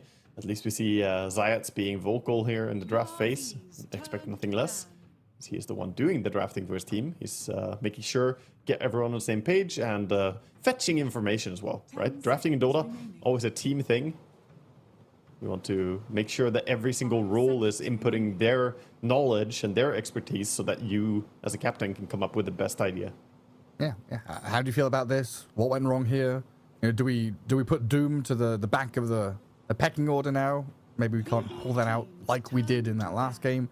Let's think about what we want to give Got the Juice as the carry. Maybe as a forethought. And then BB Team, we don't really need them or want them to change anything. They've looked pretty good the past couple of days. Again, you know, that slip up against Nigma Galaxy felt like that wasn't their fault. That was Nigma Galaxy pulling out all the stops on day one. So yeah, now fresh slate, fresh draft, and looking solid again. Yeah, the bans look as we expect, I would say. Overall here, Niche Prophet, Beastmaster, Shaker, and the Monkey being banned. I guess by banning the Monkey, you kind of allow this Naga to slip through, though. The Kataomi Naga Siren, man. They're doing it. Yeah, this Naga Siren, we've had some enormous impact from support Nagas. And what was that, 100% win rate? One win. Yeah. It was BB Team. Yeah, I mean, it looked insane. He had Refresher, he had Aeon Bisque, he had Hex, I believe, he had Octarine Core. He was doing anything he wanted that game. And a Blink Dagger. Yeah, just Blink Refresher, right, was the first items. Yeah, Blink into Refresher is not items that I would have thought, that's Naga Siren. You know, like, obviously that's Naga. But when you look at it, it worked out really, really well. And here we do see the shift. Puck first up for Na'Vi means Niku will have one of these slippery, initiating, backline hunting kind of heroes. It's much more difficult to kill. And this is a hero that you can pair with, like, you were looking for that gank squad, right? Mm-hmm. Yes. And not only that, but Puck against Naga is pretty nice because Naga Siren, you can song and try and set up on the Puck, and maybe they will go for some Disruptor Naga combination if it's not banned out, which is a way to kill the Puck. So maybe that should be on the radar for Na'Vi to perhaps ban. But other than that, Puck End Snare is so easy to dodge as Puck. And if you dodge a targeted projectile, you get a ton of HP and mana recovered by the Puckish innate. So you essentially don't even want to try to throw End Snare on him. Just regen Puck back up. Yeah, you'll just end up healing him. It feels awful. And then Venge, Pugna. A couple of signature targeted bans against Na'Vi. And does leave in... Oh, there goes the Lycan. Does leave in that, you know, Disruptor, Dawnbreaker, these kind of heroes are still out there, though. So we will see Disruptor straight up. That's why. That's why they banned the Lycan. I was thinking, yeah, you really have to be worried about the Naga Disruptor combo when you're playing Puck, but they just pick it themselves, say, it's fine, this will work. 10 seconds. And then do we want to go like Lion or something for save? Oh no, they go DK against the Puck. That's going to be one of their responses. Okay, DK and Murta. Some good silence and chain stun, some ways to deal with Puck. I think every single hero, when you see a Puck, every single hero from that moment on needs to bring something that can help kill Puck. If you want to realistically deal with Puck in a game of Dota right now, you need to have a lot of different ways to initiate or follow up on the stuns. And that's what Murta and DK do really well. Blink on Dragonite, easy stun, and Murta, long range follow-up. There's another thing about Disruptor pick, by the way, not only block picking against the Naga Disruptor combo, but also it's really good against Naga, because Naga usually wants to song and allow people to TP out, but Disruptor got that long range glimpse. Yeah. He can actually stop the TP outs very easily as long as he has vision. That's for sure. What comes next for Na'Vi, though? I feel like Riddies is that kind of player that just plays ranged hard supports all the time. So I don't know. I struggle seeing these Tusks and Tinies and, I don't know, Spirit Breaker. I still kind of want to see them have another one of these heroes that goes in, be a tanky face and body. You could go Bane, I guess, if you want something that still goes in. You can kind of abuse the Naga illusions as well for healing with the Shard on Bane. And then you have Enfeeble and Fiend Script, which is both going to be amazing things to have against DK. And when you look at ranged heroes, Bane is one of the better ones at going in because he's deceptively tanky and can heal a lot with the Shard. So he can be pretty aggressive, leading the way when you gank. Ooh. Maybe a Warlock. Bring back the Mars, give me a Warlock. Those 4 heroes I'd be down with. Puck Disruptor, Mars. But I really want these Fatal Bonds into that DK. Spread the damage. It could give them a really nice safe lane as well. Good babysit with the Warlock. Timbersaw comes in first, seeing the Dragon Knight. Always nice to go for Timbersaw. You get big damage and deals with the Naga pretty well. Last thing you want is to have a lane that doesn't do anything to Naga on your side lanes. That's a really bad story. Oh, they do go for the Spirit Breaker. Okay. There we go. That's as melee as it gets. It just charges right in there. Yes, we have 2 heroes that just go in and do shit. I like this. Big change from Na'Vi in a very positive way. I am much more in line with the way they're drafting this game than the previous one. I think they have so much better odds of taking fights in a good way. And not to say that BB Team don't have any solutions. There's Silence, which is still good against Timber, but he will be doing a lot of damage, even if you Murta ulti, even if Dragon Knight is tanky, even if Naga has high armor. It's a great Timber game. And it's one of those things that, like, when you're in the middle of the draft, it can be hard to identify sometimes. You have this little thing that you're lacking or this idea that you need. So it's good to see Zayat's there, you know, post game 1, heading into game 2, has absolutely identified. He's got a balloon. He's just got a red balloon to this battle. There we go. Yeah, he was blowing that up in game 1 as well. I don't know if this is a breathing technique or what's going on. Maybe I guess Riddies is doing it too. Huh? Maybe they've got helium in it and they're being clowns, you know, lift up the morale, and suddenly you're speaking like this. You're pushed up. I don't know. Maybe it's a calming thing, you know. Every player has their own thing they do during the draft. It's funny to see all the little behaviors that we have. I know I got so conscious of myself doing different stuff when I played in competitive games as well. I always thought during the draft is the most nervous that you are because you're not playing yet.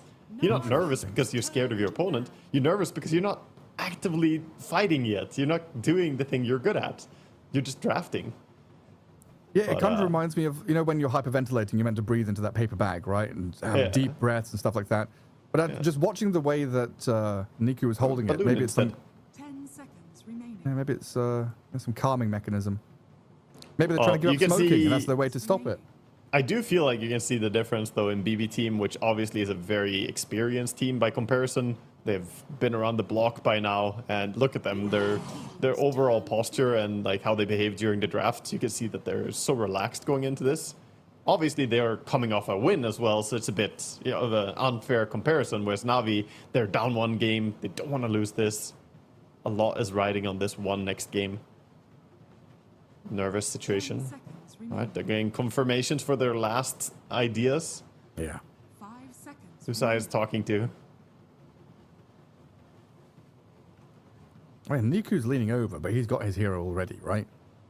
Yeah, I mean, it should be got the juice. Yeah, got the juice is chatting with Zayat about what hero he should be playing here. Yeah, chiming in.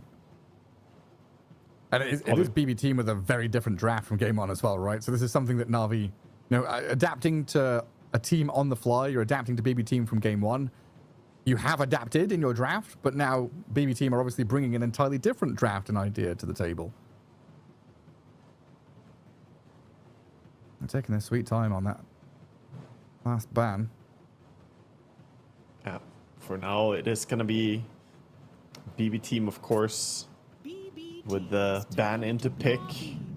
Ban the troll, pick the Ursa. Ursa against Timber. Now they have their Timber solution. Not a bad hero against Spiritbreaker either. A little bit scary. Ursa into double silence, I will say. Puck and Disruptor. But he reacts really well to getting ganked by Spiritbreaker. You can press your ulti if you need to. Yeah, makes sense. Late game, or I guess even just mid game, right? Having Basher, Abyssal Blade against Puck, super helpful. Oh yeah. Getting your BKB, Aghanim Scepter, stuff like that makes you pretty unkillable. We will see Got the Juice bring out his Sven. That's one of his classics. Fast farming, tempo hitting carry. Yeah. Got the Juice Sven. He's got a crazy, crazy looking sword on that Sven as well. Shiny. A plasma sword. Looks like a lightsaber. Well, there we go. From calm to smiles and happy laughs from BB team. Seems like they're pretty happy with the draft they got out of this in the end. Both teams have very competent drafts. I don't think that one got a massive edge over the other. I think it's individual players having matchups that they're happy or unhappy about here. Like PMA might have a tough lane, but later on he's gonna match up really well against everything in this game. So gonna be curious to see how it plays out. It looks very, very hype though, because these are all fighting heroes. Literally all 10 heroes picked here are screaming action. We don't have some passive alchemist saying, oh guys, I need this much time, or someone wanting to farm or wait for an item. These heroes are just gonna go. The most farming we'll see is the first bit of accelerating items on Ursa and Sven, but even they will activate pretty early. Yeah, I don't know. The guy who wants to argue inside of me wants to say Naga Siren is not a fighting hero. She puts a stop to the fighting. She sings, but then you turn around and you fight off the back of it very often, don't you? Yeah, no, she's in the enemy's face all the time as well. Yeah. Very invasive. So Yeah, I think she'll bring a lot of action, but she'll also want to be the one to control when it stops, right? Because she knows that the opponents also want to fight, and being able to have that reset button, try and reposition, maybe take the fight, or maybe just fight another day, or more like in 40 seconds or something. Go back, get resources, come back out to fight again. Very useful tool to have. We'll see which team is able to get an edge in the start here, though, as the game is looking so aggressive with the picks. Can't wait to get in and see who's going to win the laning stage for this one.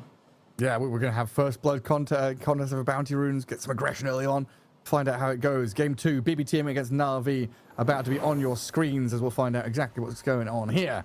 And I'm honestly kind of excited to see Naga Siren make it to the playoffs and the actual TI main stage, so we can have the crowd boo and and hiss and get pissed off at Naga Siren being picked. That's why I remember back the crowd fall to sleep, during the song.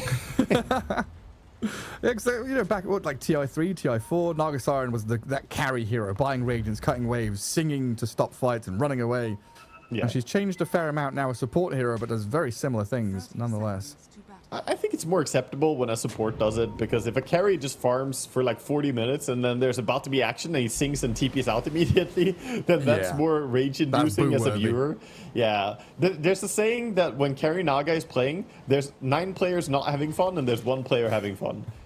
Because everyone else is also, even the teammates of Naga is like, are you ever going to join us? Nope. I'm going to win the game alone or not at all. The battle begins. But this is support Naga. Different story. 2 for 2. Who was that? Zayats went up top and snuck one of the bounty runes. BB team probably felt like they had 3 there. But Spirit Break, you're able to go and grab it. So they do swap things around a little bit. Like I was saying, Riddy's very much a range support kind of guy. So he's on the Disruptor. Zayat's on the Spirit Breaker. The guy who you want. Leading the charge, commanding his team and going in. It's a nice adaptation there from Na'Vi. And then that'll give us the Disruptor Sven lane against the Muerta and Mars. So challenging potentially here for Na'Vi early days with the amount of harassment coming out of Miero already. Look at that. Bit of damage being traded. This lane is gonna be a lot of harassment non-stop. That's what we've seen these Mars combinations, or Save and Miero in particular. They like to do this poke, double nuking. Got the juice. Gonna have to get the tangos as well. Okay, he's gonna need so much regen here. And then I guess Riddy's positioning, got to be careful with that against Save with a dead shot. Yep. And then top lane a bit more passive, I want to say. Maybe a bit more boring up there. Well, I mean, they are brawling non-stop right now, though. Katomi is just running at the Timbersaw, trying to slice him in pieces. But it should be a little bit more farm-focused. But 4 melee heroes makes for a pretty funny lane. Yeah, that's true. I was just thinking about that lane and like, okay, they don't really have any stuns or slows or spells. You know, Timbersaw's the only one that's going to be casting anything. But if they are just hitting each other with right-clicks non-stop, that's fun too. It's Caveman Dota up here. They're all just brawling. And level 2 Power Spike is going to be massive. Next creep is going to be level 2 here for PMA. So getting that, he can now start thinking about double nuking. So Messiah's immediately harassing Pure. Yeah, good pressure onto the Ursa there. And then mid lane, what is this situation now? Is DK counter to Puck? It's bad. Puck does not like laning into a DK. It's a horrible matchup, and so far GPK is giving it to him. He's saying, listen here, there, you young pup. I'm going to show you a thing or two about hard counters. You first pick Puck, you get DK'd. 13 and 6 versus 6 and 0 last hits. Yeah, I mean, the tripling up if you include the denies. Look at that, Pure is dead up at top. Wow. The bear gets sliced. Got a little bit far down there, far away from the lane, and yeah, the damage coming out from Timbersaw early on. And don't underestimate Spear Breaker. The bash and the charge hurts quite a bit.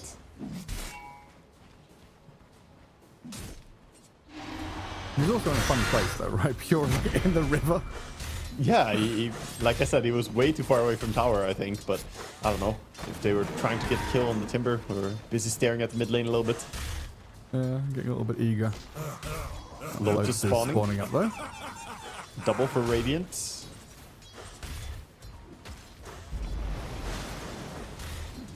And PMA on this Timbersaw. This could have been a volatile lane for him against the Ursa and the Naga, but so far they were the ones putting the pressure onto Pure. Diving tower, big whirling death, but the TP coming in now from Save with the calling down. Going to focus onto Zayat and look to get the kill on him and force PMA out of lane at the same time. Yeah, he fights back a little bit with the whirling death, but good punish coming in. He missed his Timber Chain, sadly, when they dove on the tower. It didn't clip the Ursa. I don't think it would have mattered. They probably wouldn't have been able to get the kill anyway. But nice TP. This is what Save has been showing so far as well. He's very happy to react and go to other lanes early. And Puck is now cutting waves and dragging them.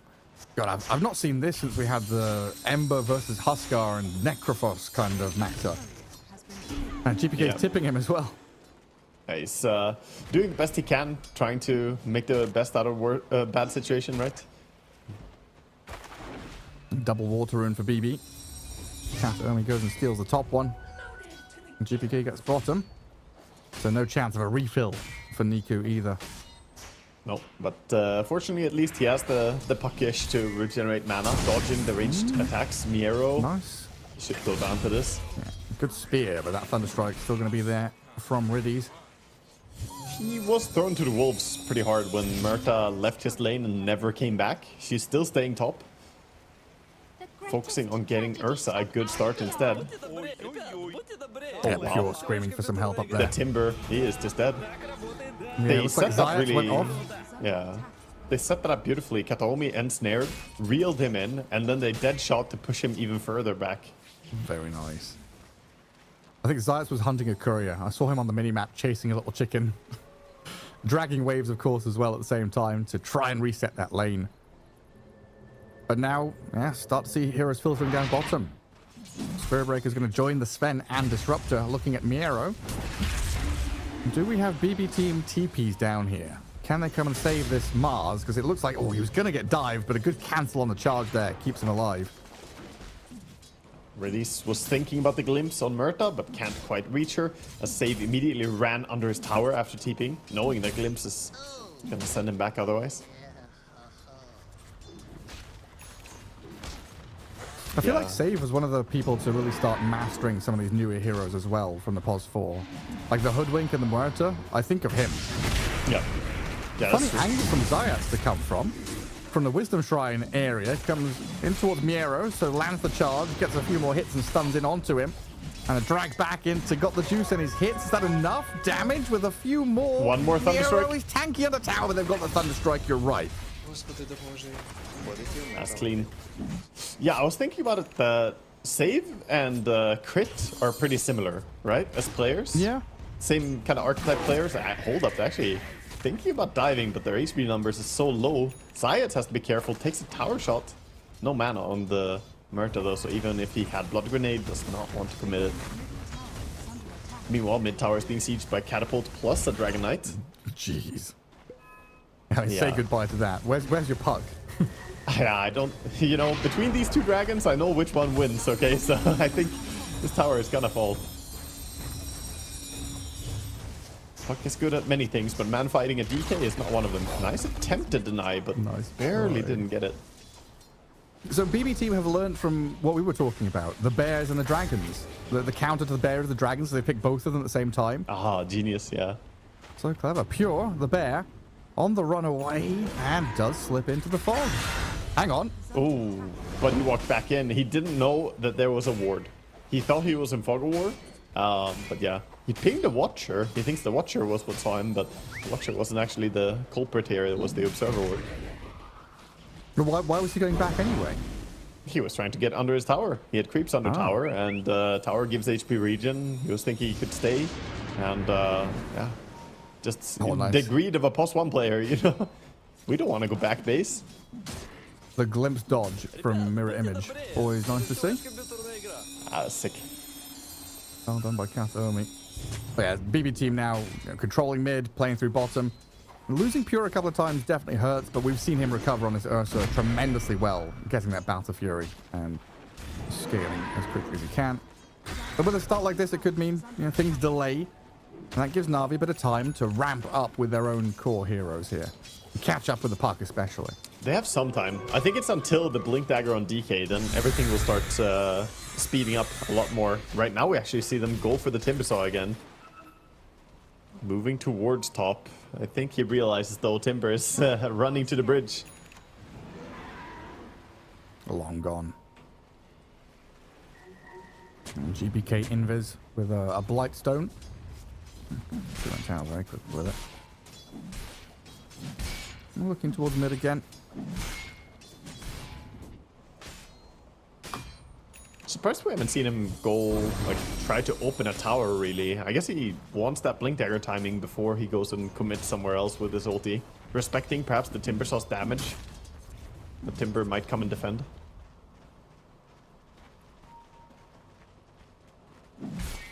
I'm starting to think a bit of a lull. Yeah, I'm starting to think about, like, the mid-game team fights and how they're going to happen. And I guess, like, ideally for Na'Vi, they charge on someone. They've got God Strength, they blink in, they Static Storm, they kill a couple, they zone out another. I don't know, after watching Kataomi in that game with Naga Siren, I really worry about how they can continue a team fight after they have already entered it, right? Yeah, the resets. Like if you already pop God Strength and Static Storm and Dream Coil, Song hits, and that wastes your time, wastes your spells. What's the... Do they have enough, like, second round? Do they have that next wave of aggression in the team fight? I think the big thing they have is that they have Puck and Spiritbreaker. So they can go in very aggressively and look for the right target. If they see the Naga, they can go on her, right? In the previous game that we saw, the Naga was just like a non-target. We couldn't kill her, they didn't have the right tools. But this game, there's a lot of magic damage, and they have good mobility. So I think it's a little bit of a different story where they might be able to burst her early in the fight. Okay. And then a lot of the value of saving your cores is gone. Zayat, are these Naga illusions worth it? He's charging them, he's bashing them, trying to kill them off, and then dies to GPK and Kataomi coming in from the side. And this now connects in with the Ursa to take down the tier 1. Listen, sometimes the enemy runs at you with a haste turn, and that's unfortunate. You can't do much about it. Of course it's a haste turn. That does mean top tower is gonna fall. Timber is not really ready to defend this either. Coil? Coil? The calling gets placed, still has pierced the veil as well. Yeah, Niku not able to finish the job. There's a charge coming, but Murta can react with Deadshot as well. So he should be completely fine. Oh, look at that. Giving himself all the vision as well. Now a net. Reel in. Dragonite's coming, and I think he got Blink. Well, he got Blink is being delivered. It's on the courier. Yeah. So he can't jump onto Zayat. They might be able to still catch up to him here with Zayat dropping low to this Naga and the Breathe Fire. Yeah, the Deadshot and Deluge is pretty annoying combo. It slows a lot, those two abilities together. And now DK has the Blink. The good news for Navi is that their Sven is farming pretty well. Like, he's getting fairly big. Timber isn't really shut down by any means as well. So they're getting their own item progression. The problem is he doesn't activate as early as this Dragonite does. DK is already joining stuff. He's coming for him. The smoke, the blink. There it is. Jump on the Sven, catch him out completely. Net and reel back in towards Save, who has the follow through as well. Now Navi, they've arrived, trying to turn this around on his head. PMA has jumped in quite deep, but now he's been arena speared. GPK gets back up to high ground. Static Storm, though, could zone them out. PMA has stayed alive through this, while Zayat with Riddy slept up and songed while... Oh, the puck. Do we go back in on this? Niku is exposed. They see Disruptor as an easier target, though. Blow up Riddies and then chase onto the extra support of Zayat's in the back. A blink and a stun will be the catch. And Spirit Breaker looking a little worse for wear, trying to charge away from here. While Puck pokes and prods, but there's no stuns on the Zayat. He charges and makes his way out of there. Okay, so at least he gets out. They tried to get some return kills. Sadly, didn't work out for them. They lost their Disruptor, but they didn't lose more. Mars, the Timbersaw got away after the Mars ulti there. So stays alive, lives to fight another day. The big loss was the Sven at the very beginning, right? Yeah. But before the fight actually started even. Yeah, I think that was inevitable. They don't really have a saving support, so the moment he gets jumped, it's just, okay, he died. And then what can we get off the back of it? Well, they tried. Not working out for them in that scenario, though. Ursa just now completed Battle Fury, 13 minutes. This is very good timing for Pure. Well, yeah, what was it in that game? He was like super far behind, like minute 16 or something? Yeah, later even, yeah. Yeah, 18? like, yeah, it was 16:30 or something, or... No, there was one game, the one game was super big delay, but yeah, I'm not sure. Yeah, I think it was more like 17, 18 even, because I remember saying 12... Oh yeah, 17 flats. Yeah, I think I said 16 and then I checked it and it was 17, right? Now I remember. So yeah, 3 minutes advance on that. Yeah, and he's gonna try and get his Blink Dagger as soon as possible to follow up this. They don't really have too many stacks prepped for him though. Sven still has been this kind of silent farmer. You know, yes, dying bottom hurts, but he's still up there with 7k net worth. And we all know Sven can be a very explosive hero. As Spirit Breaker gets clapped down by Miero. Bit of resources at least. The arena committed for that. Feels like they messed up a little bit pushing him away with the spear, almost saving the Spirit Breaker, but ulti secures the kill. Yeah, Sven very much about this kind of triple item timing, maybe even quadruple item timing. It's the Mask Commanders, Echo Saber, Blink, BKB. Yes. Yeah, all those items combined, and then he starts deleting people, and there's not much you can do about it. But for now, he mainly wants to farm. It would be nice, though. You remember how we saw... Who was it? Who was playing Sven and just rinse and repeat, joining with an ulti, killing something, then running away again? Yeah, it was Skeeter, right? Yeah. I think we need to see some of that. That's what he's trying to do now. Try. Go in onto the Naga Siren. Static Storm stops any kind of song play. So Naga dead and a Coil on Mars is a nice bonus kill here as PMA will join in to slice into Miero and get the kill. Well, that's what Na'Vi needed to do. Yeah. Towers nearby. They do have God Strength going. Could go straight into it if they want. Would have to hurry though before the enemy respawn. Glyph is there to delay it. God Strength running out. It's a bit awkward. Full HP tower takes too long to hit, I think. Yeah, so your just bottom gonna tier farm. 2 is being attacked by creeps. Ursa and Yeah. Dragonite playing very forward, farming jungle, and then yeah, Katomi comes top to block out any advance with illusions. He's just gonna and delay it. song. He's gonna cut the creep wave, farm a little bit up here. No one else wants to farm this area. So this is how you play a greedy support. You know, you farm where none of your cores want to go, and he's gonna get his own gold, building towards that blink dagger again.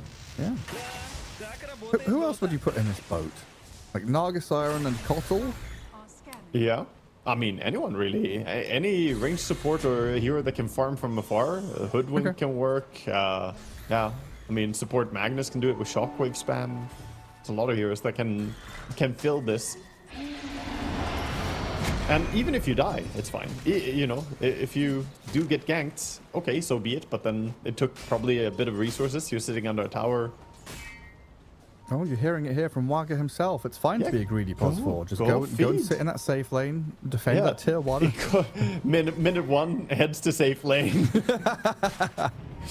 Sorry, Sven. Well, that's what Maboka did. Is pos 4 tiny ran safe lane, try lane top.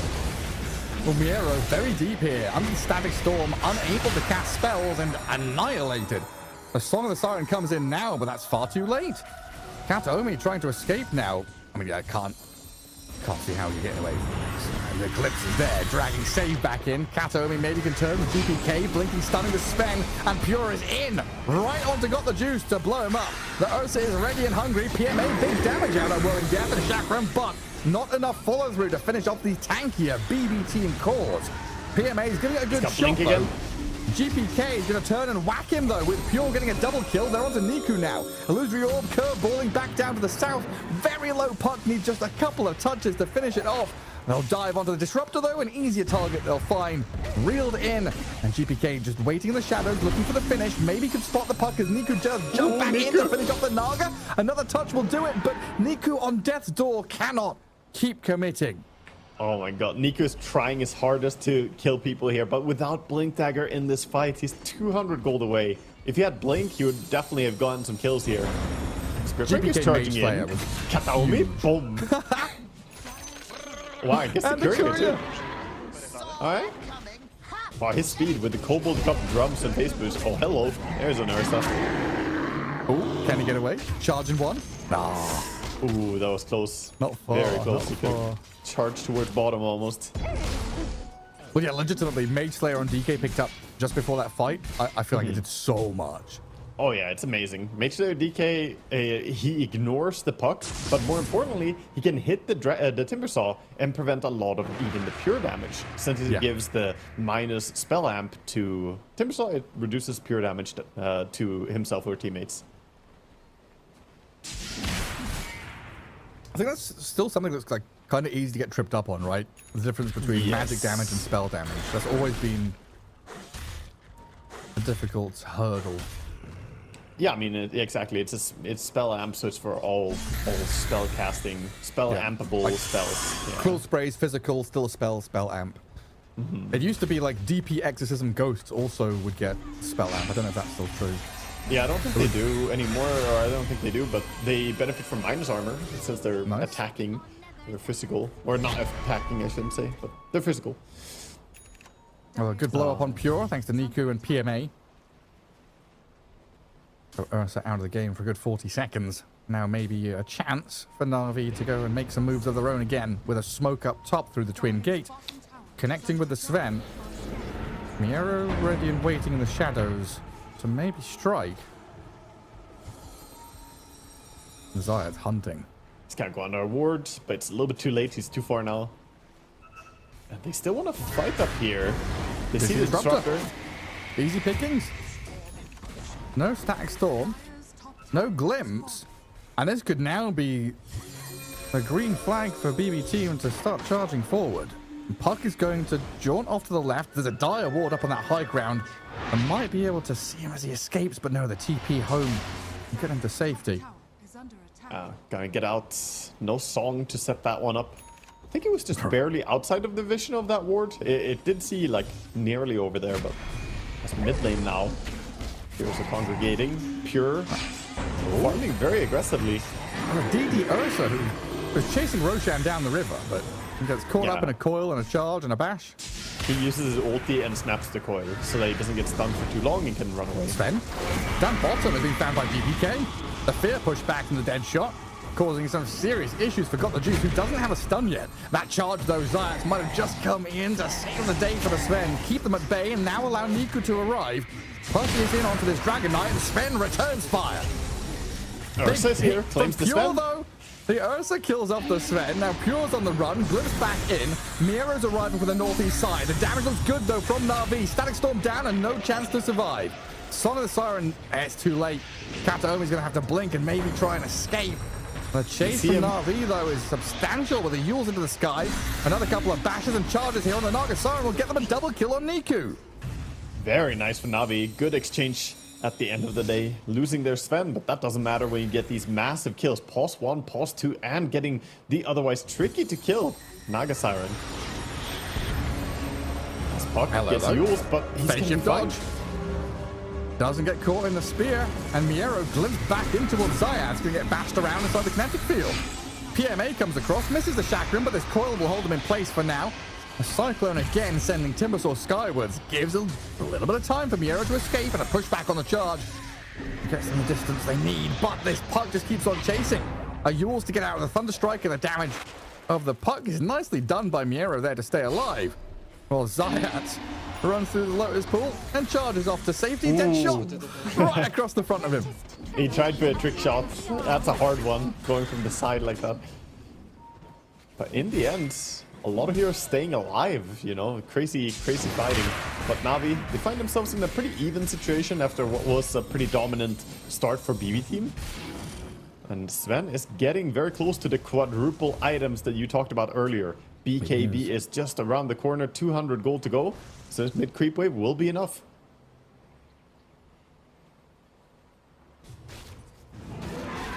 Dragon Knight players used to dream of picking up illusion runes with the Poison Dragon. GPK denies it. Doesn't do He's charged right now. anything. A stun last second though. And now a Yule from Miero sets up here on the Spirit Breaker, who did have Niku nearby, but yeah, no real charging army to come and save him. Yeah, good move there by Miero. Yule's always a good pickup when you play against Timber, against Spirit Breaker, and against Puck. A lot of utility here. Even against Glimpse back, you just Yules yourself when you're in Static Storm so you don't get silenced and killed during it. So how far is Kataomi away from that? I saw the refresher and the quick buy. Still fair distance. He's got her Selemene. The tiara. Yeah. The coil just here for the... Oh, Muerta. Pierce the Veil, offers safety to save, and now the Arena Spear. Static Storm covering the Puck, though, and a Yule Scepter up from PMA to catch the Mars in turn. A double kill for Got the Juice. BB team relinquishing control of this map the last 5 minutes. Na'Vi winning the last 2 team fights. Getting some big stuff done, and now swinging down towards the Roche area. I think they don't want to give Ursa any free Roshan. So only Sven stays to farm. Rest, get active. This Yule Scepter on the Timber. We have a strike into the batches. GPK is forced to BKB. And Pure, I wanted to go on that Puck, but has already jaunted off to the orb. Did feel like a pretty premature BKB. Like you're a Dragon Knight. You don't die that fast, but he's playing it safe.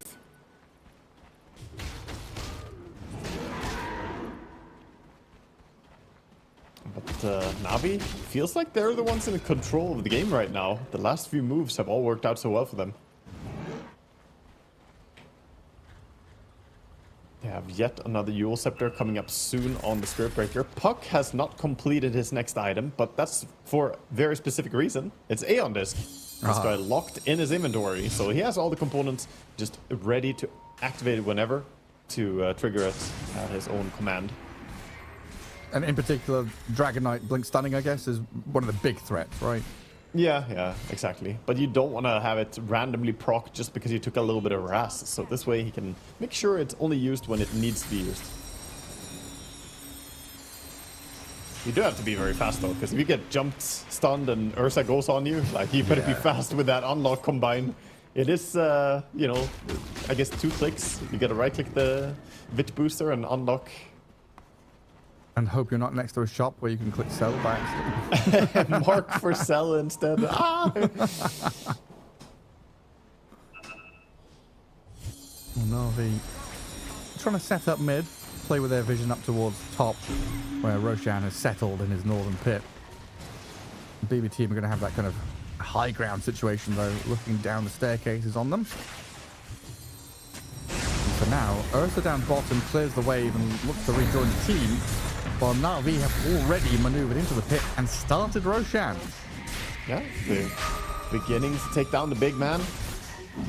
There's a Blink Mars nearby. Blink Dragon Knight is ready with BKB as well, making space in his inventory. GPK wants this Aegis. They jump in. Miro starts, got Rebuke. Dragon Knight's there with his BKB on the Sven with the stuns, the damage. Got the juice about to die with the BKBs and runs away. Miro gets the Aegis though, as GPK turns and fights PMA.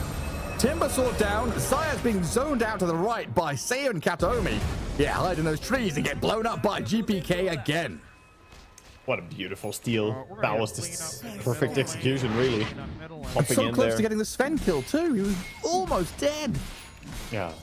That was... They caught them by surprise. I think Na'Vi got a little bit of false sense of security that, oh, we've been owning the last few fights, we can just go for Roche. But the moment you all clump up like that, you open yourself to getting comboed.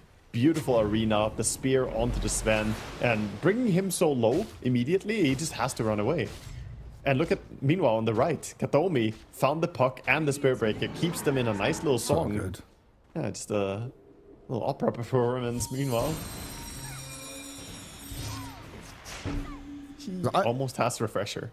It's so gross. Like, what do you mean you almost have Blink Refresher minute 27? That's why I keep doing a check-in. Like, how close are we? How close are we?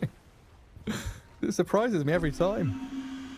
I honestly saw that fight going kind of differently. I thought they would do the Naga song setup and then go in. Yeah. But I guess it makes so much more sense when you have multiple abilities that do similar things. The overlap between Mars and Naga there gives them the option to go for this multi-tangent, multi-pronged attack, basically. Yeah.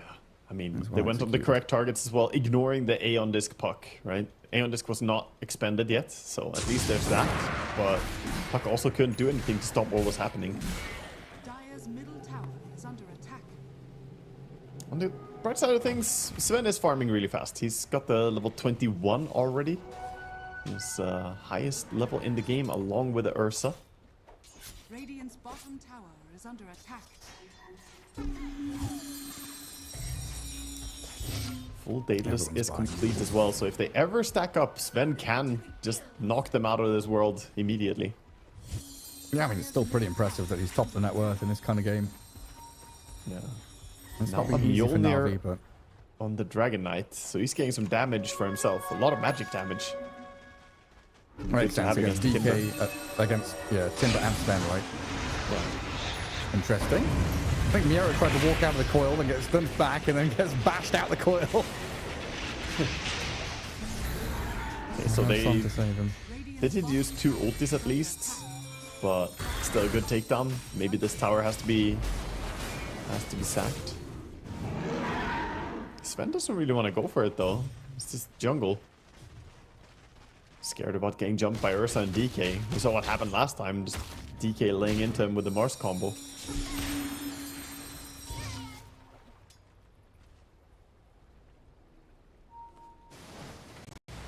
See what else do we have? So Sven is going Harpoon next. The BKB is next priority for Timbersaw, not going to the Aghanim Scepter. Makes a lot of sense because there's already Yule Scepters all over the place this game. Starting on Sven. Oh, you can see 1 stun and he's done. That's all BB team need. A bit of vision, a stun, a kill. I mean, Oh, did they get the puck as well? No way. Yules into spear play from Nero. Niku pinned up against the trees, chain stunned. Elon Disc is there with a face shift used, has a blink a second, but he can't get it off in time. Oh, he panicked a little bit because he didn't have face shift anymore. Yeah, the face shift was on cooldown. Oh. Oh, that's rough. It felt like it all happened at once. Like, he face shifted at the same time as Elon Disc and like Yules. Yeah, the Yules was to dispel the Aeon Disc, right? So, but yeah, that's really painful, man. Then he lands in the silence. Just too many things. They have so many tools to kill him. Yeah. Far They too just many come now. prepared. They're on high ground, killing top waves so they can press in multiple lanes. Tier 3 mid, there's a catapult dealing with that. And 30 seconds. It's a tremendous amount of time here with no Sven or Puck. Yeah, Ursa and Dragonite will easily take the melee racks during this time. They don't really have good poke to send them away either. You can maybe Timbersaw stand there and nuke, but then you get jumped. Timber will just die to the Abyssal Blade.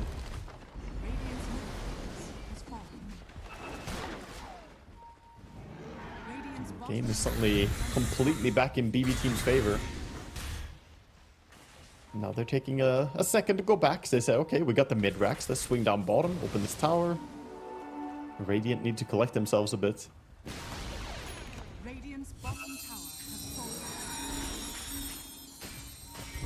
has So fallen. 1100 gold for the Aghanim's Disruptor. I think this game has already come to the point where we need Aghanim's Disruptor to surprise people, to prevent that BKB usage. But even then, how do you deal with Naga? Double song, man. Yeah. He's that safety. He's the fail-safe, you know, making sure that people cannot die, and he's going for an Aeon Disc as well. They've caught Timber. Another Yules into Spear. Niku's jumped in here. Aeon Disc going to protect him against the DK and his stun. Timbersaw has to BKB defensively himself. While who's this? An Arena. Trapping got the juice and Zayats. The Sven's going to try and turn and fight. The Song of the Siren he's there. alone. And the BKB, it's actually working against him. He is all alone. Now the Song will land and connect him. Brilliant stare there. They got the juice. Sven turns and they kill Pure. The damage burst was rather surprising as they come out hot, but they've lost so much in the trade. PMA is about to die. Mars will chase him down with GPK there to finish the job. Now Riddy's being hunted by Kataomi's Naga Siren. They've caught a glimpse of him up on top of the high ground. And snared and stunned and finished off in a 4-for-1, which quite easily could have been a 5-0. Yeah, if he clicked Magic Stick, then he would have lived. You know, it's that close. He had 17 Magic Stick charges. He could have lived against the Sven. But I don't think he expected to take that much damage. Surprising Daedalus damage coming out. And now another minute with no Sven. You know, Puck can pull out all the stops here, cut waves, dance around a little bit, but yeah, Niku, if you step out of the base, it is still a risky prospect that you get caught and killed. Yes, you can dance around the Naga Siren when she's on her own, but if they bring in another hero, you're dying there. Yeah, Glyph already used as well. 30 seconds still remaining on Sven, so bottom lane, it is falling to the Dragonite. No Ursa there this time, but it does not really matter when you have a mid hero who hits as hard as Dragonite does. Or at least as fast. That Mjolnir attack speed with Mage Slayer, it's kind of slapping. He's doing a lot, yeah. Barracks down. There's still a tier 2 top, but that's being dealt with by creeps. I do keep one building alive in that bottom lane at least. But yeah, we're getting to last chance saloon for Na'Vi here. One or two more shots at it. I said that it was going to be Disruptor, you know, that's the one we needed. He was at 900 gold at that point. Now he's at 500 gold. He lost money since last we checked in because he died. So things are looking grim. He had to buy back as well. Oh.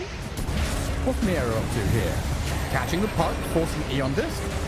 Static Storm's a little bit irritating for the DK, but GPK holding his BKB until the bitter end as they slay Zayat. Force the buyback. PMA gone to the Ursa, but now got the juices in on the Ursa. Sven's got to turn and run away though with that Song of the Siren going. His team are napping. They take a long rest as BB team send them back to Fountain. Now, having spent all your spells, no BKB, no God Strength, no Coil, no Static Storm, no Disruptor or Timbersaw, you're in a 3v5 when your 3 feels barely like 1. Yeah, I don't know if the 3 of them could do too much to Dragonite alone. With the Satanic in hand, he is just not dying, especially with Sven ulti on cooldown. GPK looking like a man possessed in this series. Just absolutely slamming the game in game 1 and now back with this 10-1 and 13. Mr. Moon's gonna almost put him to level 25. Naga and Nature's Prophet just need to be permanently banned. Like, just get them out of my games. Disabled. Ceremonial reasons. Yeah. It's like, it's TI. We want it to be exciting. So we've banned the boring heroes. Could you imagine League awesome? doing that? No. No, but I want what League did do, actually. I'm going to say, I want to see tournaments where we have, if a hero gets played in a series, then you can't play it again in the same series. So that you have to have fresh draft for draft 2. Is that real? Yeah, they do that. Like a Worlds, like their TI. Yeah, it's a change. So they have to have new heroes in the next game of the series. So the hero pool shrinks and shrinks. I mean, I think this is a bit of a patchwork solution to League's shitty balancing, okay? I'll say that first. Wait. But, you know, it's still really cool. Wait, just to be... I don't know, maybe I misunderstood. So in a best of 5, you hit game 5, and you can no longer play like any 70% of the previous. heroes. Yeah. That's wild. Yeah, it's really cool. I mean, they have a lot of heroes, though. That's like Virtus Pro and BTS 10 or whatever it was. Holy... Sven is in? They've killed the Sven just came in and clapped it. Now turning onto GPK. The DK may be in trouble, but they've got the Song of the Siren. That's the reset button. They can turn on the Sven if they want to inside the arena. Song will get cancelled out and the stuns come in. Got the Juice now all locked up. They've used the puck as well. And even without their Ursa, BB team just annihilate them. Na'Vi will get a bonus kill in the Miero Mars. And hang on a second, can Timber and Puck do this? No, not against the GPK Dragon Knight. They've turned on Niku and taken him down. Yeah, it's just all falling. There was a moment of hope there with the Didier and Sven just absolutely cleaving people, but he's gonna die in the end, and this is just gonna be a free Roche for the DK now. Who has full Aghanim's Consume coming in. He's gonna go Black Dragon.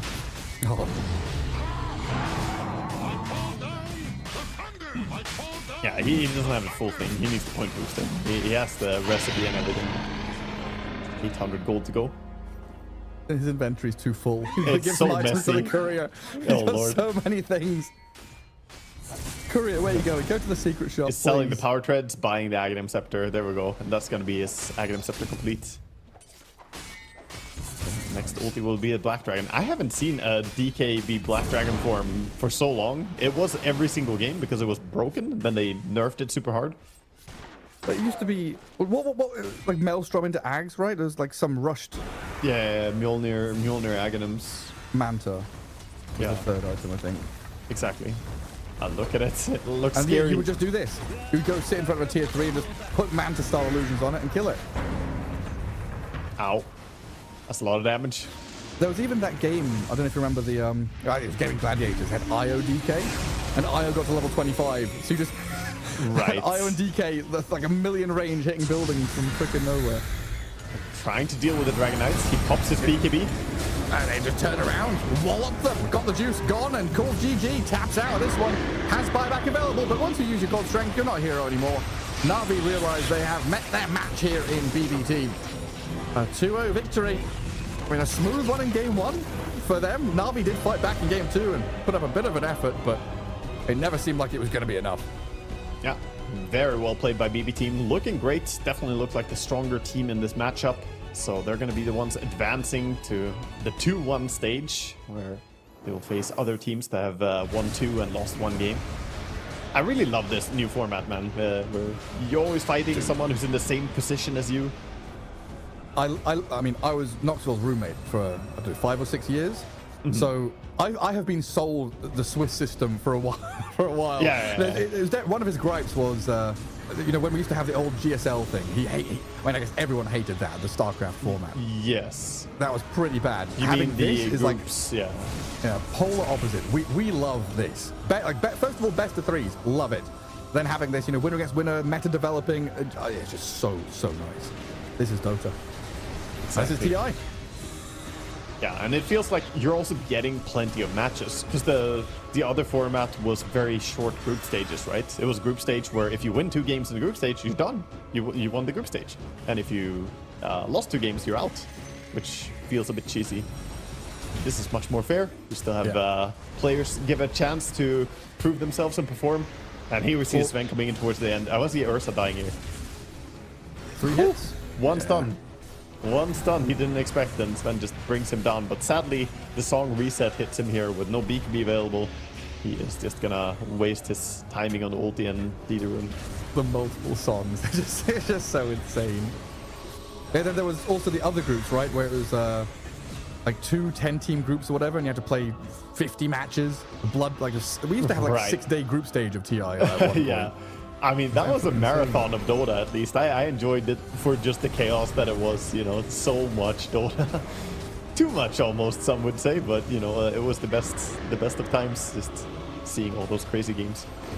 Yeah, this is much, I just want to say cleaner, right? You just get a much better vision of how the playoffs are going to work out. The value for every match is the thing. Yes. Because if you have a massive group stage where everyone plays everyone, is 10 teams per group, then it feels a little bit weird. Like, you don't really know how impactful every game is, but every game here, you feel it. And BB Team, they're going to be the ones to advance here. That's immediately impactful. We can see it. It's visually represented. You know, we can tell where they're going to go now and what implications this means for Navi as well, who are now in the 1 win, 2 losses situation.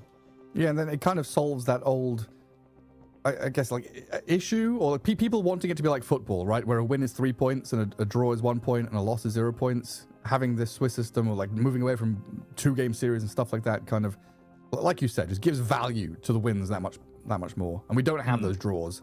We don't like draws. We want victories and losses. Yeah, for sure. And victories is what BB Team collected here. This Kataomi Naga Siren, I don't think you let it through anymore. I mean, it's kind of funny to me that he's the only one who played Naga Siren before, but, you know, I don't think he should be allowed to do it because he knows what he's doing on this hero. Dear God. Change his picture there to like swap the Naga and him, and this is like standout player as the Naga Siren, getting to play it twice and getting 2 big wins with it. That looks so toxic, that item build. I don't even know how to solve it. And I don't know if pro players do either. Aeon Disc Refresher, Blink, Yules, Naga.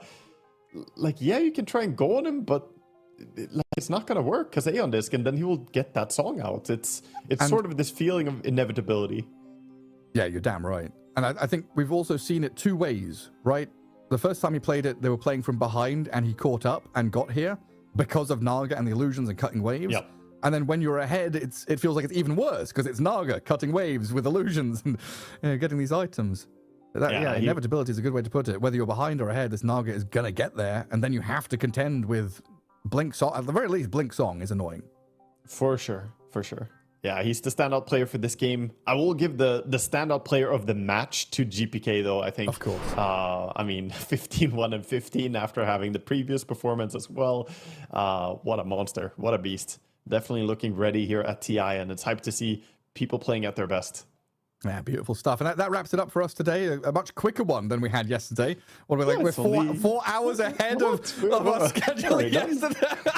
We're like 6:30 p.m. done yesterday with hour-long games and series. But now, hopefully Bcop and Zach are awake and ready to take the reins and passing the mics onto them. I'm not sure what game they've got coming up next, so make sure you stick around, tune in for some more Dota. Waga and I will see you tomorrow.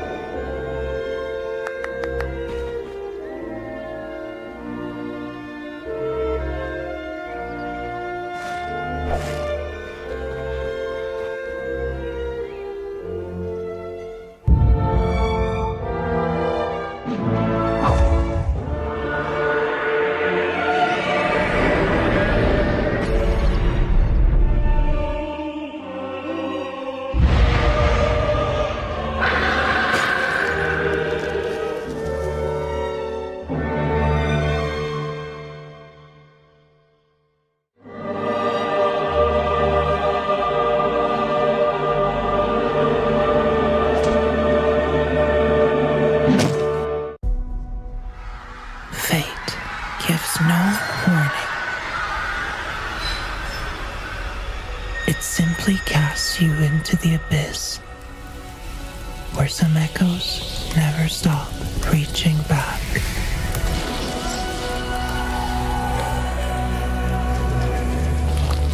Every leap, every crack in the stone were invisible hands shaping the hunter within. Discipline sharpens instinct until the arrow obeys thought alone. There was peace in the fall, a silence only the wind could understand. But even in that quiet, allies found me.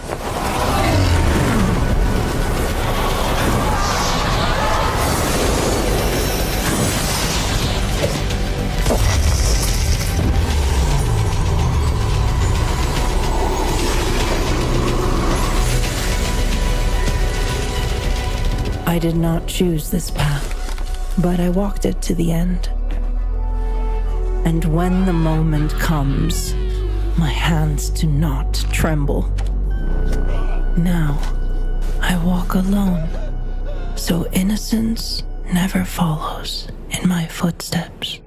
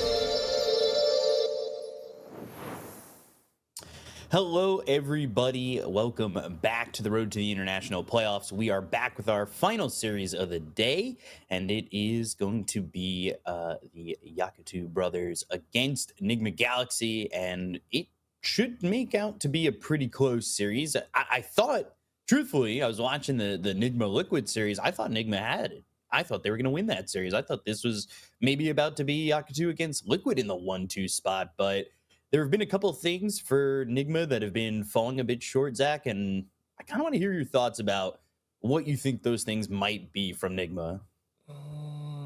Well, I don't want to read too much into the last game they played that got them here, the third game versus Liquid, because that did feel. I think even the casters were talking about it. Sons Fan Cinder. Right. It just seemed like their worst game of this tournament so far, and that happens, right? Before anyone watching is like too harsh on them. Just think of your own time playing Dota. There are some days it just does not connect. Sometimes you're on a win streak, and then suddenly the next game is just terrible. And this is a really bad time for that to happen. But I think if you are Nigma, you got to say that is what happened. We need a reset, because that was about an hour ago, a little less than that, and now you are into another series here. This one is not technically at risk of knocking you out, but of course you prefer to win to have a better placement going into hopefully the elimination stage that you make it to. So you need to do that mental reset. And I don't even know what you strictly point to. I don't think their drafts were strictly an issue. It just seemed like they weren't executing well, and whatever that reason was, a misread on the game, just, I don't know, being tired, something. I hope they just took the break and did a complete reset to the way they were playing earlier in the day. Yeah, they definitely need to kind of refine themselves, because I don't really believe that their record kind of shows the team they are. They've played some really solid games. Their series against BB Team was really good. PVISION, I feel like, was maybe their hardest opponent that they might even face in this Swiss stage. And, we can see them getting introduced. But now you're up against Yakutou Brothers, who, in my opinion, have lost to better opponents both times, and kind of struggled a little bit with Nemesis, who are 0-3, who are trying to survive here. Against Boom Esports currently. I would say Nigma are probably favorited, but they need to really work out what went wrong in that last series.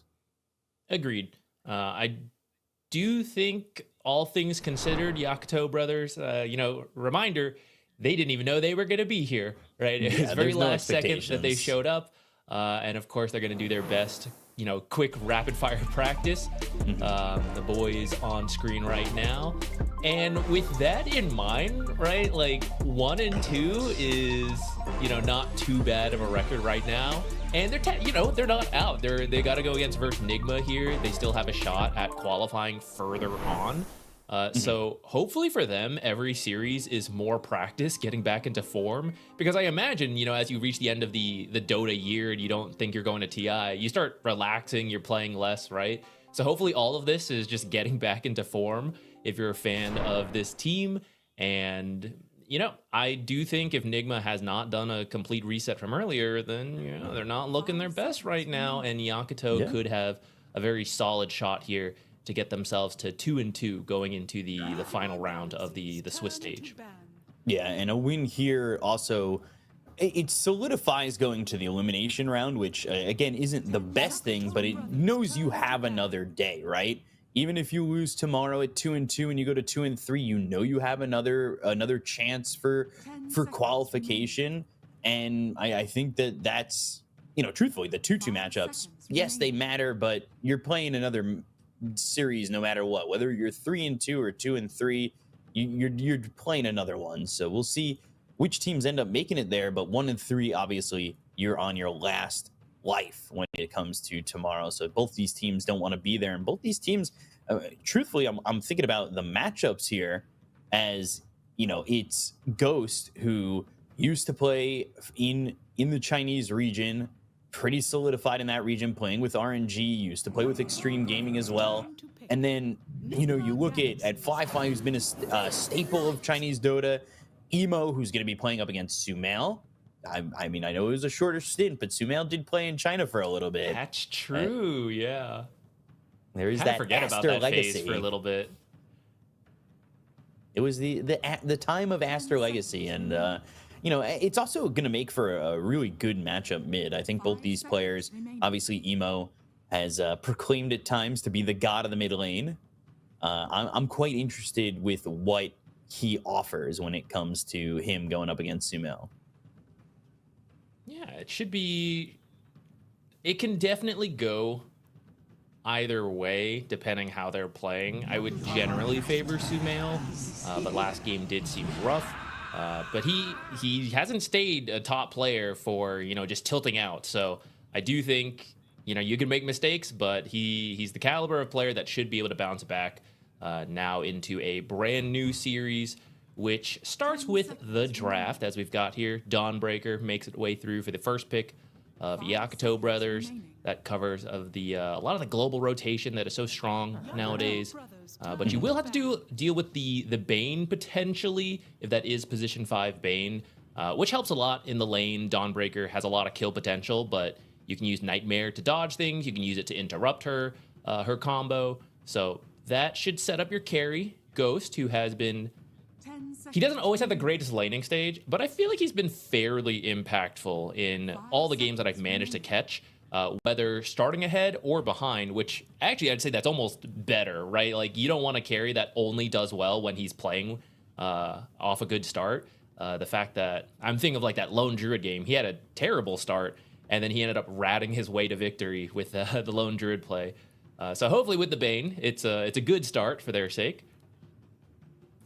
Ghost is like these somewhat out there carries, I feel like, that aren't exactly what we've been seeing all the time traditionally from most of these games. Because I would say Lone Druid's kind of out there, right? Like, it's not the most out there pick you can make, but it's not like everybody's chomping at the bit to be playing a Lone Druid game. But he's somebody who can, you know, pull something out if he really needs to. And I'm kind of interested to see what he ends up wanting to go for as they pick up the Storm Spirit for Sumail. Almost 100%. I mean, there's a non-zero chance, but I'm pretty sure this is just the Storm Sumail pick. And now you go into the Shadow Fiend, which we've seen a couple times, and Shadow Fiend currently is 9 picks, 8 wins. That's not bad. Yeah, he's a very powerful flex pick, unlike that Storm Spirit, which, like you said, pretty much going mid. Shadow Fiend could go mid, and he would do fine. The raises are very good versus a short-ranged hero like the Storm Spirit, and then you build up a damage advantage and just deny him a lot. But you could end up going carry if the matchup works out. The negative armor aura benefits the whole team, especially someone like Dawnbreaker, who actually brings a lot of physical damage. They are going fast here. Yeah, this is a really fast draft. And Dragonite coming out. That is quite nice. The egg hitters are not fully here yet. Shadow Fiend hits decently fast, especially if you're a carry Shadow Fiend. But Dawnbreaker and Disruptor are not the best egg hitters, so you might need someone else to help you deal with the Phoenix team fight. Though Static Storm is kind of nice in case you dive into that. You can't actually egg in there. Do you pick Snapfire? Is that even... I mean, it's not a bad duo, right? You could if you wanted to. She has been very popular. I wasn't a big believer in Snapfire coming into TI, but she does kind of fit the bill on, the flexibility between 2 support roles. It's good versus, the Phoenix and the Undying Tombstones with the little shredder like usual. The ultimate is still a lot of damage. So I think it's about like a 50% win rate on the Snapfire with a fair amount of picks. I forget exactly where it's at. But yeah, if they want to run it, I don't mind. You need an initiator for your last pick, though, if that is the case. And if this is a Shadow Fiend mid, that means you're looking for a carry for your last pick, and carries don't usually initiate unless you get one of the few that kind of can in the Sven. So that is going to be a mid Shadow Fiend unless Baboka is doing something wild here. That should be I've seen it before. I would not be I would be pleasantly surprised, though I don't know if I would believe in it. Sven now can blink stun for you, so actually you could get someone like the Snapfire if you wanted for a final pick. I wonder if you're willing to flex the Dawnbreaker, or if they are just last picking a support here at the end. Now, hear me out. This is a crazy B-Cop theory. For Sven. I mean, it has been done. We don't see I know it as it's not much. gonna happen, but I'm just saying. We don't see it as all right, much. production. You didn't need to do that. I Look, that's say a support Sven really and that's you a put up really the bad roll. idea, B-Cop. Come on, guys. That's not cool. That's so mean. Yes, the stats show you're a fool if you don't run it, carry. No, I mean, we did used to see the support Sven with the war cry, and it had its merits, but it did get nerfed. And I would say if you were against more physical damage, you'd be more interested in doing it. For example, if you were against the Shadow Fiend, war cry as a support kind of counters out the negative armor aura from Shadow Fiend and the physical damage he's looking to do. Right. And, you know, if you really had to flex it for some reason, you could. But this seems like a fine carry Sven game to me. The blink stun, do the damage you can. Even though you're a strength hero, you actually do pick up a decent amount of attack speed because the build is usually like Power Treads, Mask of Madness, Echo Saber into Blink BKB. And that means you can deal with the egg. You can initiate onto these heroes. The Fiend script will be a little bit annoying, but you do have the Dawnbreaker to help you out, the Static Storm, Long Range Glimpse. And you'll get some bonus damage from the negative armor aura of the mid Shadow Fiend. So he is set up for a good time. You just need... I still think you want an Initiator because you don't strictly want your carry Sven to always have to go in. So Lion actually fits that build really well. Yeah, it's burst damage too. I kind of like it. Gives you multiple ways of lockdown with the Hex as well as the Earth Spike. 10 seconds remaining. Mana Drain is kind of fun. At least when I play Lion, I like it. You know, especially if you're dealing with any of these heroes that need a bit of mana to kind of get one more spell off. If you've got that shard, you're just draining a bunch of mana. Or even giving it back, truthfully. You know, it sets you up for maybe a little bit of longer fights, but this is going to maybe make life a little bit more difficult for both supports. Yeah, this is not going to be fun as a Lion or a Disruptor. Well, on one hand, you get the kinetic field, which is kind of good versus the Lycan running at you with creeps. You can trap them in there. If you miss the trap, though, because they're all running at hasted move speed and kinetic field takes a while to form, you will simply be run down because these supports don't have a good way at dealing with the Zoo heroes. The cores should be fine, especially Sven and Dawnbreaker. Shadow Fiend as a mid maybe struggles a little bit more since it's difficult to land raises on these hasted creeps. But that's not his job. He's not looking to take out the Sven. He is looking to take out the supports so that his team can then do the rest. So as a mid hero, SF has gone 6-0. It's a lot of weight to bear for Emo in the mid lane right now, the self-proclaimed god. Oh, that means it's a bit tough. Sven and Shadow Fiend, they're both at 100% win rate for their given roles now, right? Shadow Fiend's 8-1, I think I said. Wasn't the mid stats? I thought the mid stats were for. Oh, sorry, 9 picks. Sorry, I thought the win rate. Okay, my bad. I can't read. Forgive me. Okay, never mind. I was gonna say like, oh, do you have 2 heroes at 100% win rate? Like they're just going in on the stats, but no, never mind. They're just doing what they believe, even if the win rates aren't fully there. Actually, the highest picked 100% win rate hero right now is Troll at 4 picks, 4 wins. Troll haters, where are you at? I'm here, but I'm currently working, so I can't spend all my time hating that hero. The highest win rate hero, though, that isn't 100% is that SF. It is 8-1 in 9 games, so it is doing really well. That one loss was in the carry role. Obviously, we saw it was 6-0 in the mid lane. I do like what Yakutou have in terms of, like, you check a lot of boxes here, and I feel like I like their draft. But when you look at Nigma Galaxy, I do think that their supports might struggle to find positioning to survive. You've got tankiness on Ghost that maybe Fly can deal with. But if the control is there and you're not seeing these Solar Guardians do enough, I think this is Nigma's game to take. I think their execution will be a little bit easier on the side of Nigma as well. I do think I'm looking at the supports for Yakutou. If Lion especially has a good game, because I was saying, like, I want to see an initiator, they grab the Lion. You need the Blink before you can really initiate on the Storm Spirit and the Phoenix, right? Hex them before they can use some big spells, cancel the Bane, Fiend's Grip, things like that. Stay in the back so you don't get run down by Lycan. But if you're having a bad game, that Blink's going to come out really late on a slow farmer like Lion. So how the laning stage goes will matter a lot to him. And then so will the Static Storm timing. That is a really powerful tool to have versus the Storm Spirit. The supports as well, you know, Phoenix, Bane don't like dealing with the big AoE silence. So if you lose your Wisdom Shrines, if you have a bad time on laning stage, again, another ultimate that is going to be very delayed on a slow farming support. So that is, you know, that's kind of setting the stage for me. How does these lanes go if you're just doing fine? Like, you don't even have to be winning. You just need to be even so you hit your 6s at a good time. Then I think they have the tools they need to get a good tempo going.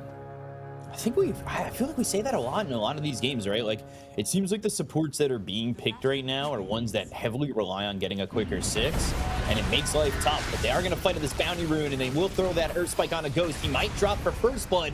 The raise lands by Emo, and they do, in fact, get Ghost. That's a good start for the side of Yakutou, and they need that over mid, especially to keep this perfect record in the mid SF category.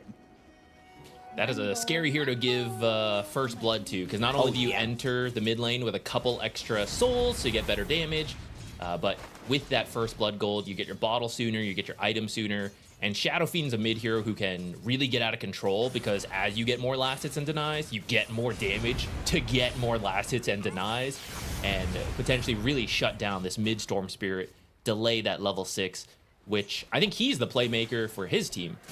Bane, Fiend's Grip will be useful later, but of course your Storm Spirit's going to hit 6 before that. So if you can get him online, he can start helping out your side lanes if you're not getting shut down by a Shadow Fiend that just got first blood. Oof. Yeah, he hits 2 first. And I'm looking at the supports from both sides, and I'm thinking obviously a little bit later ahead when we're looking to maybe come over contest water runes or the first power rune. These are good supports to do it with for the side of Yakutou. Disruptor maybe not as much, but just having that extra stun and maybe that Hex here for Lion is more than enough to secure. I would say Emo the rune, but also potentially to get Emo a kill at that mark where like Sumail's not 6 quite yet, but you know, is in that spot where maybe he just ends up dead. And taking a look there as Ali has to walk it back as he is not having a good time being hounded by a bunch of wolves. Some people's dreams are to just have a room full of dogs. It's not supports when there's a Lycan in the game. I think if it was his own wolves, he'd be down for that. It's enemy wolves that aren't so fun just running at him. You really can't do too much. The first few levels of wolves aren't too bad. You like farm those. Once you get level 7 on Lycan, those wolves are terrible. Alpha wolves, oh man, I'm glad those days are gone. That was even worse.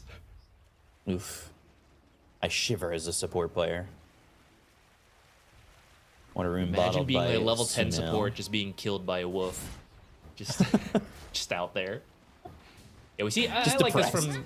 I like this from Sumail. He's already started creep dragging in the mid lane. Knows he doesn't want to do an honest, like, oh, let's go for clean timings on the last hits. Let's compete that way. No way. This guy's got extra damage over me. I'm not playing that game.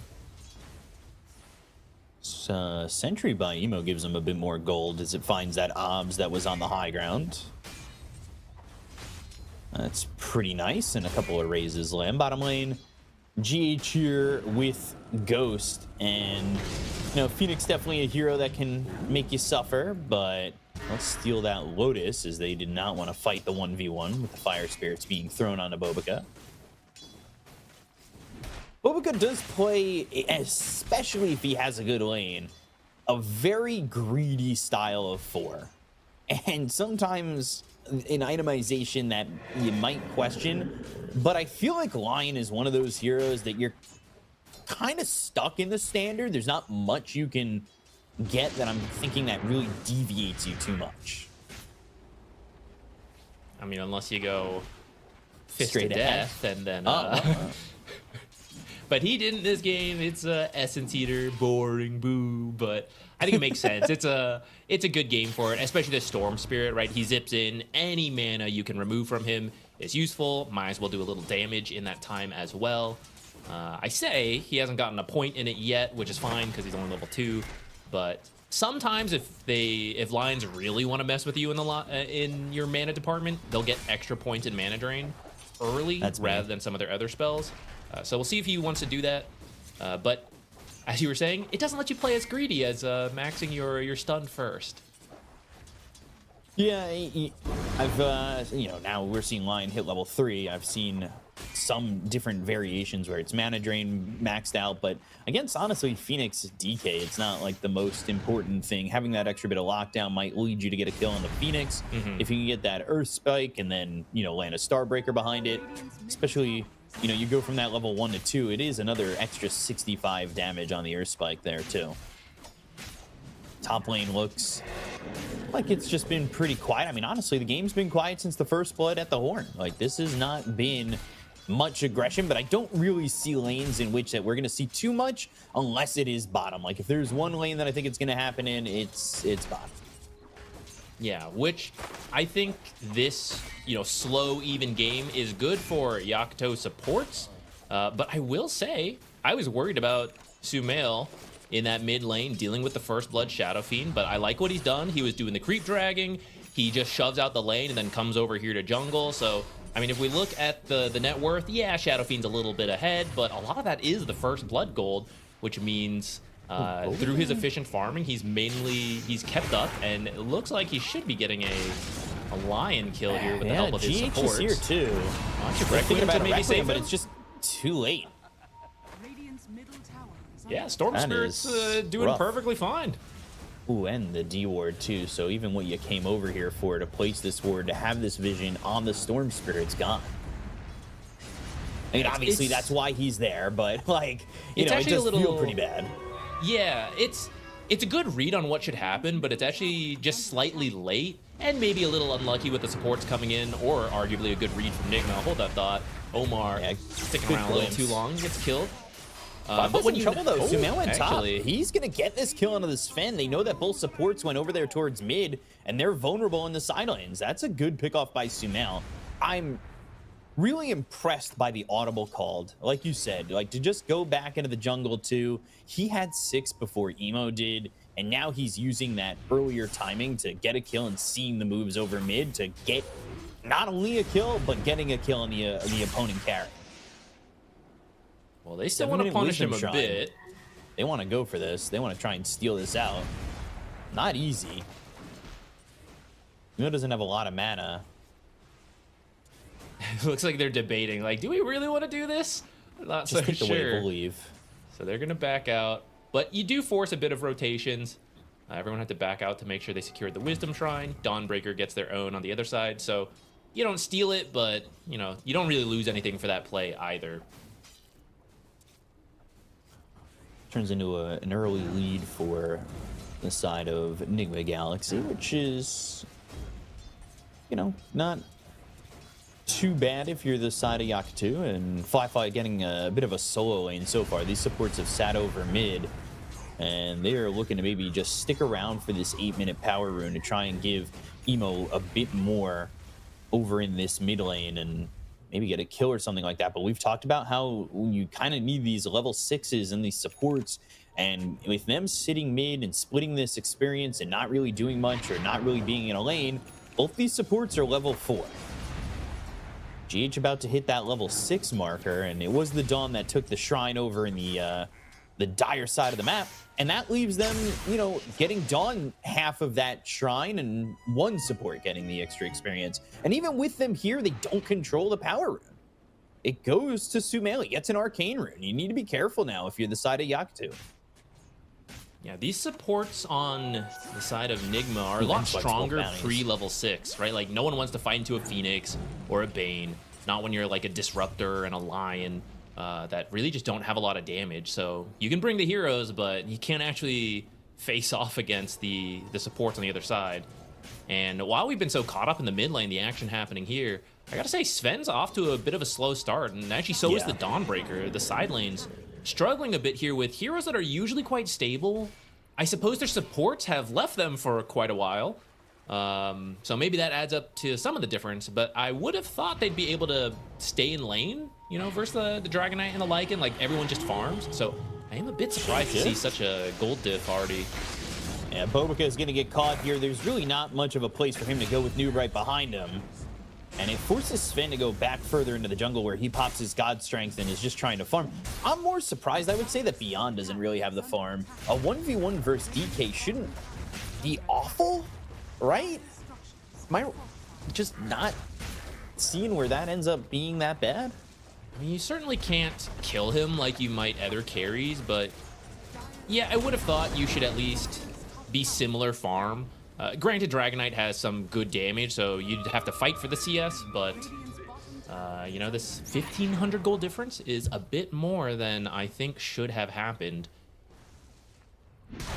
Sven kind of behind, and I'm a little worried about timings being missed where Fly's map's just going to shrink too much. With that said, Yakutou's emphasis has clearly been on Emo Shadow Fiend, right? Yes. They have been helping him out, rotating around, trying to slow down the Storm Spirit. And in that sense, it's been successful. Like, he is at the top of the net worth. They did slow down the Storm. I wonder how much you can do now with that, though, because going back to the 6 timings on supports, right, they're not quite there yet. So here's a support Phoenix currently just walking away. They do manage to get the... Oh, okay, so Phoenix has their level 6. Actually just uses the egg to not give up a kill, and they don't want to set up on it, so off he goes. I guess you get the egg cooldown, but that is a smoke with 3 heroes that don't really get anything.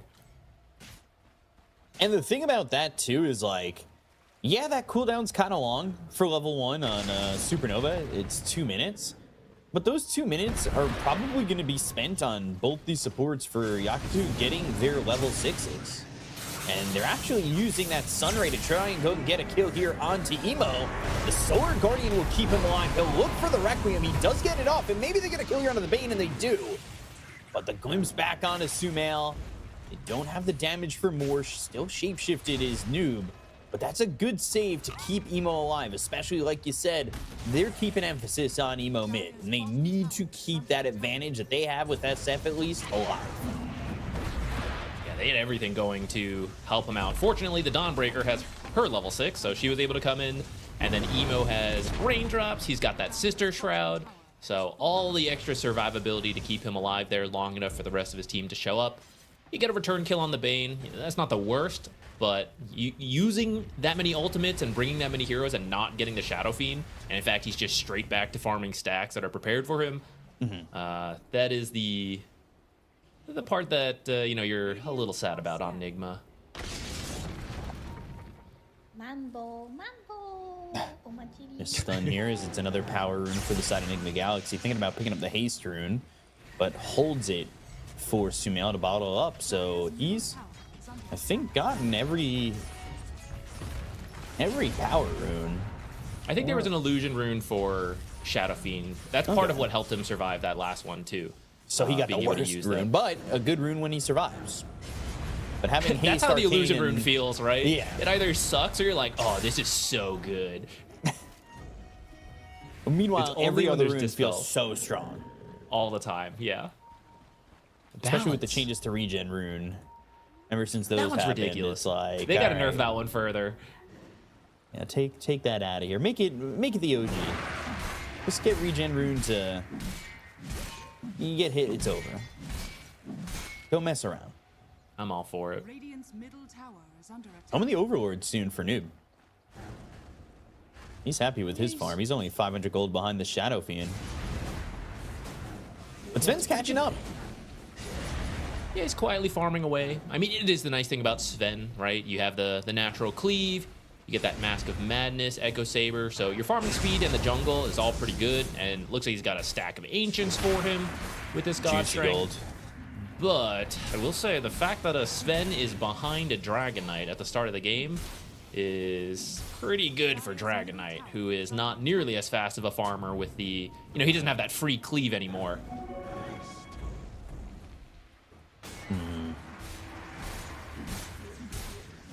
Fly. I think he's got all the gold there ready to go.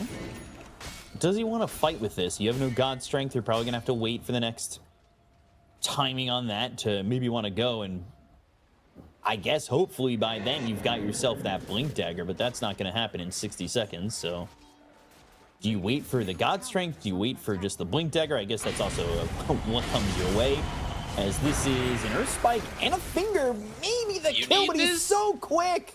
Even when he's stuck in an animation, he gallops so far away, and there is a pause coming through from Nigma Galaxy. They got some packet loss. What is I was just about to say before that gank started, it's 14 minutes in. We haven't seen Static Storm and Finger yet, and that was kind of our worry a little bit, that they had a slow 6, slow tempo. Finally comes out, and because it took so long, right? He has a lot of gold. He's got a lot of levels. He's a pretty tanky hero on this Lycan. So he gets away scot-free. In fact, I feel like he almost kills the lion with his summons. In fact, he's still not safe. There's a Helm Dom hunting down this lion. Needs help from Shadow Fiend to help me out, big brother. He's bullying me. Save me. God, keep me alive? No, that ain't happening. Ghost getting a kill there, puts them up 2,000 net worth. That first finger, you don't get a kill. Ags is off the table. That's your benchmark. Get a kill with the first ult. I get Ags. No kill, no Ags. No, it's not that. It just keeps the dream of maybe wanting it later down the line alive. I see. The stacks maybe mean something. I actually still would find it funny if he eventually gets one. Nigma's been playing a lot of long series, so perhaps this game and the series will drag on and he'll have the time to go back for it. Got this catch on Omar. Glimpse.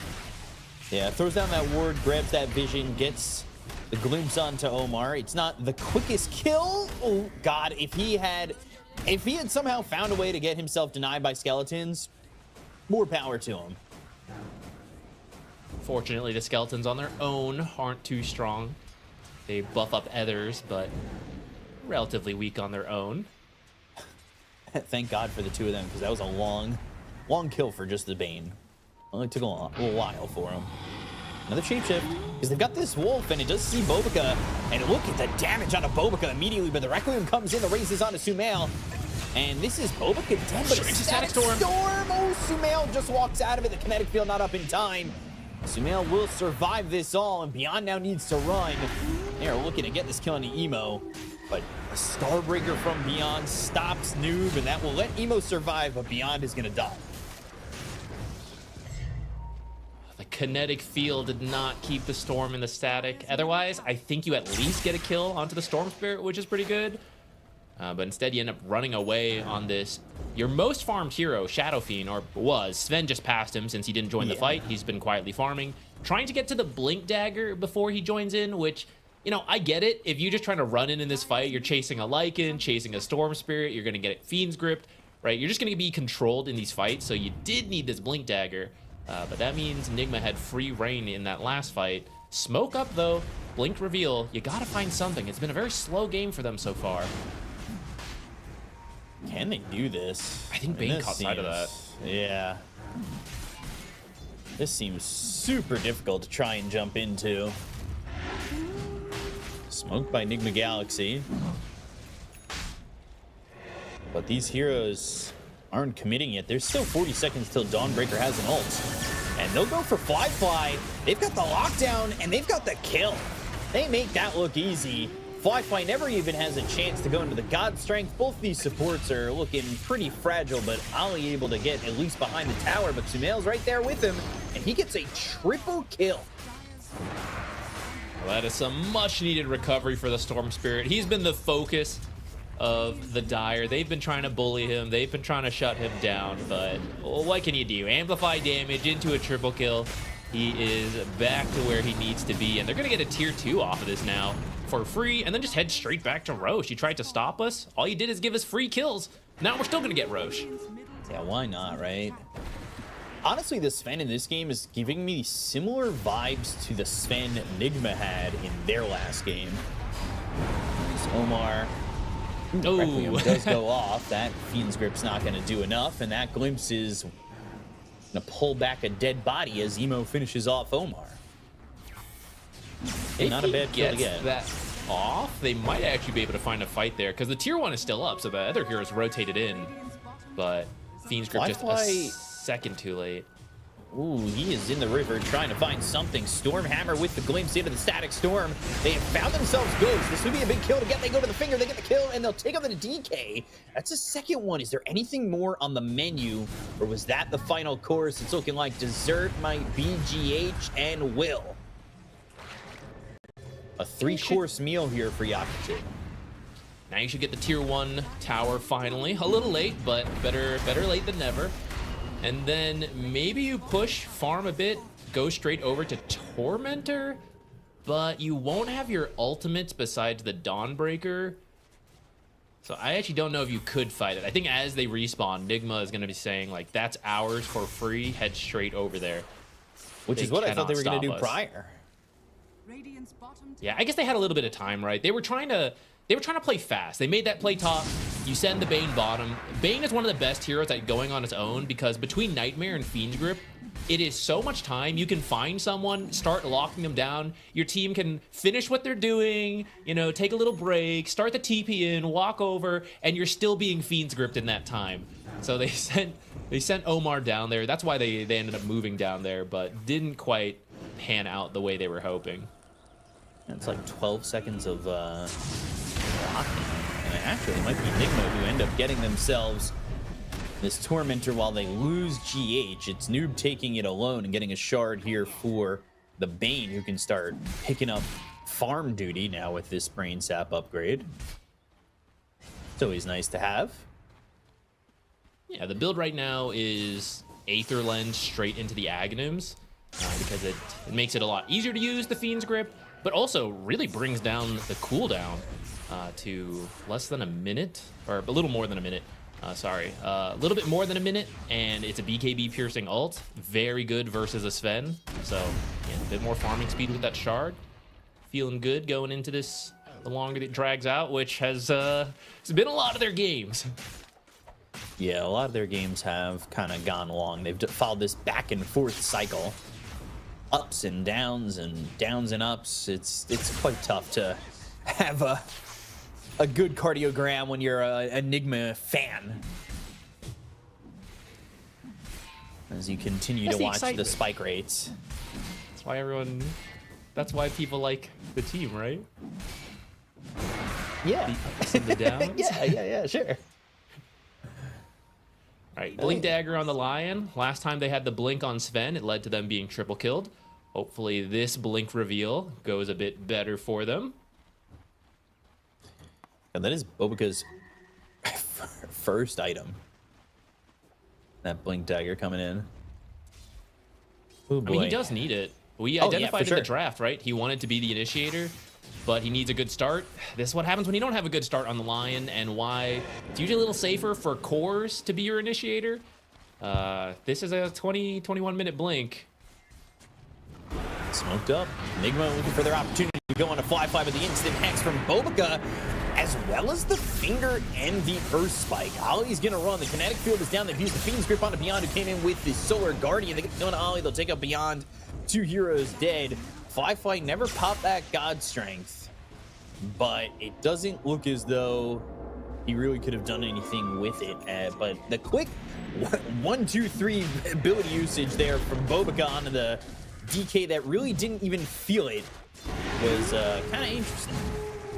I think he gained health while it was happening. 600 damage, not enough to, you know, get Ghost's attention.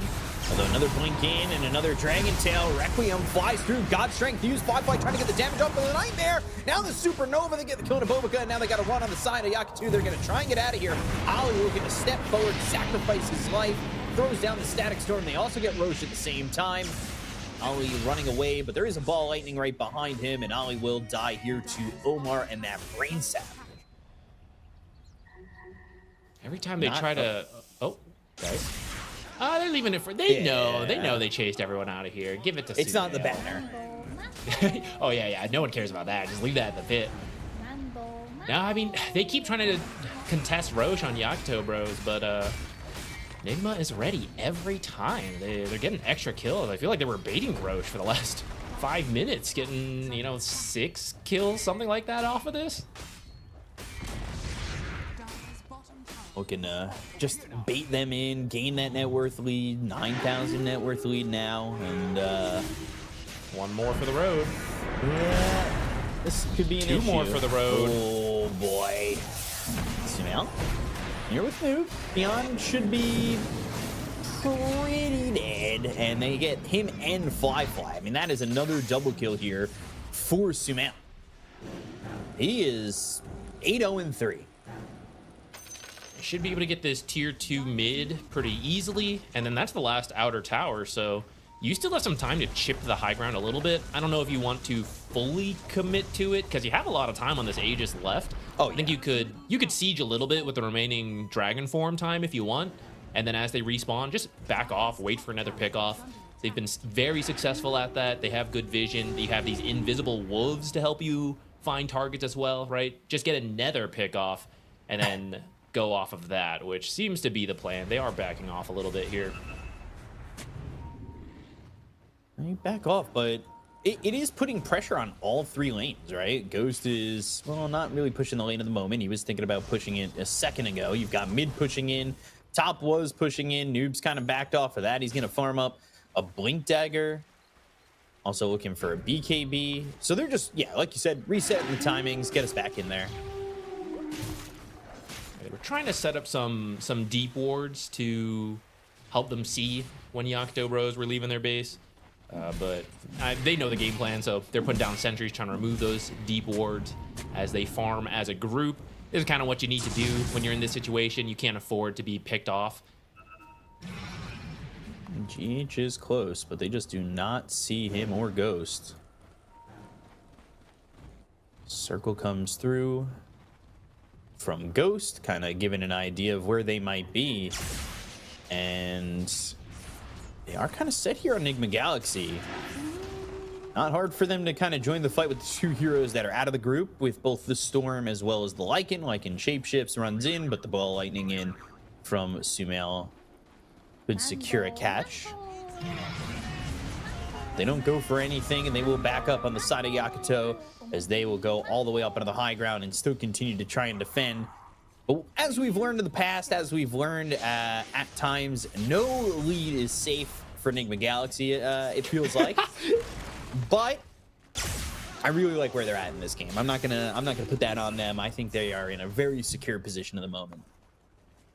Not trying to jinx anything.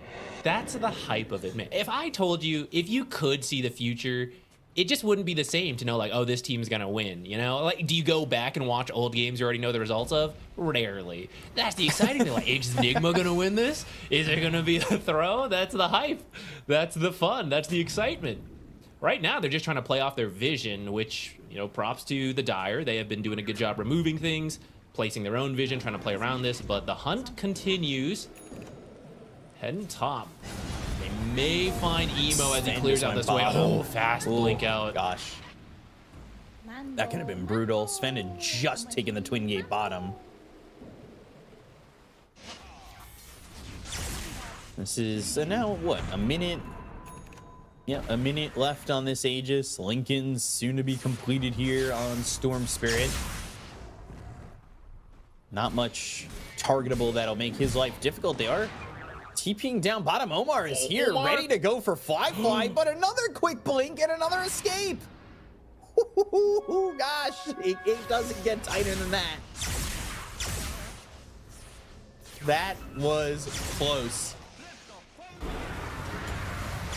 That was potentially rough, but they now have found themselves a kill here on the Emo, and this is what happens every time. It's never just one, because Beyond is trying his hardest to save somebody, and it ends up being him as well. He is 2-4-4. He hasn't died a lot, but the last few deaths we've seen from him is him reacting just a second too late to try and save these heroes and then throwing himself into a death. This got melted, man. Lycan's got the AC, you've got the corrosive dragon form going. This is what they've been waiting for, right? As soon as you get there one, by Fly. He's trying. Oh my god. Also 3-shot. Yeah, I don't know. That might have been 2. But Fly trying to stand his ground. He's got himself a static storm. They go to the ear spike. They've got themselves the finger. They get the kill and it goes. But now Fly melting to the sun ray. And the help from Sumail. Down goes Bobica. Full team wipe. And that was a buyback from the Lion too. They could take these buildings real quick even without the DK.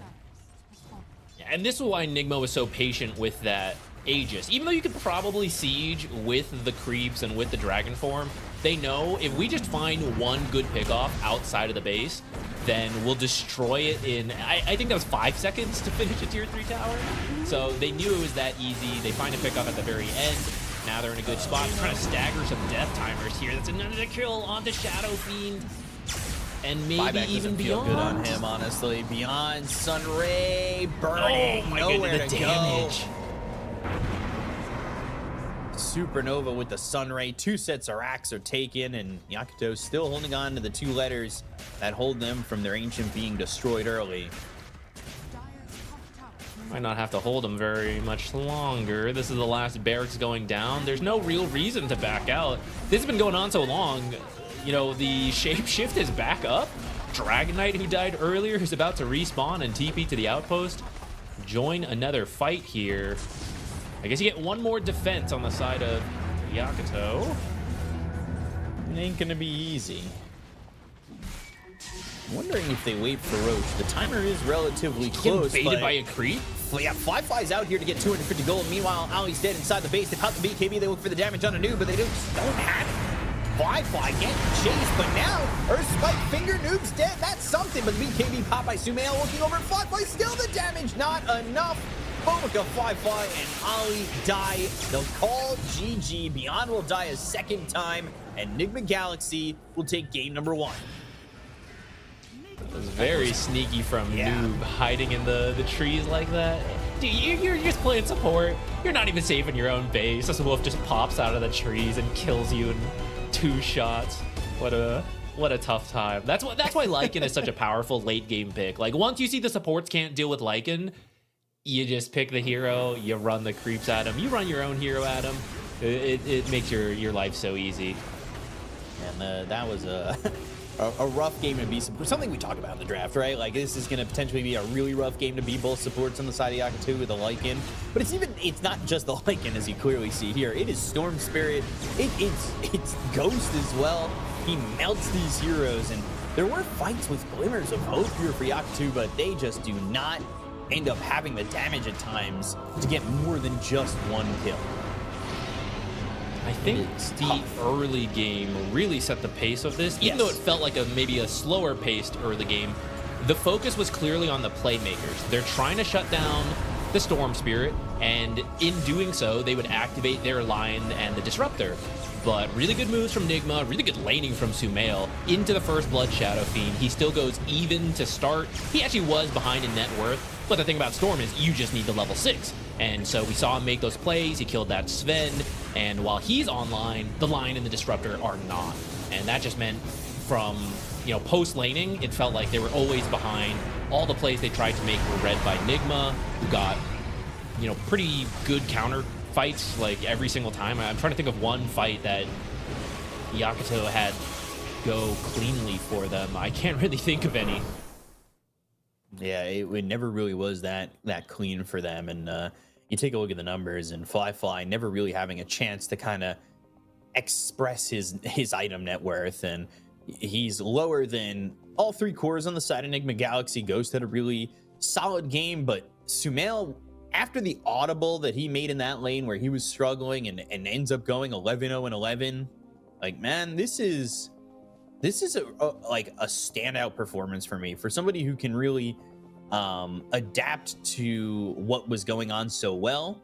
I really like it from them. And also a good game from Noob. I feel like a lot of what Nigma does in these games hangs in the balance on what Noob can accomplish. We've seen maybe, bad games from him that kind of spiral to everybody, but when he's on, it feels like everybody's on for Nigma Galaxy. Yeah, I think he got a lot done on that Lycan, and actually props to Ghost as well. Nigma as a whole, they played well, but we did feel with so much attention put to Storm Spirit, we look at the side lanes and Nigma was kind of crushing them.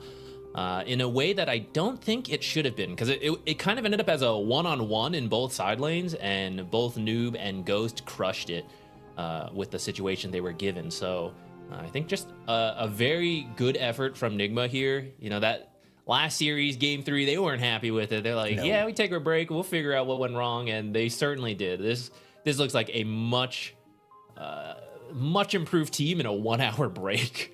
Yeah, the stars aligning for them, 11-0 and 11. Make a wish, all you Nigma Galaxy fans out there. Certainly a time to do so, and they now put themselves 1 game away from at least securing the elimination round, which gives them another chance. So that, for them, feels pretty nice. You know, in a situation like that where I think that you do feel like a really good team, because again, Nigma on LAN is always the they're here, they're on LAN, they can make it happen, and they do show that a lot. Like I just do not think their record of 1-2 really shows the story. I think especially after their previous series where they could have ended up 2-1, that would have been pretty crazy for them, especially with wins over Liquid, and then would have been a win over Liquid, I'm saying, and a win over BB Team. They look good. They still got to close out the series. There's still it is still a 3-game series, so we're going to take a quick break and see what they come back with game number 2. We'll see you guys in a second. Stay tuned. I'm here with Emo from Yakutou Brothers, and we're going to talk a little about your story. Firstly, what was your reaction to getting the call that you were in fact going to be at the International? 非常的惊喜和震惊吧，也没想到能有这个机会。How strong do you feel then? I mean, are you in shape? Are you ready to go? 准备程度应该是有10分的准备了，然后实力的话只有6到7分。And what about the team's mood? How are you feeling at the moment? 就是那种准备打比赛的，就是一种比较认真的情绪咯。Excellent. And I see that you've got Zeal with you as well. You brought him in as the coach. What's he bringing to the team, and how much has he done already? 他主要就是帮团队大局上面就是大方向上面地图运作有比较大的提升，然后再加上他以前那个26分钟没放出大的9仙，就是可以帮3号位有效的怎么样想好把大招放出去。Excellent stuff. That's very important to remember when you're in the offlane for sure. All right, so what's your most loved and most hated change to the mid lane in all of Dota history? 就是比起 Dota 1来说，它那个灌屏是我最喜欢的一个改动。然后我最讨厌的就是现在的英雄都肉的难以杀死，他现在1点力量能加22点血，还有中立道具和笛子赤红甲的加持，让我觉得现在的酱油的肉度肉到不可思议。Yeah, agreed. So, do you have a plan on how you are going to play this Road to International and the International itself? 想好了，就用我那个无敌紫帽刮痧，一刀刀把别人砍死。Alrighty, I'm looking forward to seeing that. And finally, what would it be like if you were to come in, as an unqualified team and win the International? How would that feel? 那绝对是我人生里面最爽的一段经历。我觉得如果能这样，我可以，算了，说这个不太吉利，好吧？就绝对是人生当中最爽一爽的经历。我到临死之前，我都不可能忘了这段经历，好吧？ Alrighty, thank you so much for coming to talk to me, Emo. Looking forward to you playing the International, and thanks for coming to talk to me.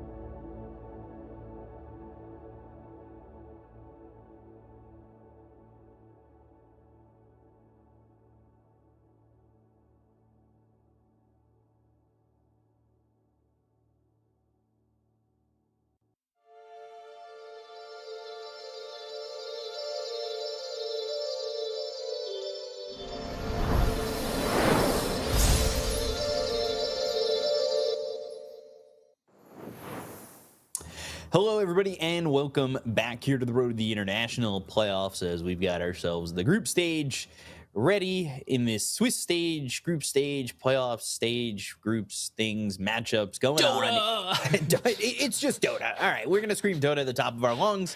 Either way, it is 1-0 for Nigma Galaxy as they took game number 1 with what felt like relative ease in terms of them getting out of the group or the laning stage. So many stages. I just can't, name them correctly. But, now it's game 2, fresh slate, everything comes up to now.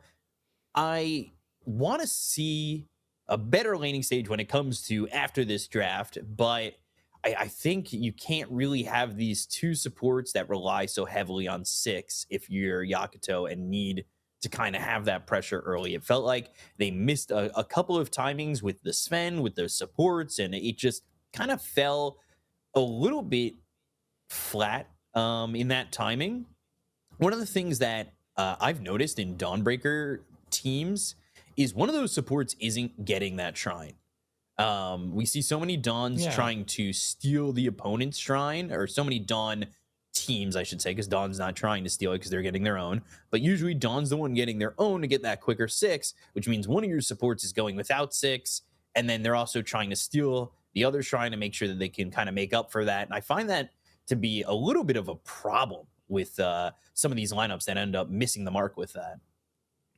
Well, I think that's just the tricky part, right? Because obviously, if you're a pro team, you're like, well, we're not going to miss the mark on it, right? It's going to work. Okay. And it's like an all-in play, right? If it pays off, you not only get your own wisdom shrine, but then she hits 6. She then joins you on the other wisdom shrine, so then you get both. So it's like this super power play that has high risk, high reward. And unfortunately for them in that last game, it did not really pay off, which I think the draft can work. But like you said, those supports are a little weaker, yet pivotal to the early game. So their lane partners need to be really strong, which Dawnbreaker and Sven actually are strong. But then you're laning into Lycan, Dragonite, Phoenix, Bane. Like those are all really strong opponents. So I think you kind of need to know they are weaker supports that you can, get by also being a weaker support. Or you need a different hero who's going to fill that initiation role and a different offlaner, Mars, that he is going to initiate for you until your supports are ready to do so themselves. So I think that's some of the, not that the draft idea was bad, but some of the adjustments I think they need to make going into game number 2 here, which they did swap. So Nigma has first pick this time. Last time it went to the Dawnbreaker, which I'd still say is a pretty good hero to grab if you want it. It kind of edges that way, right? Because they banned the Disruptor, and that's been a little bit of the change in Silencer to Disruptor in terms of bans to try and go for that Dawn, so you don't just jump into a Static Storm. And they end up going to the Earthshaker first, which is a flex pick. He's been getting more popular. Yeah, he really dropped off after they changed some of his numbers and facets around, but I think people have been finding a lot of the mid hero pool was these, Spirit Brothers like Storm Spirit, it was Pucks, all these heroes, and it's like, oh man, we never have enough lockdown, and we also need to beat them in the lane. Earth Spirit actually Earthshaker, solves a lot of that if you pick him up early. And then if you want a different matchup, you could just move him to position 4, like you said, and he's still going to provide those stuns for you. Even if your lane matchup is bad, Earthshaker is the position 4 for messing up equilibrium, either through dragging or fissure block. He's got the most tools for it. So it is a very safe pick early that I have seen get a little bit more popular as time has gone on, or at least we're finding out it's more popular. Maybe they already knew in scrims and it was happening in pubs, but it's a surprise for us going into this. Now a Silencer ban.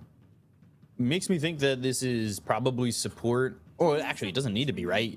You could still just go mid, Earthshaker, keep it flex, pick the Dawn and go. And that is kind of those two supports banned in the Silencer and the Disruptor that still kind of make me think that way. Storm first pick too. Storm first pick against and banning that Silencer is a little bit interesting. So it makes you definitely, able to pick up that Dawnbreaker, but they now ban the Puck. We'll see That's what what they I was want. wondering. Because usually the main reason to see silencer bans nowadays is the Dawnbreaker and then preemptively countering a Puck or a Storm Spirit, something like that.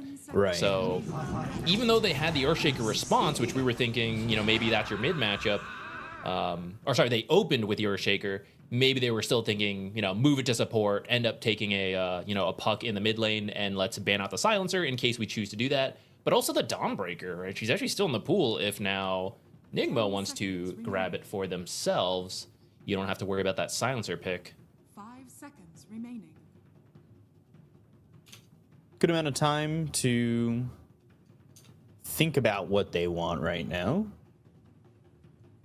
They've got good amount of reserve to work with, and Bane gives you that solo target for the side of Yakutou to have that Fiend's Grip. Like we talked about in the last game when there was that Bane, it's about 12 seconds of lockdown if undisturbed, with the last level of Nightmare being, 6.5 seconds, and then you've got the Fiend's Grip there too. And now they've picked up this Coddle, and you're putting it on a team that absolutely loves this hero, very proficient with the hero, and one of the best Coddles is going to come from Nigma Galaxy and GH. Potentially, we'll see where it goes, but I would say probably GH, right? I think so. It's not really the best mid hero right now. You'll sometimes see it if a lot of the mids have been banned out and you need, a very safe pick towards the end of the draft, but they have liked this hero even when it wasn't good, and it's almost always playing support for them. They're just very comfortable with that style. So I see no reason to move it, especially versus a Storm Spirit where you would do okay, but you really like to solar bind people and then use your Spirit Vessel on them if you're playing core Keeper of the Light, which Storm Spirit just zips away from that.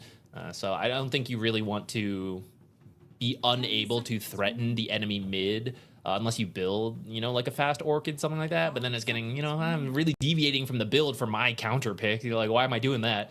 So I think it should just be a support, but you have that flex if you want, especially with the Shadow Shaman now coming out. Could also move between 4 and 5. So if they want to play musical chairs, they can, but it does kind of look like it's just going to be the mid Earth Shaker, GH on the Coddle with Omar on the Shadow Shaman. Have to see what they want to go to, as this pick is now the Night Stalker for Yakutou. This Night Stalker hero is not the most picked. It's got I think 2. it's Yakutou that is picking this hero. I haven't noticed other teams grab it. I think this is now the 3rd time it's been picked, and it's they're both picks. Yeah, it's all Yakutou. So it's something they believe in. It is good catch versus mobile heroes. Usually the times they picked it was versus I think Storm Spirits or Pucks, those types of heroes. Technically, actually don't have any of those yet on the side of Nigma, but it is good versus the shackles of Shadow Shaman, right? You just have to pass by him and it cancels it with your AoE silence, which is nice. Pair it with the Muerta, so it's a decently strong lane. It's also very different from our last game where they had the weaker supports. This time it's very strong supports paired with a strong core. Miss Muerta pickup for Yakutou now gives them even more control.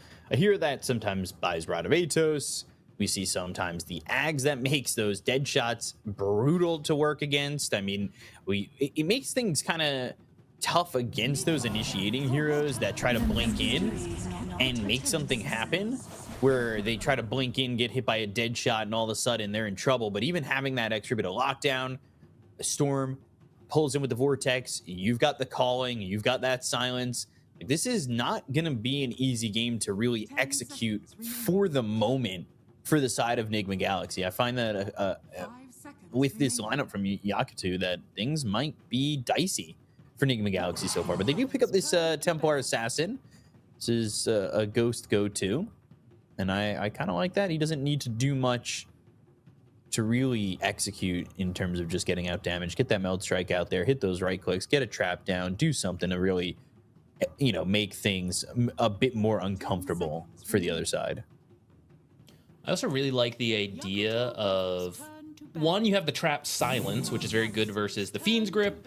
You can like just drop it, cancel it easily from afar. You can surprise the Storm Spirit with a surprise silence on the traps. But the Night Stalker, one of his strengths is providing vision superiority at night, because you're Night Stalker, you see the full time. But if you have a bunch of random traps on the map, that can actually help you deal with it to some degree. It's still not the same in, a given team fight, but any little bit helps. So it's kind of a cool idea. We'll see if it actually comes into play in the game itself. I think that means we're looking for our carry for Yakutou and probably an offlaner for Noob, but there is that flex. Earthshaker offlanes do happen, though really not that often. And I don't see a reason for it strictly this game. I'm a little scared to think it, but I'm almost going to say that we're going to see like a fly morph or something like that. Not anymore. Banned out. Oh, yeah. Banned out with the TB. Good. It would have been good. It's good, but fly is my go-to when I get nervous about morphing. So it's not available with both those bans, and now Undying picked up, which we've talked about in the past. Later in the draft, this pick feels better, where you've protected it. 10 seconds. Though with that said, the last hero remaining is the carry that will likely lane versus the Undying. So in the past, we've seen Ursa's be quite successful at dealing with the Tombstone, but there are some other heroes that you don't really like dealing with on the Ursa. You get like Solar Bound, you're so slow in these fights, or just shackled up, hexed by the Shadow Shaman. Though of course, if you get to them, you will kill them easily.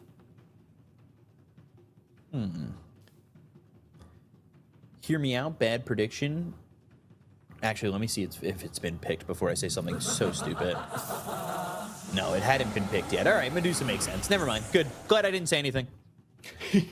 Happy to not have said something stupid. It's a good pick. You'll see it versus the Undying, since you don't really care about having your strength stolen.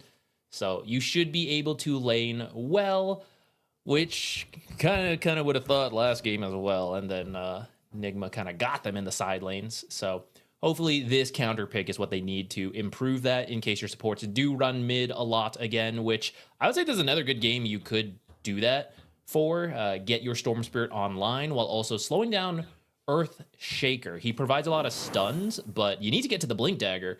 So usually what the game plan is you play the lane, you pick up some extra CS and denies because of Totem, and then if you can Echo in the mid lane to get a kill, great. Emo shouldn't really give that easily, so usually there's a bunch of stacks. You go and Echo those to get to the Blink. So if you can disrupt that in some way as the supports, the Bane, the Muerta, then you're going to slow down the playmaking potential, because there's an offlane Undying, right? All he can do is walk at you. He can't actually start a play. I think you run the same idea, slow down Sumail, but you're going to have to execute better than game number 1. Yeah, definitely. And we'll see if Emo kind of goes back and does what Sumail did in game number 1, if he can't get these CS notches under his belt with Sumail and just trying to deny them with the Totem if things get a little bit too out of hand. We'll have to see. Undying, 50% win rate at 10 games, and I'm pretty sure it was Liquid recently that beat Nigma Galaxy in the series before with that hero. They're 1-for-1. They threw it on Saberlight, so maybe they took something away from that. They did have this hour of time to kind of speak and break it down. Maybe they're learning something from a previous matchup. I always kind of love to see maybe the adaptation that comes through. It would be, cool to see, but let's see what they've got. Fly on this Medusa. Who really rips through the Medusa well enough in a game like this? How do you have to execute if you're Nigma Galaxy against the Medusa later in the game? They have the Templar Assassin. Part of Mana Shield being good is that you don't care about negative armor. So in that sense, you don't care about Meld Strike, the likely Desos, but TA does just have an insane amount of just damage, and that's another way to get through the Mana Shield, even if you don't have a Diffusal or some other kind of mana burn, is just straight up raw damage, which at the start you know, relies on the negative armor, but as time goes on, you just hit hard with like a Daedalus, you know? So if you can get to that point, I think they can deal with it. You also have an Earthshaker who nowadays they don't scale as hard in the right click department like they used to. They go a little bit more magic damage, but it is still a lot to contribute, especially if you're getting some lower cooldowns from the Coddle, maybe some damage amp from Solar Bind. I think they've got the tools as long as she's not totally out of control. We'll see if Yakutou, sorry, I have to call them their new name. I'm so stuck on the old one.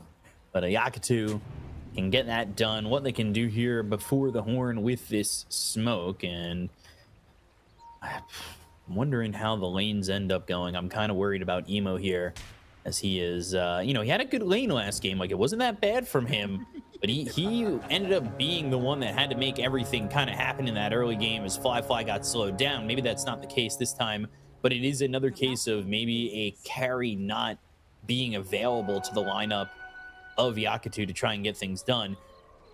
But the biggest takeaway from the last game, too, was that your offlane was struggling as well. And I think Nightstalker kind of needs to flourish early in the lane, have that effectiveness, and maybe they can work from there if they want to give Fly some space. See if they can get that done. He does have Night Rain doing some early body blocks, so he should at least be set up for a better start. And I do see some early blocks from Ollie in that triangle. Again, knowing the game plan for Earthshaker. Stack up that triangle, drag them together, echo. It gets you a bunch of gold towards a fast blink. But you're going to have to clear out both camps before you can start that. Yeah, both camps are blocked. I remember seeing Sentry Ward setups like that when Jinq was playing Techies. They made sure to shut his game down. That was years ago. Techies used to do that too, yeah. I think this was, what, 3-4 years ago at this point? I mean, that might have been forever ago. As long as stacking is good, some form of instant stack clear will also be good. It cycles through which heroes it is. It's usually the carries who want to do it, but I mean, right now, it is very popular, right? If you need a stable offlane pick, just pick someone who will stack and farm triangle. You know, Beastmaster, someone like that, Axe, he can do it. It's just very Dawn safe. Gets through him well. Early goings and eaten one for Sumail early on. He was being pressured, though, behind the tower. He had eaten a bit of damage, at least early on, from Emo. But you hit that level 3, you've got that 0-1-2 build. Can you start to take away some of this CS, some of this momentum that maybe they're trying to use with this Storm Spirit? Last game I talked about supports that came through to mid that would help out in those water and power runes. I like both support duos to do so.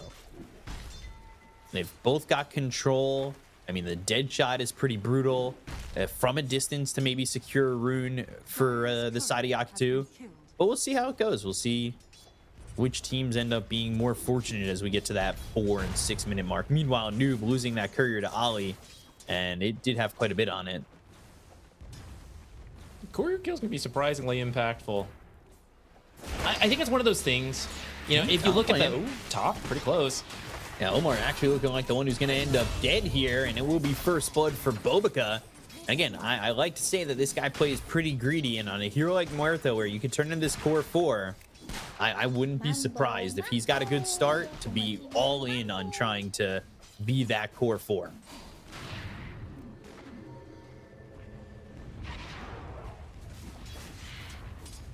Top lane with Ghost. He's had a couple of these slower games. He does have a hero that can farm up quite well.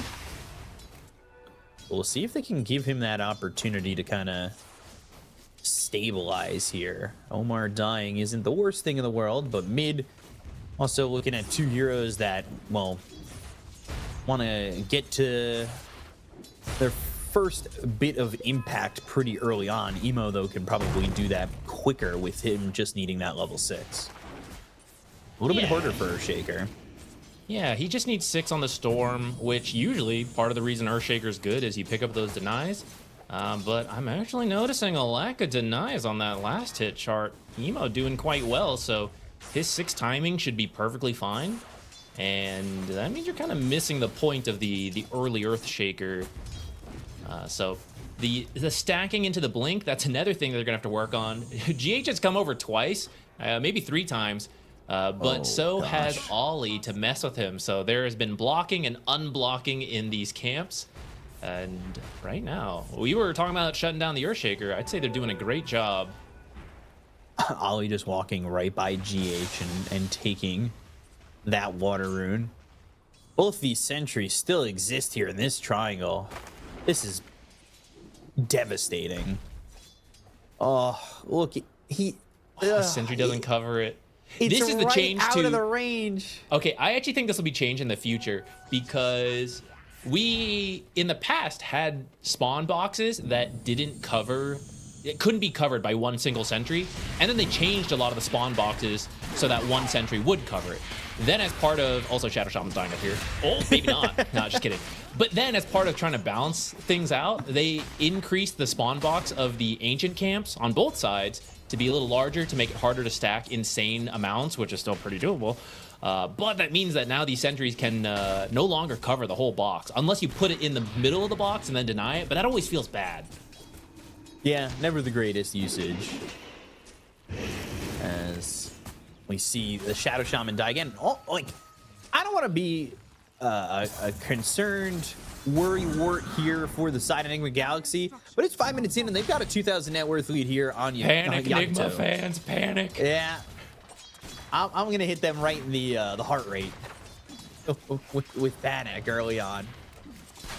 I do think this sort of needs to happen when you're picking the Night Stalker, right? You take the Night Rain Facet. The whole point is that you have a strong early game. So this is somewhat expected, at least in this lane. Plus, you have the counter pick of the Medusa into the Undying in the bottom lane.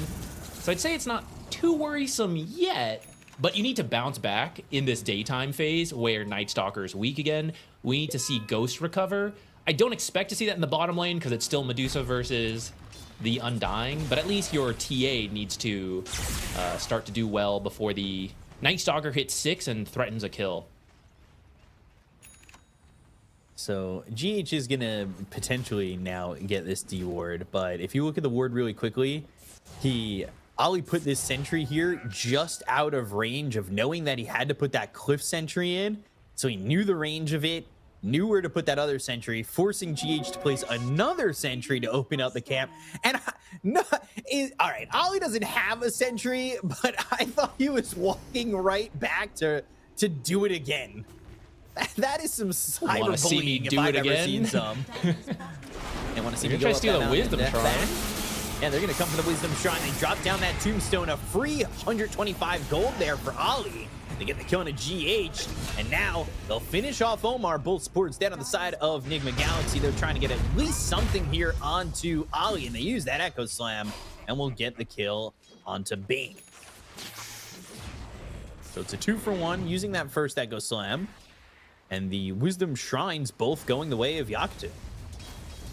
This is sort of what they wanted to happen last game, but it's actually going to plan this time, right? They are shutting down the Earthshaker. They then make this play over to the Wisdom Shrine, and this time they make it in time. They steal it away while securing their own. So now their supports, which aren't even as dependent on it this game, but they are off to a great start. With that said, actually, Caudle and Bane are both kind of low level because they've just been playing in the triangle for so much of this. But that's actually very good for Yakutou Bros, I would say. Because just to put some NA math numbers out there, GH has been trying to come to this triangle to stack since like 2 minutes is when he first came over.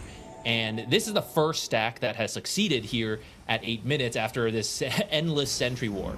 So if he had actually succeeded in stacking, you know, let's say most of the time, you don't always come every single minute, right? There should be an extra 1,000 gold for his team for all those movements that just aren't there, and he wastes all his time, right? Like, you're supposed to get the golden XP from stacking, and then you get the mid lane while the Earthshaker comes over and clears it, and Earthshaker looks over and is like, wow, why would I go over there? There's no stacks. So now you're just this underleveled Caudle, and you're supposed to be a tempo hero. So that's why I think Yakutou is going to be really happy with how things have been going. Your Medusa is farming, your Storm is off to a good start. He's been hunting for kills. 1-0-1 right now with a regen, so he is ready to zip, fight, go straight back to farming. And to avoid him, so free tower. Yeah, free tower. Bobica is also very high in farm. The difference between him and the other supports is kind of insane.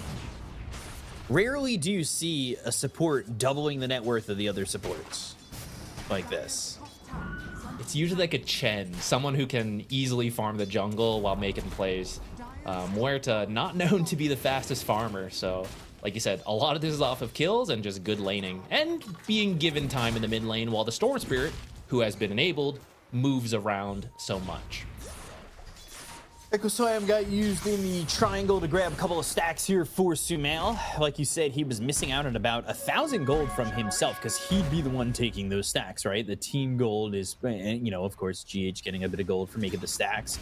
But that puts him now finally into this Blink Dagger, maybe something they wanted a minute or two before that could get them a couple of kills. And that first Echo Slam was used to get a kill onto the Bane and not those stacks. So it lines up a little bit differently. GH chased under the tower. Beyond is here. Of course, he's got a Helm of the Dominator to go with him and 2 allies. They do end up getting a kill there on a GH, and they've got themselves at a 4,000 net worth lead. Dire's middle tower is under attack.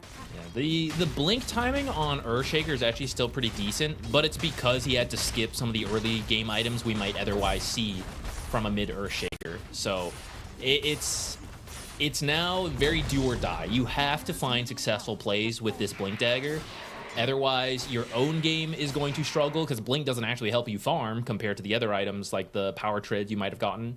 And your supports, who've been rotating around trying to do all this and it hasn't really paid off. The Keeper of the Light is level 5. The Shadow Shaman is 4.5. And it is almost 11 minutes into the game. So you need a successful kill here to get them some XP. Muerta's already level 6. Bane just about to hit level 5, right? Like, you have that XP advantage from these successful plays and the Wisdom Shrines. So this is where it's really tough for Nigma. You have to survive this while finding kills somehow at night versus Night Stalker and a Bane, who both have better vision than you. Try to go for the Medusa. I mean, this is a fissure that blocked him in for a second. They've got the Tombstone trying to take it out. Flyfly's got a lot of mana to work with, and now Beyond is here. This is very difficult to think that they're going to commit it even more on, but if the fight delays long enough, Sumail does have a Blink and an Echo Slam up in 8 seconds. There's no more Tombstone now. Meanwhile, Emo's getting that solo kill. The Nightmare, Sumail, he still has Echo. He ends up using it. They get the kill on a Flyfly. He at least gets that. Can he get anything more? No, he can't. He's dead to Bobica. Emo comes in. Ball Lightning Vortex locked down onto Noob. And that is going to be a dead Undying who will respawn immediately with that Ceaseless Dirge. Not the worst thing in the world here. Yeah, Medusa's maybe a little grumpy she got killed, but that's pretty good for the rest of her team. They get 3 kills across the map in total. At least Earthshaker does find a successful kill on that Medusa with the Echo, which we were saying he really needed to with this early blink and skipping out on the small items to make sure he still got this at a good time. So that part was successful, but the gold lead did not really shift because of that, right? It's still a 5k gold lead for Yakutou. Win probability is a lot smaller than I thought, though. Fissure out. They don't have Epicenter. There is nothing that they're Echo Slam. Sorry. Like I said, Epicenter. Dude, I would have thought this is a Radiant Triangle for how much time they have spent here. The heat map? Yeah. Yeah, if you have the heat map, I mean, this is their triangle. The whole time, though, TA is kind of just farming. It's not top of the net worth or anything like that, but you're going Falcon Blade, Dragonlance, trying to get into the Desolator, and maybe Ghost Attack timing with Deso can make something happen, especially with Sumail, if they've got the smoke into like a Blink Echo. Your support's still on level 6, though. Yeah, you know what? You got a good Really point. painful. They're both like the exact same experience away. They're walking him to Ghost. Please farm a camp for us. Please. Farm this stack. We need Help it. us. We're unblocking again. Dire's top tower is under attack. All right, they hit 6 on both supports. Ollie's got his. He wants to Fiend's Grip somebody. Middle tower is under attack. He wants to look for somebody with this smoke. Level 3 in the Nightmare, about to have it level 4, so it's 5.5 seconds on Nightmare. With the Fiend's Grip, might catch Ghost. Might really catch Ghost, but instead, it's Muerta who ends up getting caught here by Omar, but they will pierce the Veil Fissure to stop the TP, and it's just a matter of time until they end up dying. I say that, but they've kind of let him live. They stopped the Serpent Ward from hitting him after he came out of the Pierce the Veil to make sure that Sumail got the kill, and he finally lands the Fissure and does get it. I mean, that's so much space, though. 4 heroes and massive Serpent Ward used to get support Muerta, who admittedly is quite rich, but right, that's so much space for the rest of her team. I guess you can't, you can't complain about it either, though. I think they've realized they're pretty behind, so I guess you have to take whatever you can get in those situations. And hopefully it gives them enough space to poke at this bottom tower, but I say that as Caudle gets found. Amplify damage Storm Spirit, not much you can do about that. He's got 14 galvanized charges. Yeah, 3-0-4, 14 galvanized charges. It ain't fun against this Storm at the moment for Nigma Galaxy. They've kind of stopped the bleeding, I would say. A little bit on Nigma. Like, this net worth was kind of spiraling, but they have gotten it back a little bit. Like, they've not gotten it back, but it's held at 5. If it stays for a while here, that would generally be good, because of course a 5k gold deficit at 10 minutes is really bad. 5k at 20 minutes is, that's actually not too big of a deal. But this is a Medusa game, right? And she hasn't really done much. So if you're going even with a Medusa as you get into the late game, that's pretty scary, especially because we mentioned this is a really good Medusa game. She does not care about the Undying.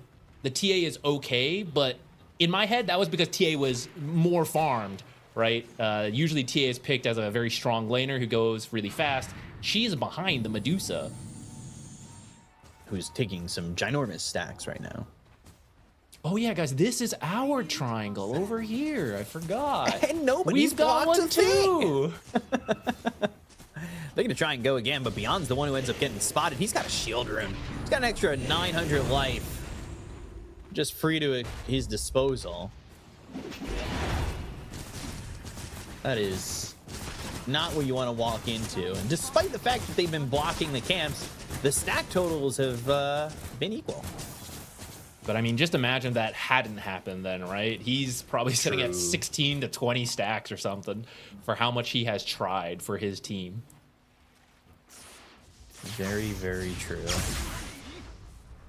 Sumail looking for the shard. I'm looking at the TA, 200 gold from the Deso. And is that the moment you feel comfortable moving, or are you already at this spot where Medusa's like, all right, bring it? I mean, clearly, it's not everything a Medusa needs, but the advantage ahead now starting to get exacerbated. As I said, they had held it at 5,000, but they are starting, they got those stacks and they've got a little bit more. This Medusa is pretty happy with the farm levels that they've gotten to, as Ghost is still trying to break the top 2. I think with the Deso, you try to get, I mean, any kill you can get, you take. But I think actually the easier thing to go for is the objectives. Snipe Roche, snipe the Tormentor as they come up, because Undying is good at it, the Massive Serpent Ward is good at it, the Deso is good at it, right? Those are static things that, even though you're behind, you can still do. These heroes on Yakutou are quite strong, as GH is experiencing firsthand right now. Fiend's Grip, he's got 12, 13 wand charges if he could have stayed alive, maybe to extend his life, but Emo under the Vision. Echo Slam, Fissure, they need more lockdown, they've got the Hex, and now with the Shackles, they will kill off Emo. That is a kill for Ghost, who adds to at least getting himself a bit more gold and getting himself on the board. They do also get a kill there onto Ollie. I think you go Roche. You finally got some kills, some pretty big ones too. Storm Spirit, take away some of those galvanized stacks. But also he was just worth a lot of gold, over 1,000 for the team in total. And now they are gonna get Roche. Yeah, definitely just throw down the ults, take what you can, and this will help cut the gold lead down and give yourself the Aegis to work with. Though it is being contested. Try and contest this without the Storm. He's up in 7 seconds. They just need to be able to hold on. The Illuminate's coming through. They got the silence, and now they'll go the dead shot. Oh, the Aegis snatched by Beyond. Oh, dear. That's a disaster. Oh, God. Has the BKB ready. I mean, that was really well done. I'm earthquake proof. That was really well done. They knew, you know, we don't want to directly fight. We don't have the Storm Spirit, but we have the vision from Dark Ascension. I'll pop BKB, send in the dead shot. We'll just try, you know? If we don't get it, it's not even that big of a deal. But if we do get it, then wow, have we just broken the spirits of Nigma. I mean, they're pretty resilient players. They're going to keep going, you know, but that feels real bad. You thought you had something going for you. Now you're going to have to settle for a Muerta kill, maybe. It's a long time to be pierced and veiled as they're trying to get this kill. They will not get it yet. The dead shot connects, still alive. Oh, finally. They get themselves at least the decay to get that. Oh, God, that looked like one that was going to get away and even more debilitating to the mental.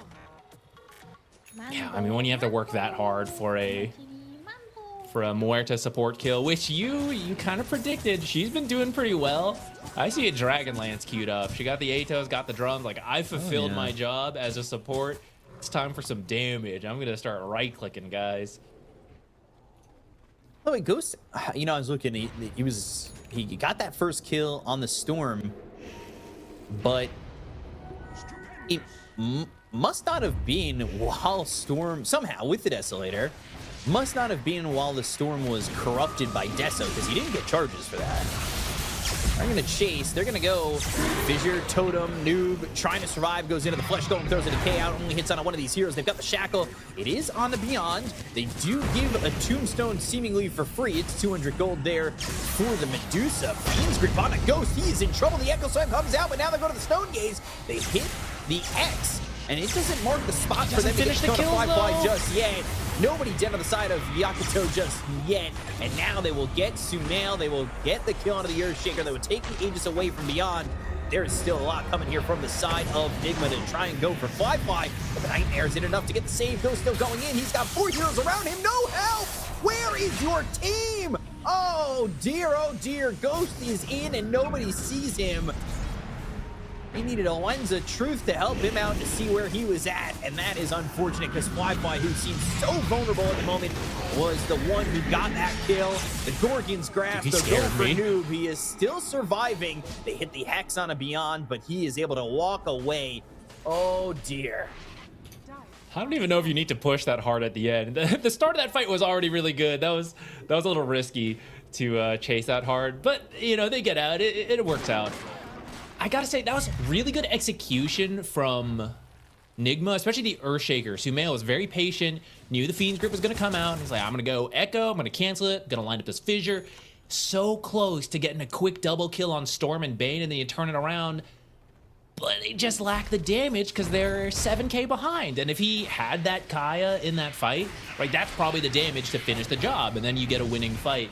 And this is why Dota is a game of inches or centimeters, depending what region of the world you're from, where just every little bit helps you in the next fight.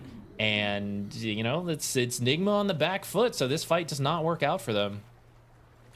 Yeah, it doesn't work out, and now Ghost ends up dead. He does not like to feel that kind of pressure on him.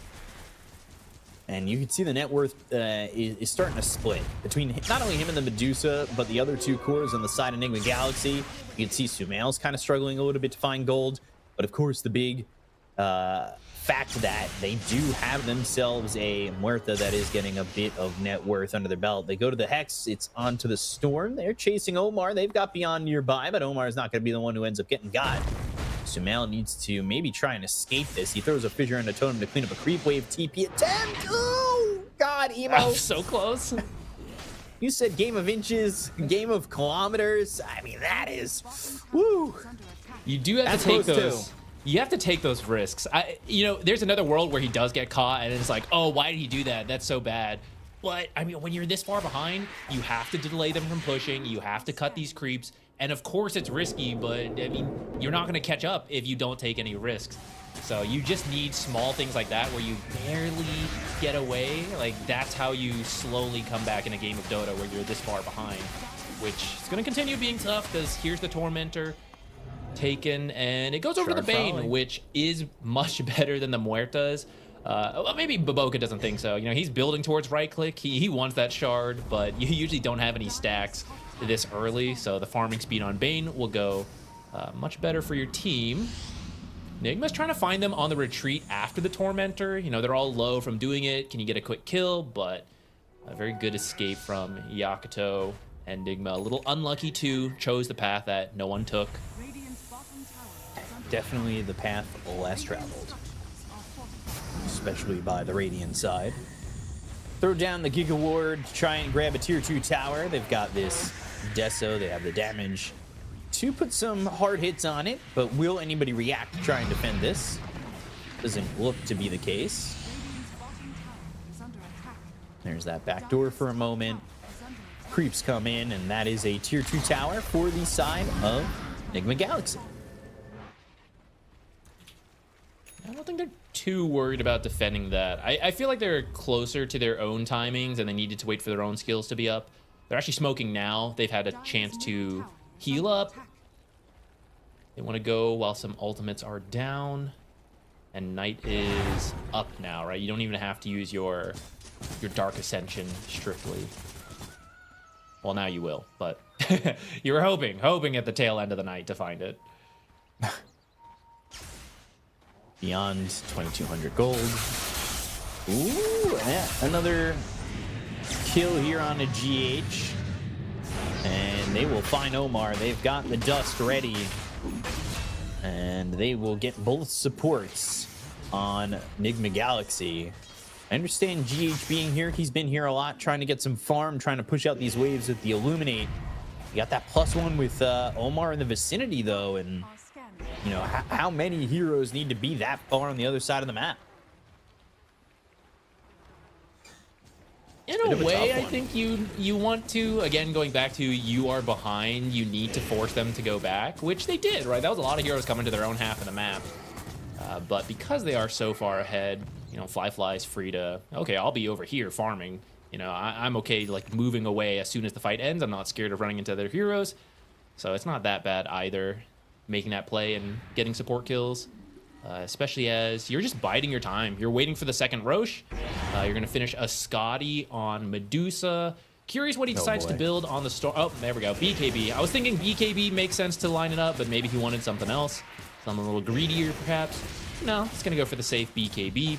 You're going to line up all these timings nicely. Get that second Aegis. Get the banner. Push high ground. Here's the Crystallis for... Is that the TA I saw? Had they just stepped a little bit more forward, they might have been able to take out the Fly Courier, but he didn't buy that ulti orb on it anyway because he's short the last bit of gold. You get the top tier 1, but Ghost, he's going into the Crystallis. He wants to get this Linken's to feel a little bit more safe in these fights defensively. And unfortunately, you know, now you've skipped it, do you feel like you can step up to these heroes? You've got Omar who's trying to get a big defensive item in the BKB to try and stand his ground there when he's shackling or hexing or controlling in any way. But it ain't going to be easy. I think a big turnaround point, as we've talked about, was that Roche in that bottom area of the map. And them not getting that Aegis was a big play here for Yakutou to shut down what was seemingly the beginnings of a comeback. Yeah, it should have been 5 minutes of strength for them to recover. Instead, it ended up being 5 minutes of continual punishment. Can they find the fight, though?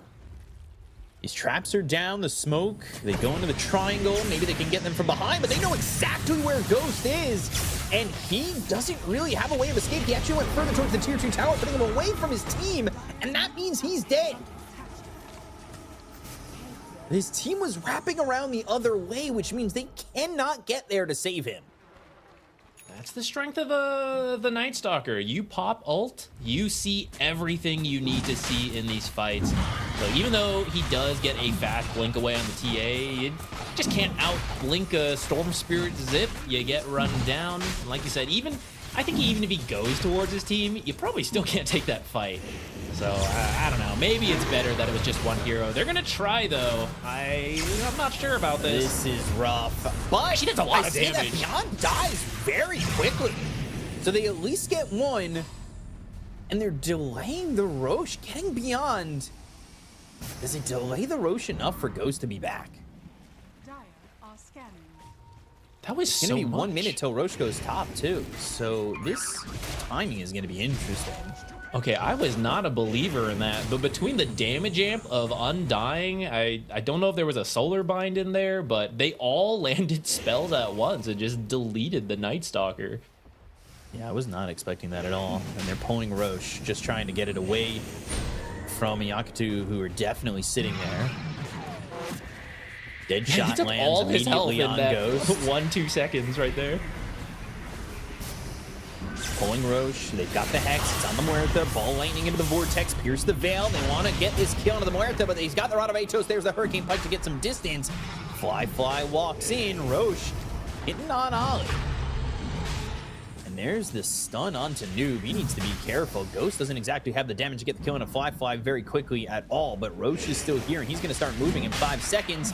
Does somebody want to continue to grab this? The dead shot misses, but Beyond, he's got that dominated Wild Wing Ripper that pushes Ghost out of the pit, and now somebody needs to go in, but it's another snatch! Oh god, and Nigma Galaxy, they cannot grab the Aegis! And that is going to be Sumail dead. Fiend's grip on a Ghost, he's gone too. And that all starts because that Wild Wing Ripper pushes the TA out of the pit, and they had already fissured. There was not really a way back in. There's actually so many sick plays there back-to-back from both teams. So they know it's really hard to force Roche for both teams because of Stone Gaze being up. Like, as it gets close, you pop it, run in, steal it away. Same thing with Echo. You can't all rush in the pit or you get killed. So they fissure block the front to prevent the Stone Gaze steal, but the Hurricane creep that's in there just pushes him out so that you have time to get in there, and only Storm can go in easily with the zip, and so he steals it. That's actually such a sick series of plays back-to-back, which in the end does favor Yakutou Bros. Now you have all the power you wanted. Yeah, maybe you would have put the Aegis on the Medusa to actually hit the buildings, but you're not going to complain about having it on the Storm Spirit, which I actually think is also decent on him. Medusa's proven very difficult to kill anyways. She has the evasion that this TA is not doing well enough. Otherwise, you could have an MKB, but I mean, you're 5,000 gold behind the Medusa. That's the MKB difference right there. Oh, yeah. Fly died 11 minutes into the game when they dropped an Echo Slam on him, and that was the only time that he's died. It is in the Medusa show since, and it seems like it's going to be the Medusa show afterwards. Oh, Ghost caught by Beyond, and Emo needs a lot of help, but they are still going in. They've got the BKB. They go to the Stone Gaze. They hit the Hex. It's onto Fly. They go in a little bit deep, but they do not want to go up onto the high ground and past. Job not done just yet for Yakutou. They got to get it done completely to force this game 3. I can't believe there were 2 Roche snatches. I feel that's quite rare. One is rare, yeah, too. I don't know how many games we we've have a had stat that. on that. I wonder how many snatches there have been in a Dota game, like a pro Dota. Because it's quite rare. You usually secure it yourself. Like, that's probably 95% of Roches. Like, you just secure your own Roche. Or you steal Roche. You steal the kill and the Aegis. But actually, they get the kill and you steal the Aegis is rare to happen twice. Maybe a third time if we keep going. Because it's looking pretty rough for Nigma. They're 15k down, but this has happened to them in this very tournament itself, and they seem to hang on and drag it out. Maybe they don't win it all the time, but they will make you work for it. And if you slip up, they could take this back. I mean, this is massive Serpent Ward and a TA. Right, so if you slip up, you wipe going high round, they will run down to your base and take barracks real fast. My question just really is, how many items away from that are they in reality? From rushing down the base. From taking a fight, first of all. I mean, they will find Ollie. And that is one kill. That's gold going their way for Noob, but like now you've got Ghost, who was thinking about going back into the BKB to try and, you know, have more survivability, which I think they desperately need, but have committed to the Daedalus. They are in such a bleak position, and Yakutou, they're working with an Aegis for another minute and a half. They don't have to force themselves to make moves because I think they feel as though they are really far ahead items-wise. It's just going to take so much for the side of Nigma to get back into the game. They're definitely ahead now. I do think we're at the point where you want to capitalize on your advantage, right? You actually want to break the base, which is what they're committing to now. They were trying to do what happened last game, which is, you know, spend most of Aegis looking for a pickoff. If you get it, great. Take buildings then. Otherwise, force it at the end of Aegis, though this is a little deep. Yeah, Chain stun? Aegis killing him once isn't going to be exactly the best. Meanwhile, you know, Ghost isn't here. He just took a Tormentor. He got a shard for GH. That doesn't matter, though. Noob is dead. He's got the Ceaseless Dirge, so he will be back immediately. Emo's still holding on to this Aegis for another 34 seconds, but they'll take that out with a Decay and a Totem shot from Sumail. But can they get the control continually? The Fissure nowhere near the mark. They got the 2-3 up towards top. Fly standing his ground. Do they have the damage to even get a kill here? Again, Deny still, it. Ghost is not here. Finally shows up. Fissure. There's some blocking potential, but can go the other way. Yeah, he still has Beyond though to just pop Dark Ascension, BKB, and jump in. So not bad, honestly. Yakutou, they get themselves the melee racks. Rangeax isn't going to heal up. Top lane's going to be exposed a little bit. That's going to be pushing in. But do Nigma Galaxy have anything in the tank to really start to pull it back? These BKBs are going to be very, very necessary in step one. I mean, we kind of see the damage, right? The Storm has Aegis, so of course he feels a bit more comfortable to zip in that far, but he can die, right? Like, that's the thing. It's hope. You feel very hopeless when you just don't have the damage to kill anyone. You do have the damage to kill people here, but they have saves, so it's very tricky. You got to find the right fight, but that means there's a chance, and that's what you have to be careful of. You feel comfortable with the state you're in on Yakutou. You've got the top lane barracks, at least the melee, so that should push in, right? You just proceed very carefully here. Sit behind your Medusa, keep chipping away at towers, wait for Roshan, things like that. If you find pickoffs ahead of time, great. If not, you don't force anything, and you should be good. But if you slip up, if you lose sight of it, you lose a little bit of focus, feel too ahead, right? That's where you can give some kills over to this TA, who maybe is going to die herself right now. No, TA went meld and then got away, but GH not so fortunate. That was onto keepers, just to support, but that actually is still enough. The Coddle Blasts are very annoying for your high ground, so actually while he's dead, you're gonna do a little bit of damage here. You don't have to commit too hard, but just chip away while you can. Time to grab a tier 3 with illusions. Don't go up too far. Yeah, I mean, off that kill, right? They took about 2/3 of that tower. Very safe, just off a support kill. You're just gonna repeat that. Nigma's gonna smoke out, trying to break this cycle, trying to find any kill they can. If they can find Muerta top, but they don't have any vision. That is not a fast kill. Has not been a fast kill for them either. Has the Hurricane Pike now. Has a Ranabetos trying to go in to get in that BKB. But the one who continues to get seen is Ali. We get the kill there onto the Bane. And they need to all escape. Nobody's coming over anyway. But it does push them a little bit more gold forward on this BKB for Ghost. Sumail not really farming much at this moment for the BKB. No, there's not been a lot of space, believe it or not, as Yakutou has been keeping all the lanes shoved in. This move out gets you a Bane kill, but more importantly, it gets you on the map. Just try to de-ward, place your own wards. They do need to find this one on the cliff, though, that is scouting out a couple of them. I think they're waiting for the courier to come out. If you don't miss that, you might have a false sense of security, though.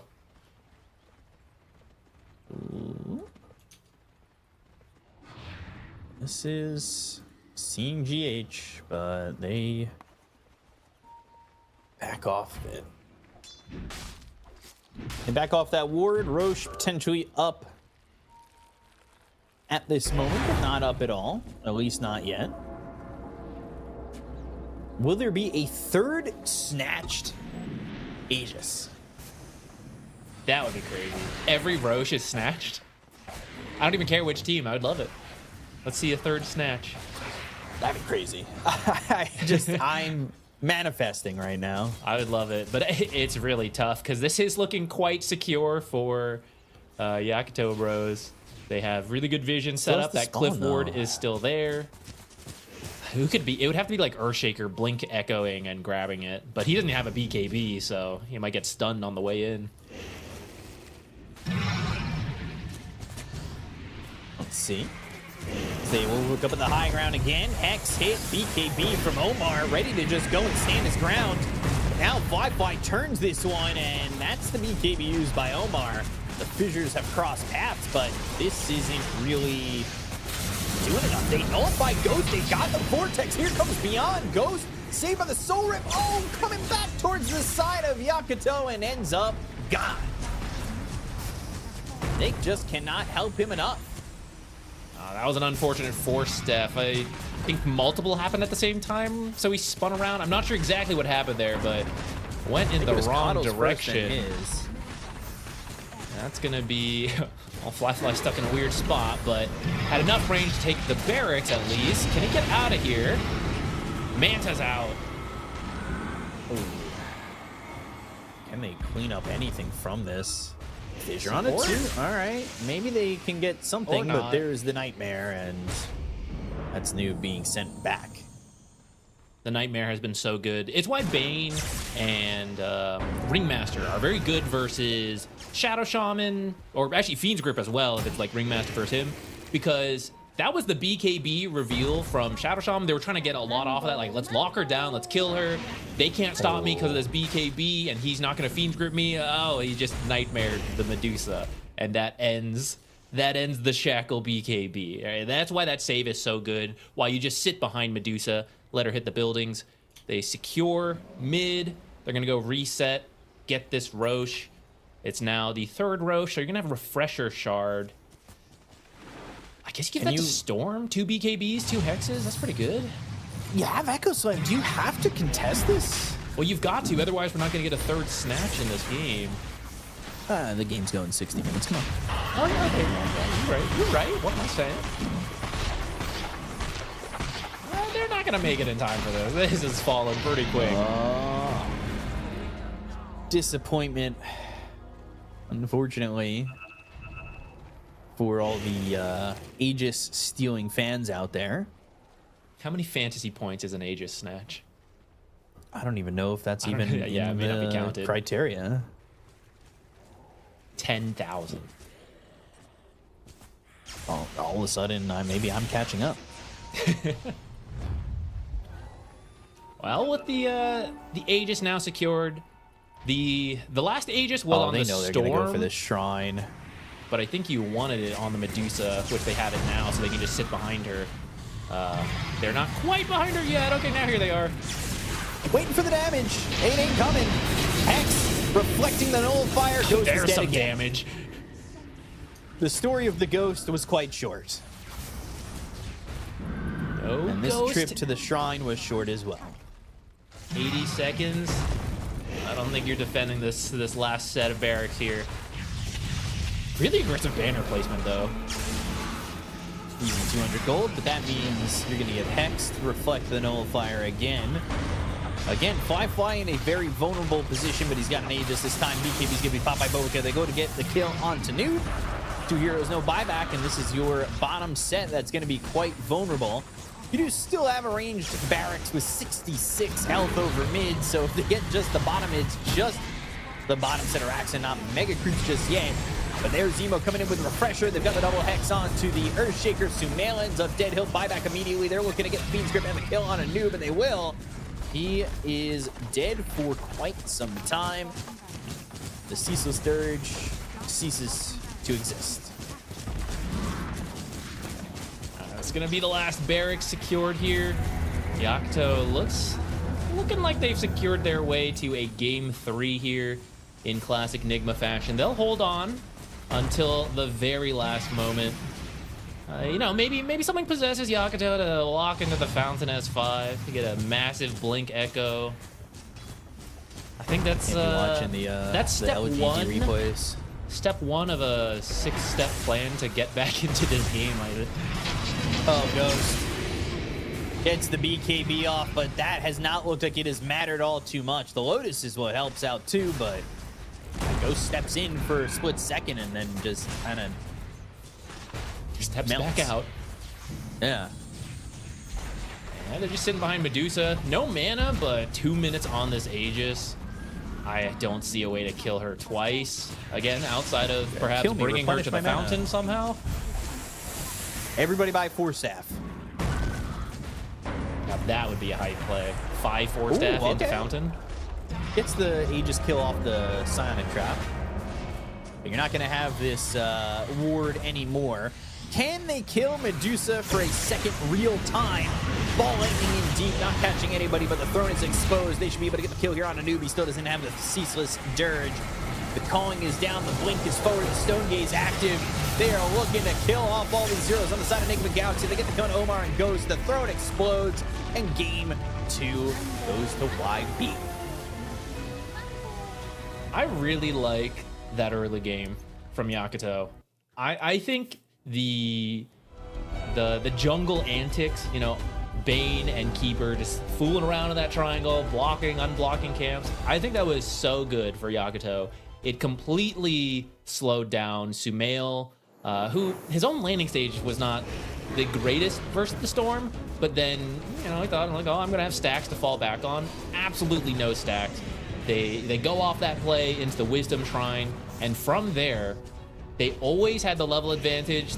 The gold advantage built up. It was just smooth sailing from them off of a really smart early game. Yeah, it's not the quickest game by any means. Like, that game still goes 45 minutes, but you're playing it at a pace that you want to. You don't need to rush into things. If you rush into things, maybe Fly doesn't have an item available that keeps him alive. But this is a net worth lead that sat at about 3,000 ahead at like 7 minutes. Like, it was theirs to kind of give up, and they never gave him a chance. And they also never gave him a chance to have an Aegis too. 2 snatches in a game is buck wild. Yeah, those were really good snatches. I like that play, that whole sequence, especially the Hurricane out. I love seeing the Hurricane plays with the Wild Wing Ripper. Yeah, that was pretty sweet, and that Helm the Dominator giving them that option. And you can see Sumail, he's just falling behind at this point. Noob tried at times to just kind of get a couple of these decays out there, using that Flesh Golem, have a good Tombstone, but nothing was surviving. Not even the Serpent Ward. Yes, you get a kill here with the Psionic Trap, but it really just does not matter. You've just replenished 2,700 mana back on this Medusa. Try to take it away again, you just stand no chance at this point. Yeah, at this point, Nigma's not that. This is just Nigma's own resolve, like, you know, play to the very end. You never know what happened in Dota, which is true, you know, especially at TI, but you play it for that 0.5%, but you're already thinking about, like, okay, what went wrong? You know, what did we mess up in earlier? Let's plan for game number 3, which we are going to. Yakutou versus Nigma game 3 will be very fun. But looking at this one, yeah, you want similar performances from your supports in that early game, and then Fly. Look at that, 37K. He was farmed this game. Whew, god damn. Yeah, he was super duper farmed, and now both teams just one game away from at least securing a shot at the elimination round, whether it be 3-2 or 2-3. That is the question. But, you know, maybe a little bit of thought and strategy comes to the point where you get to 2-2 afterwards, but that's a conversation for a much later time, because both these teams still need to win this third game. And Nigma Galaxy, except for their series against PVISION, they've all gone 3 games, and even both those games 41 and 56 minutes. So they like to play the long con. And Emo, standout player, 13-1 and 11, involved in 86% of the kills. And Emo, you know, keeping his namesake of the self-proclaimed god of the mid lane. So he is making it happen, at least for now. He looked really good that game. Yeah, and even though they lost game 1, he was the Shadow Fiend versus Storm. Also a very strong performance from him. They tried to play around him, and it fell apart because the supports had such a bad time, right? And we mentioned this is why it's sometimes safer to have a core be the initiator because you're more stable to reach that point. Well, there's also a weakness to that because if that one core has a bad time, that's what happened to Nigma this time. Yakutou was like, man, that sucked when that happened to us. Let's do it to them. Earthshaker's their only initiator. Like, let's make sure we shut him down. They execute perfectly, and there's just no plays for Nigma throughout. I would say the whole game. I mean, he eventually got the blink, but at that point, you were like 7K down already. So it's really hard to make plays at that point. Yeah, definitely hard to make those plays. It ends up being that Yakutou force us to a game 3, and they really want to replicate game number 2 going into game 3. They've got a bit of a break, but they will be coming back in just a moment. So guys, stay tuned. We'll see you for game number 3. Hello, I am here with Sumail from Nigma Galaxy. Sumail, how are you doing today? I'm good. You? I'm doing good. Thank you very much. Let's talk about Nigma Galaxy's season to this point. How do you feel it's gone for you, say, from the start of the year, both as a player and as a team? In the beginning, it was a bit rough, I think. We missed out on few qualifiers. And then Amir took a break. Then we got Ghost and it was looking decent at Blast. After that, it was a bit rough journey, to be honest. Ups and downs. We always felt we were good to like at least make top 6. But I don't think we won a single playoff series, you know? I don't think we have to this day. So that happened. But the past few months have been looking really good, at least in scrims and just team mentality wise. I think that's one thing we have worked on the most. And I think it is also the most important for TI. So let's see how it pans out. But feeling better. Good stuff. Good. I'm glad to hear it. Let's talk about challenges this year. What would you say as a team has been the one biggest obstacle that you've had to overcome? Not some consistent problem, but just one thing you thought if we can just get rid of that, we're good. I think our issue has been we crumble too fast. One bad thing goes for us and it's just downhill from there. And I think that would be the biggest. And you've overcome that. What I know, GH, I was speaking to him, he was talking a lot about sort of a positive mentality in the team. Is that something you've worked together as a group? Yes. We have been trying to keep our comms really nice and clean, you know. I'm not saying it's working to a great extent, but you know, that's the biggest thing we have been working on it. It's much better than before for sure. Because that is the one thing we realized, you know, you can't play really good one day and next day you are just not even close to the enemy team. And yeah, that has been the biggest part of the talks for this bootcamp at least. Not biggest, maybe like 40%. Slightly less than biggest. Yeah. So what are you expecting to see from the meta here in terms of heroes picked and the way that you expect teams to be playing? I think it's going to be pretty similar. Every team is good enough to play any hero, and there are certain heroes they're too OP. I don't think there's ever been a patch in Dota where every role has at least 5 really strong heroes. But now Dota's leaning that way, so I think it's going to be similar draft. Maybe one team does something extraordinary or different, but for the most part, it's going to be the same. Okay. It's obviously taken a while. This team has been around since 2019. They finally made it back to TI. Why do you think it's taken so long for Nigma Galaxy to sort of recover from some of those sort of years, those fallow years when you guys weren't making it? Why are you now back here? What did it take to get there? I think it's Kuro's fault. You just blame Kuro. Yeah, I think it's his fault. But now he's the coach. Yeah. It's still his fault. It's still his fault. What's it like working with him though? It's pretty fun. Yeah. A really enjoyable guy to hang around with. And what's he doing in terms of coaching the team? And he does the drafting, right? And sort of leads the strategies. So do you guys have meetings with him, or does he just say, like, this is what we're doing? No, I mean, it's not like dictatorship. Right. But if he believes in something, then you have to start trying it, at least, test it, to make sure whether he's right or not, you know what I mean? Well, for the most part, he is right, even though it's all his fault. Yeah, but it's not dictatorship. Okay. Yeah. No North Korea here. Good to hear. I feel like the fans always turn out to cheer for you guys. Like, you're always one of the teams that the fans love to watch and love to cheer for. What is it about your team that you think makes people love you guys so much? I think it's GH. You think it's GH? Yeah, I truly believe you it's have GH. nothing to do with it? You No, just think nothing, it's GH? Nothing. He's a very likable guy. Yeah, right? GH is okay. angel. Well, Sumail, thank you so much for talking to me, and best of luck in the tournament. Thank you.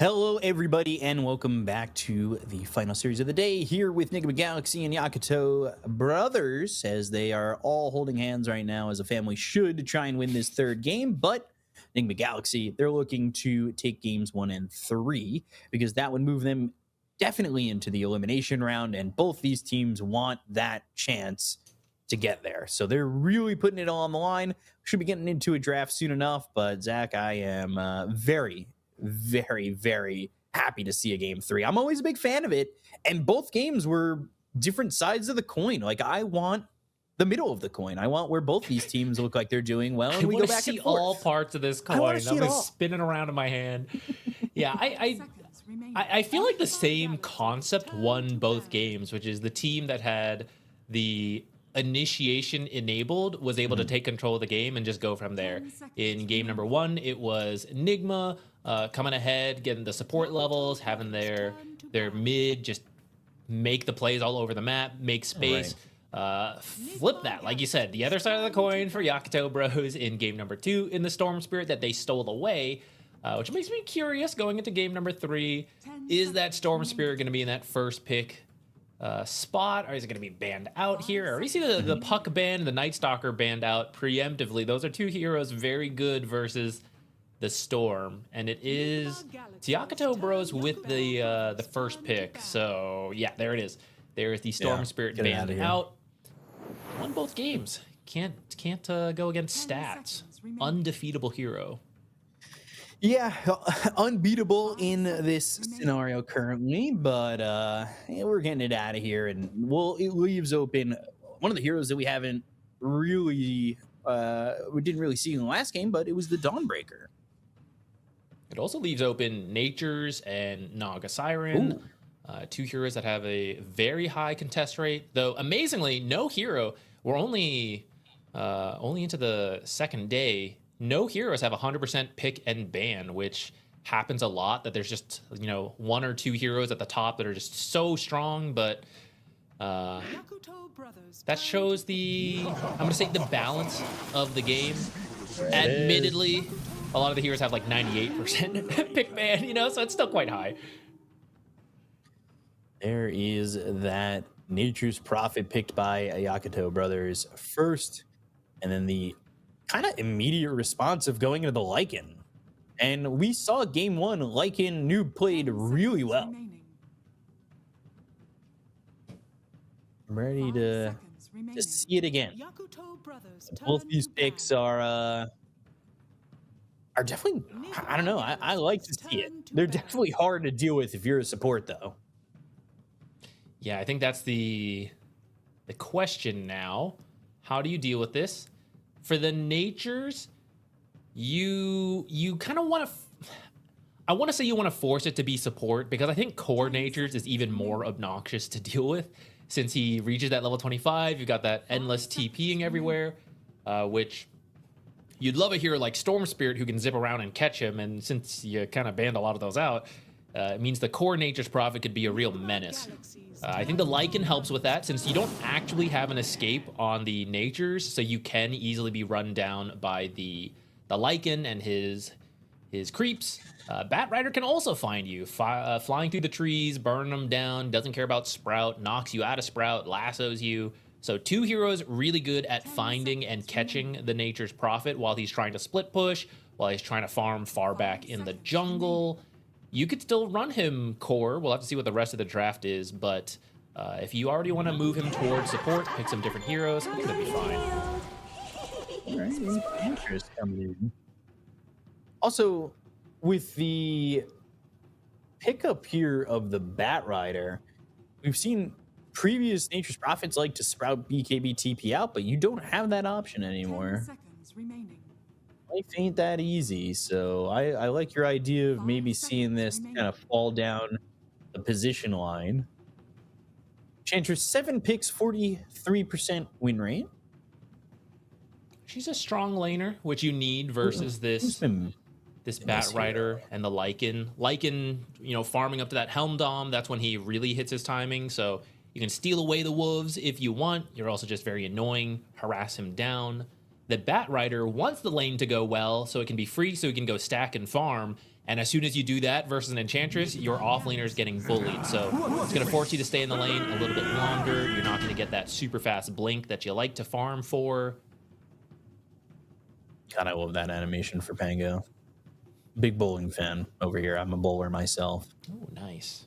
The only thing that would make that animation better is if once he hits the pins, it just does the Nintendo strike. And like that would just, somebody can make that thumbs up to you. That would be great. Enchantress played once by YB, the Yakutou Brothers. It's played by Bobica, who did end up losing that game. That is true. He's one of the few heroes who will play position 4 Enchantress. It's usually almost always a position 5. When they had it, they went Bane as their other support. Do you potentially go Prophet 5, Enchantress 4? You can. Or the other way around? Save myself there? You had a lot of, you didn't answer me with such confidence, so I had to make sure I didn't sound me too thinking stupid. it through. I was slow brain processing power over here. Oh, well, hold on, thought. Let's see what the other heroes, because that might help us decide where they should go. Ooh, Monkey King clones everywhere. Lore accurate. So the Monkey King come out. Could be carry, could be mid. Potentially you could just do like the mid Monkey King versus the mid Pango. But if you do pair it with the Pugna in the, like, let's say you pick an offlaner weak to this. I mean, that is a terrifying safe lane to have to play against. The Monkey King going to be running you down. Pugna, such an annoying support, which you could swap, actually. Pugna and Batrider can actually swap lanes depending where the matchup is better. Now you have to decide where this Enchantress should go with her enchant, because it is a Dispel as well as a very strong slow. So it can deal with Decrepify, but every time Batrider tries to Firefly at you, you can just enchant him and walk away. So it's actually quite strong against both those supports. I don't know where you put it. Queen of Pain. What you could do is just put it on whomever and see where the matchups are and see what you like best, right? Like, it doesn't necessarily need to be player specific. You could just, we've seen the swap before. We saw it our first day. We saw players swap their support positions. Yeah, that's true. Right? You don't need to, oh, I'm the 4, I only go into the off lane. I do think Dota is moving that way more and more. In the past, the lane swaps would sometimes happen, but it was a little bit rare. But nowadays, you're seeing players move around and heroes moving around. Like there's been some Tinker position 1 from PVISION. We're getting to that stage where it's going beyond, oh, the carry must be in the safe lane.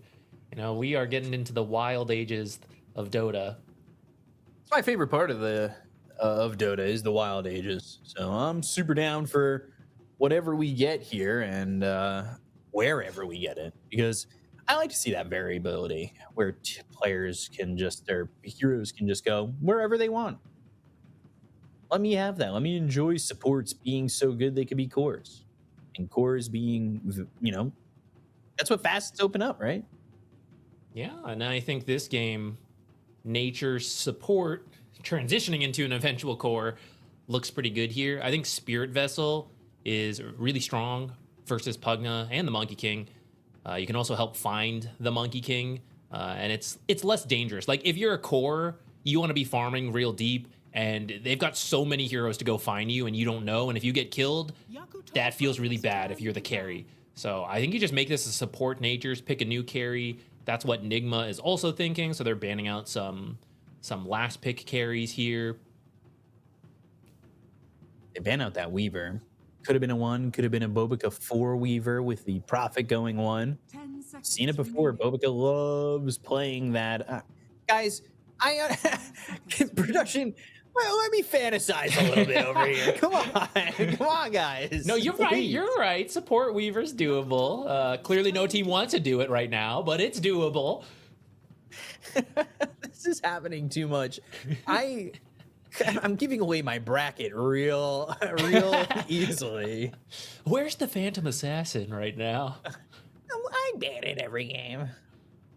10 seconds Very remaining. strong carry. 5 seconds. Come on, guys, please. But maybe that weaver's a thought into just banning these carries. Nature's Prophet. Got to make sure that they have that Nature's Prophet support.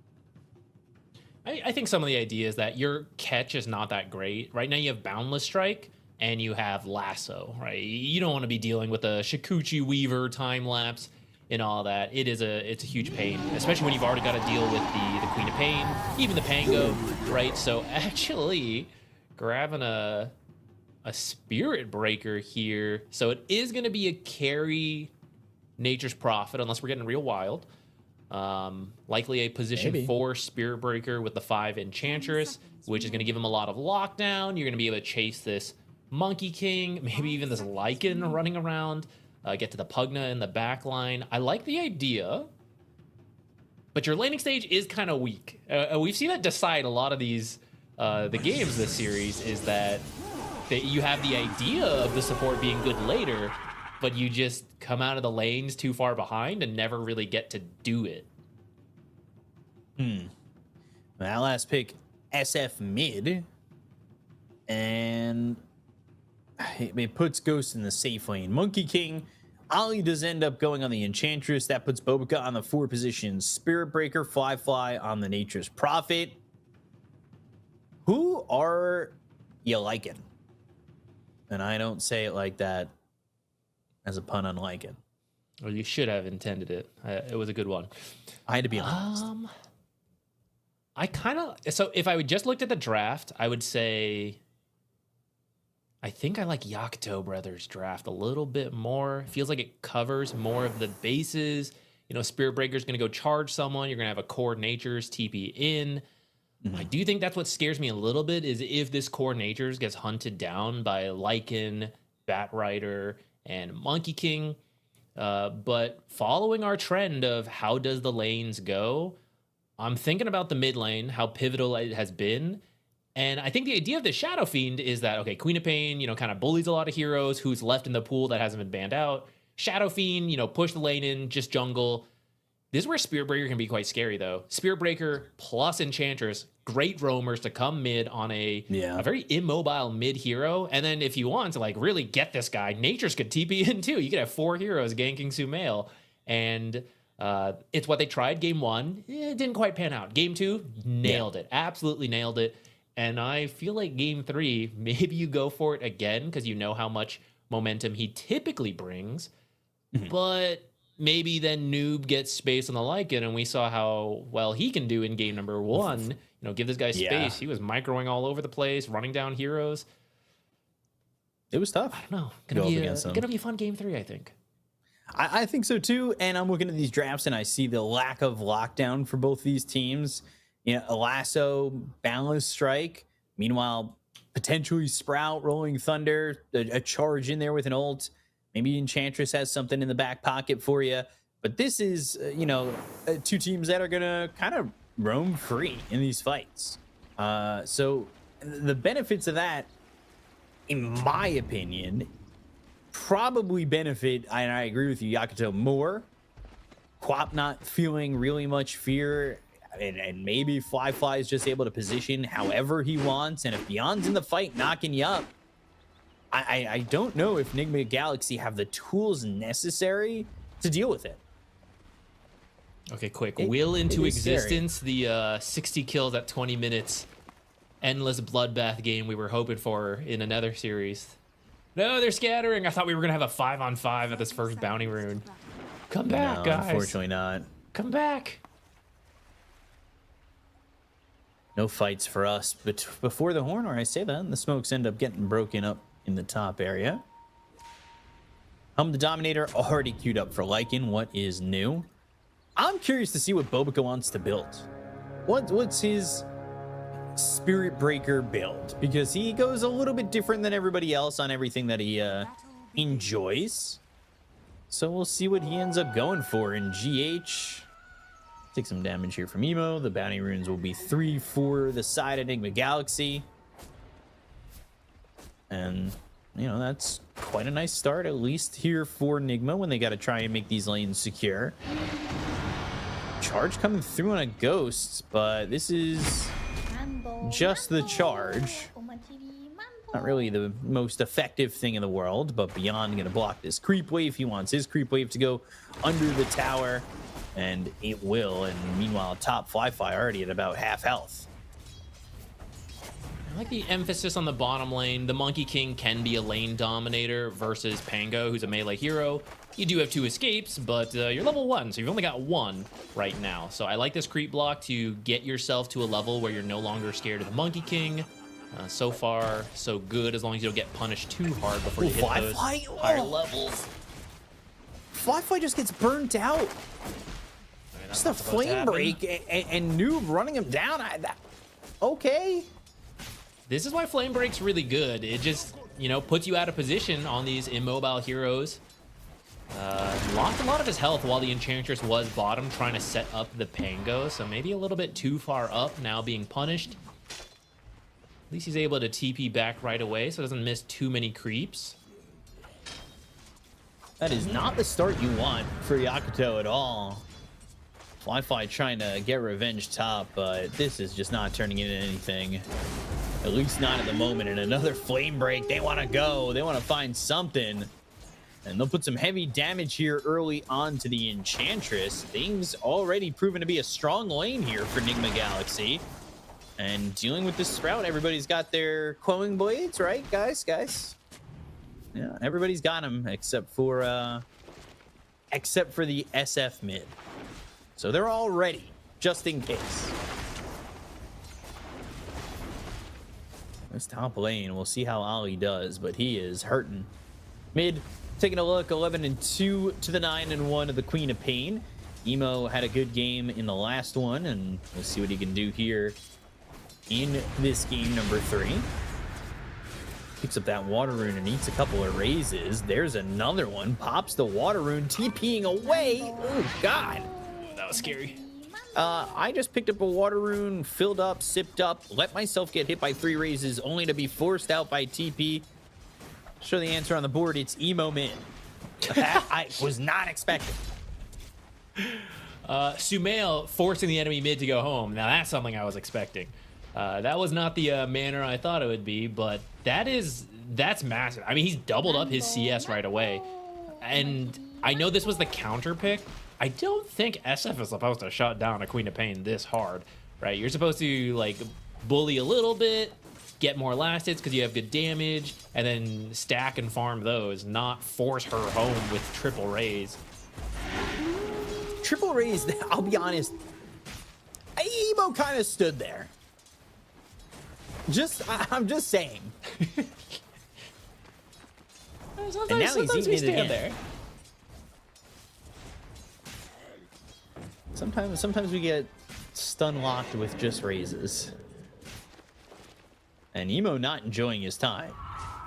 Now he's got the 2-1-1, so he does have the blink option. But this should have been an easier lane, right? Like, Shadow Strike should have been helping you out a little bit more. Charge came in on the Sumail, but didn't have any backup. Emo went towards top. He's gonna kill this Bat Rider. All right. Get the Hellbear Thunderclap, slowing down the Bat Rider. That's why there was no help on the Sumail charge. There's action in the mid lane. Pugna's over here too. Everybody is here right now. Blink forward. Uh-oh. Sumail getting charged again. Here comes the Hellbear Smasher with a clap. And the charge in, the kill for Ali. The chase is on. Emo in trouble. And he is going to get burnt out by the Flame Break. Nature's Attendant's only level 1. The Nether Blast and the stacks are stacking. But the TP in from Fly-Fly. He's here to take some heroes out. But GH stands his ground for a second. There's no Sprout for 5, so there's no way to get another one. This is how you punish the Shadow Fiend mid. When you bring this many heroes in, you just have no way to escape. Like, if you think about, like, Void Spirit, right? You just, like, dissimulate, dodge the charge, get away. A lot of the mobile mids can deal with Spirit Breaker, but Shadow Fiend can win the lane, susceptible to ganks. So this is going to have to keep going because he is off to a great start. Got to keep punishing him to get Emo back into the game. Trying to get back. 17-5. Like, yeah, you got the assists, but still, it's a little bit nerve-wracking. Charges coming through onto Noob. They've also got Ollie in the area. But can they kill? Noob blocked out by that Sprout. But again, under the tower, the TPs come in, and they just back away from that. That's fine. This You force it a 1v1 bottom. You force the rotations. You get half of Lycan's health, so he has to play a little more scared. You have a Spirit Breaker. He can go all over this map. He doesn't care. And here he goes again. Towards Sumail, who's now level 6. Ollie is here. And moving forward, he does have a Requiem if he can get it off, and he does. Oh, that damage on the emo. Come for me and I'll kill you. Who's ganking and he's got who? a double kill. Oh, Sumail still alive. Fly even came in, and he's got this stinky napalm on him at 4 stacks. He needs to survive. Finally gets the kill on a Sumail. Ran up onto the high ground. Ollie looking to get a kill on a Omar. But man, Sumail's going to make you pay. The tax man is in, and you come to mid. He'll tax your gank. Spirit Breaker charged through Batrider, and Sumail didn't react. And I was like, oh, that's strange. Oh, wait. He's pretty fast. I think he should be okay here. Ghost is in maybe a little bit far. Sprout connects, but do they even have the catch to contain him? Not really. They have a charge on cooldown. That's it. This is a bloodbath of a kill a minute so far. We're over a kill a minute. Maintain. 60 kills by 20. Keep it going. We've had very slow calculating games, you know, earlier. Now we got the high-paced action. Not from Beyond, though, who's been quietly farming away, taking advantage of all the space and the chaos being made. In what is a rough matchup, he's still behind, but has his level 6, so maybe they can make something happen here, especially as he's got his urn. Maybe if they see Monkey King coming back through the Twin Gate. Dire's top tower is under attack. Top lane getting beat up and blasted. Here comes the Natures. Yeah, once again coming through. Ghost Balance Strike looking to survive this, but the charge in the Rolling Thunder control is there. And they get the kill on the Ghost, and that can open this up a little bit more here for Yakutou as they're trying to get Fly some more gold and really start to slow down this Monkey King. He's towards the top, but right now the reigning leader in the net worth, as you see on your screen, is Noob. He's got that helm of the Dominator. He has dominated a Wild Wing Ripper, which we've seen be the MVP of a Roshan attempt. What are the odds of seeing that again? Hurricane back the Enchantress, but they don't have actual lockdown, so she just skips away. Here's some actual lockdown. Not enough, though. Leave him be. He's getting flashbacks of being Requiem'd and triple raised. Oh boy, Fly. Getting caught by Ghost. Getting hit there by Omar. No lasso to go with that, but that didn't matter. They were able to get this catch here onto the Nature's Prophet again. And this is carries, cores, everybody dying 5-5 already. Lycan's the one who's clear of death so far. Is he the only one? You just put the creeps forward to the dangerous stuff. Beyond. You play it safe. He's been doing a great job of that so far. They are trying to get a little bit more done with the creeps now. Bobica sees Noob, first hit bash, 17%.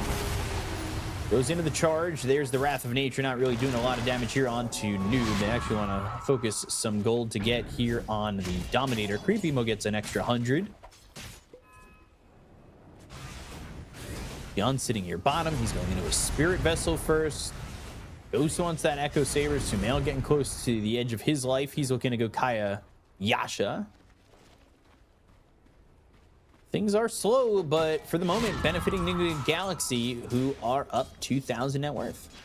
So Nigma Galaxy happy. I think you have to wait for this Blink Dagger on the Batrider before you can really make plays. We talked about the lack of crowd control on Nigma, so you can't really make plays unless you can just run at them with the creeps, or say Pugna is set up in front of your tower, There's been so much action going around with Spearbreaker charging teleports that you would like to just set up on their jungle, place wards, and blast towers and send creeps, but you keep having to rotate around and help out, which is exactly what Yakutou needs to do. This will be a little easier as you take a tier 1 tower. Maybe they're gonna try to defend it? Flame Break, but no Firefly initially. They're going to shape shift, and the charge actually stops them from getting the lasso off immediately, and Beyond's able to roll away. Because of the charge that cut through, Batrider for a split second was disrupted and couldn't get the lasso. Meanwhile, mid, there's a life drain, there is a TP over. It's going to be this Batrider coming in, and they just cannot kill GH. Sprout again, lasso now connecting on a fly, Sonic Wave pushing him back with a balance strike on a 3. Oh, the Decrepify doesn't matter. Bobica goes in with that Nether Strike. Ghost is going to get low, but he's being life drained, or well, life gained, but it's not enough from GH, and Sumail will end up getting a trade onto Bobica. This is where your Shadow Fiend is strong, but you have no one to enable him to do the damage. He just keeps, he's trying to walk up, getting sprouted out, enchanted slowed, you know, blink away.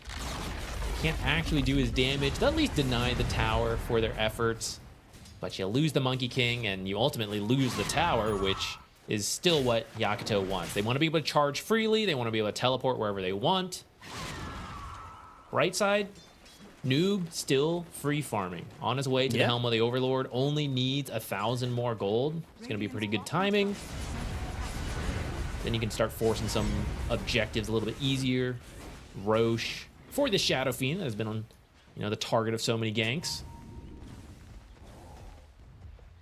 Looking nearby, and so is this Batrider who doesn't have lasso for another 15 seconds.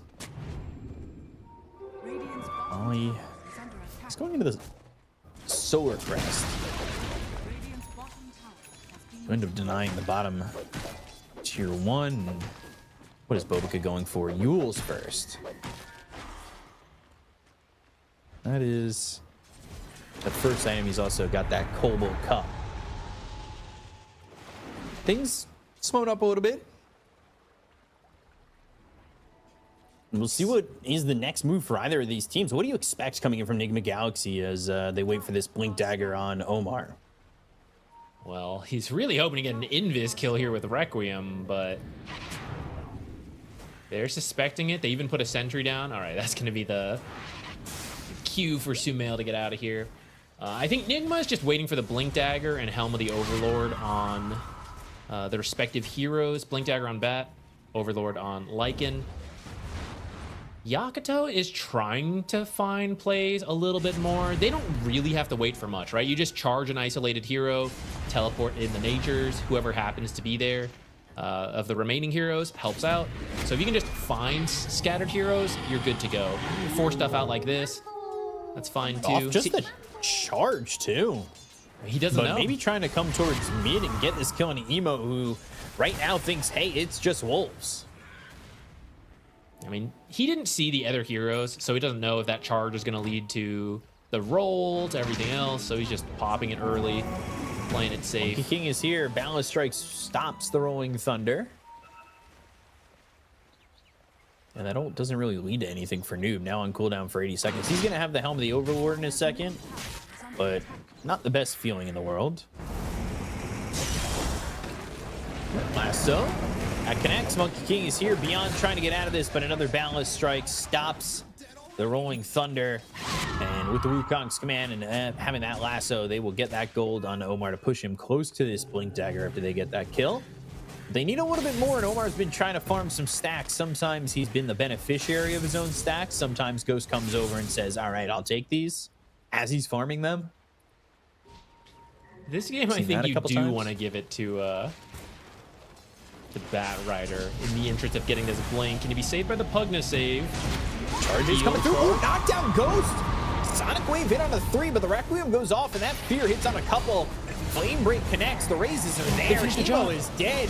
Nether Strike out, but Sumail's still alive, and the life drain coming from the low ground. GH keeping these heroes healthy. Bobica's dead and Noob's up in the foreground. Boundless Strike connects. That's going to be a third. They're looking for them all. Ollie in trouble. The Rolling Thunder, what's it there for? They'll chase the ball. They'll still continue with you. And they might even go and get themselves a full team wipe if they can get this kill. Ghost moving forward. He's trying to find the Pango. Boundless Strike connects on the swashbuckling Pango. His Beyond is on the run.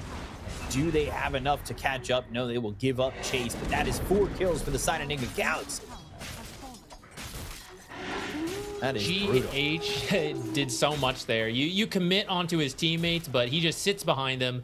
Decrepify, life drain, heal them up. Siphoning Ward going to heal him throughout this. So it starts with the Bat Rider, right? They think it's a pick off, get him. Can't hit into Ethereal. It was a nice charge through to prevent the Monkey King abilities. It might have been somehow even more one-sided if that went off. But there's the Bat Rider, full health despite being the initial target. Oh, maybe we've almost got Sumail. Nah, maybe Sumail's full health. Back into the live game, maybe we kill the Pango, get the last outer tower. Yeah, they shapeshifted, went for Beyond, got a kill. And, I mean, it's delayed, but it is a team wipe, I guess.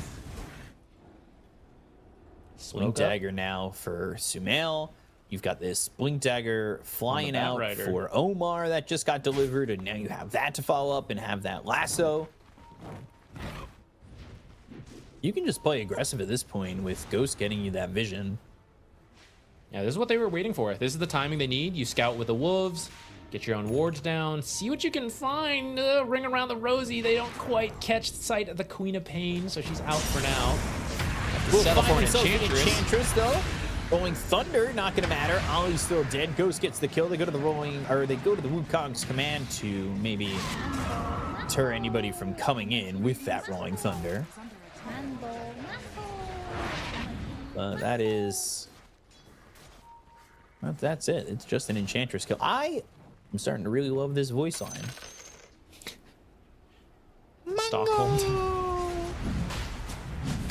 It's grown on me. Is it Mambo or Mango or... I have no idea. I'll have to ask, Mondo is how it's spelled. Yeah. I don't know what it means. All right, well... You're gonna go support him. Get it. Spam out. I might. I'd have spent my allotted money. Roche Snatch incoming? From a Satyr? From the top? Oh, not yet. Throw the shockwave! Oh my god! That would have been sick. They tried, and they will get the kill onto Ghost. While that's all going on, they were like, oh, all right, you guys are going to do your Roche without Ghost? All right, well, we'll turn him into one. I mean, this is the nice thing of pairing the Spirit Breaker with a Nature's Prophet, right? Usually you'd be okay to split push quickly with these kind of slippery heroes like Monkey King, but as soon as the charge is on you, you've got no idea. And in comes the stun. There's the global rotation. Easy kills anytime you're scattered from your team. What can they do? Yakutou, they get a kill on the Ghost, but what can they do while the Aegis is here? Lasso and Requiem. Beyond is going to die to Sumail. Sumail now going for the Ags. He's got, of course, that Yashikaya that he was going for. He's got the Aegis. Uh-oh. Sonic Wave. Omar, he ends up dead. Sonic Wave gets Omar while the Croaker creep griefs Ghost over there. As they were trying to kill the Enchantress and the leap got interrupted by Tendrils of the Deep. I don't know if that was the Enchantress's cast or the auto creep cast, but Croaker was a big Yakutou fan. The Croakers are a big fan of griefing. Biggest griefers in the game. They use it more than any other creep. I don't know why their coding is different, but they love throwing out Tendrils. They've got this vision. They had that vision seeing Noob, seeing Ghost for at least a second. Getting some info to work with, knowing that they're top. They'll go for Sumail. He's got an amplified damage. You guys might want to be a little bit careful on this one. They don't need to be careful. They'll take the Aegis. Can they get a second? This team of Nigma Galaxy is reacting. And this is going to be Sumail in trouble. Healing from the high ground. Get bounced up out of the high ground, but look at GH unbothered and untouched. Fly, Bobica both go down. They will drain and fill up Sumail's life as they get themselves a third, and that goes poorly for Yakutou again. Guys, if you aren't playing Pugna in your pubs, you're missing out. The saves are just insane on this hero. Well, you have nothing to really stop it, right? When you don't have a lot of crowd control, yeah. That's why they got the Spirit Vessel to help try to mitigate this, and roll and charge are good for it, but they used it on the Shadow Fiend himself. Pugna runs in through the back, does it from the high ground in the trees, so they can't get to him easily. And as you try to get to him, I mean, you're just going to activate Siphoning Ward as well. And just go straight to pushing, because everyone's healthy after a big team fight like that, because GH is just keeping his team topped up. One-man Torm with the Ancient Thunderhide. Easy peasy shard now for Omar. He's happy. Happy to get the extra influx of gold. Happy to be top of the net worth for the supports. It is a 14,000 net worth lead. They don't have the Aegis anymore, but this is a Nigma Galaxy game. Just say. Not to put it out there. I just want a very close game for me. It started okay in the laning stage. It was real close then. It's kind of falling apart after that. Yeah, I think it all started when Sumail got ganked and then killed them all. That was the start of the downfall. They're in. Sonic Wave, and there goes the Requiem, but Sumail, where's your help? Shapeshift, but are they going to be there in time? It's actually new to get the kill on a Bobica. It takes a while to get the kill on a Sumail. They're still chasing the TP attempt out by Beyond. Oh, the balance strike from a distance. Ghost follows that up. He's got the shard. He's there to get the kill on a Beyond, and that is a 2 for 2. That's a 2 for 2 that started as a 5-on-2, and Nigma slowly brought the rest of their heroes and still technically went even, but thanks to their massive gold lead, we do see that was a gold gain for Yakutou. Still doesn't feel the greatest, though. You kind of need bigger wins to pull back a gold lead like this. Though, if you do just drag on the game, keep creep cutting, stall things out, you know, the 13k gold lead starts to mean less and less, but you got to go, I don't know, 10, 15 more minutes for that to happen. That's usually in the MO for Nigma games. We said that their timer on finishing games are long. So you do have that kind of time, right? This one should be fast. You have Lycan, you've got Pugna, Nether Blast. Batrider Shard is not usually considered good, but this one also works on buildings now with the Shard. Ollie. Flame Break connects. It's just a matter of time. Nature's Tenants really doing what they're getting paid to do. That is heal them up, but not all the way. Now Ag's finished for Sumail. Time to pushing walk out the up top to wave with buildings that and Mjolnir. press Q. I guess they don't see the heroes. They're a little worried. They're playing a little safe for a bit there until they regroup. Oh, they're trying. They want Bobica. That's okay. I thought all maybe, part of the plan. Yeah, we tricked you. We gave you that glimmer of hope, and you think, oh, he Fireflied his own Monkey King. I'm gonna be able to TP out. Wrong. I have lasso. Gonna make you laugh so hard you misclick and we get you. Yeah, tricked you. Got him. It's all given time to fly to farm. He is level 16 to Ghost level 50. Going Thunder and the catch onto Omar. Immediately TP out. Yeah, you've got to. You don't know if the Monkey King is on his way, watching you from the trees. Yeah, do things like this, scream and blink out. Usually it should be the enemy team that is having to play that way because you have the Spirit Breaker, but now that you're 14k up, suddenly that fear is not so scary anymore, and you're the one that gets to freak them out with your invisible wolves, your blink bat rider, your Monkey King watching from the trees. This makes the split push game very difficult for Yakutou. They are doing it, though.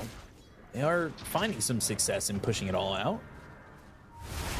I say that, and immediately Fly at TP top, they're all heading that way. And Fly recognizes this and backs all the way off. It's working for now, but Nigma has reached critical mass where not only do you have a lead, you've taken all the outer towers, you have the Assault Cuirass on the Lycan, so you get to just keep going around the map, trying to find these kills, trying to find these split pushers. The support maybe is not enough, but once you get a big kill, and I would say especially the Pango, if you take him out, he's a big part of their team fight, and you can suddenly just rush down a tower, throw the creeps, throw the Nether Blast, all of that. In the meantime, you wait for Roche. If you get it, great. Then you kind of continue the same plan. Like, even with Aegis, I don't think you have to change too much. We've seen them play that way. Patiently find the pick off and then all go. If you don't find anything at the tail end, you can do it, you know, like the last minute of Aegis. Invisible Wolf looking around. Oh, yeah, seeing Bobica now seeing themselves beyond. Found a different target. Bobica's still here. He's still in trouble. Oh, the Boundless Strike on the edge. And then he's going to try and TP out, but that ain't happening. Requiem, meanwhile, it's a third? Ollie's here too.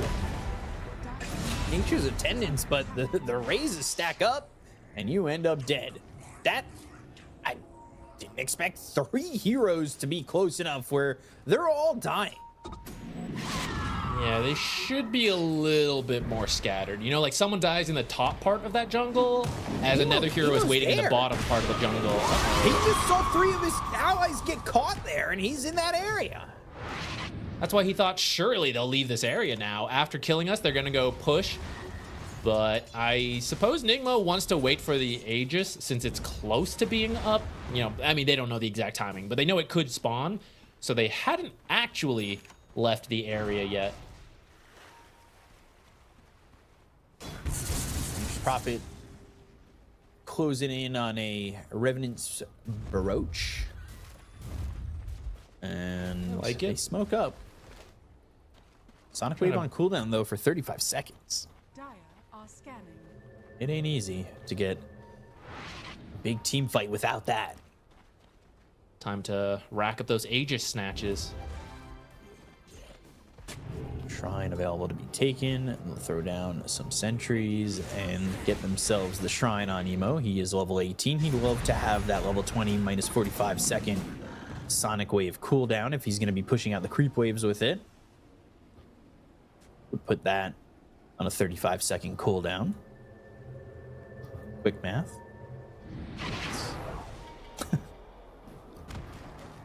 Aegis will be spawning in just a second here. Oh. Don't look too soon. Stay here, stay here. Come back, Sumail.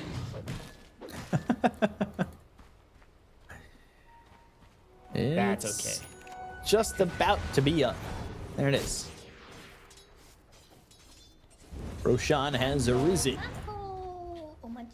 So not only Roche, but while they were waiting for it, they finished a Lincoln's on the Lycan, and soon a Lincoln's on the Shadow Fiend. So charges are going to be very difficult for the Spirit Breaker.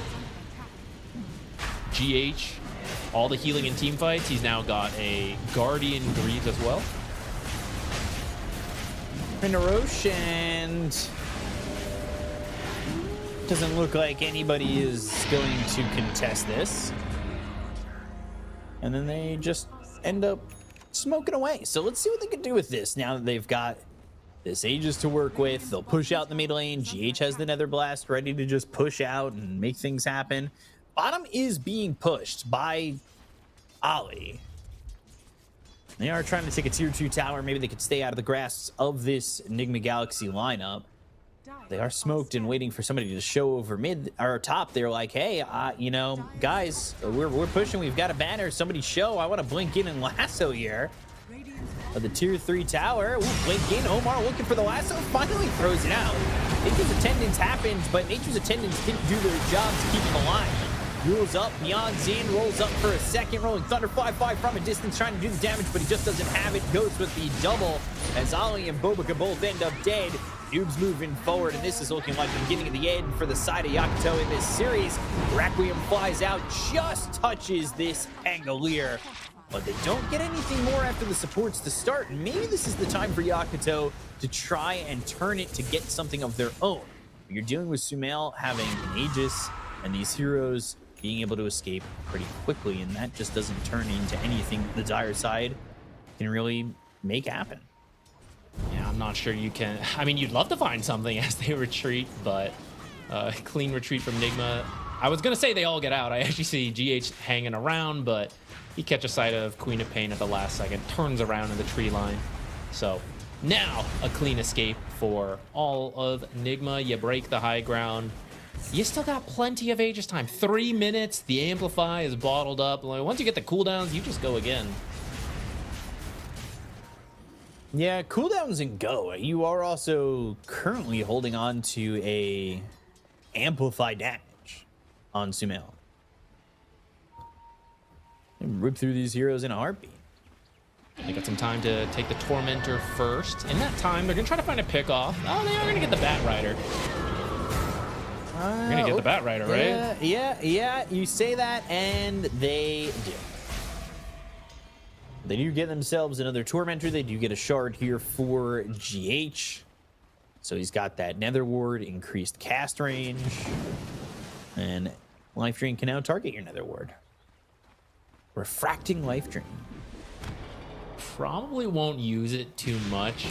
Support Pugna is mostly just about healing allies, so the shard ends up... The best thing about the shard is that you can cast the Nether Ward further away. The actual aggressive potential... You only do it if you're already winning, so kind of makes it a bit redundant. Remnant's Brooch, Nullifier now for Nature's Prophet. Can Fly get the gold needed to bring them back into this game? They're down almost 20,000 net worth. What's the plan? What do you do here? You hope for a little bit of an overextension on the high ground? You keep stalling it out. You're almost at no cooldown. Teleport. Sumail? Well, Requiem, there's not much mana left here for Emo, and there's no life left for him either, but a Rolling Thunder and a roll-up. This is kind of similar to game number 1, where Beyond would react to these deaths. He was on the Dawn in that first game, so not nearly as impactful with a Rolling Thunder like that, but that is the top set of racks going down very quickly. It's definitely a tough call to know when a teammate is dead and you can't save him, but you're right. Omar. Dead again. Has buyback. There goes the tier 3. They rip through these towers. I mean, this is so difficult to deal with. Fly looking to sprout somebody or do something, but can't. Lincoln's popped. They have no chase. And would you believe it if I said there's still 45 seconds on Aegis? So as your Bat Rider comes up, you could go one more time if you wanted to.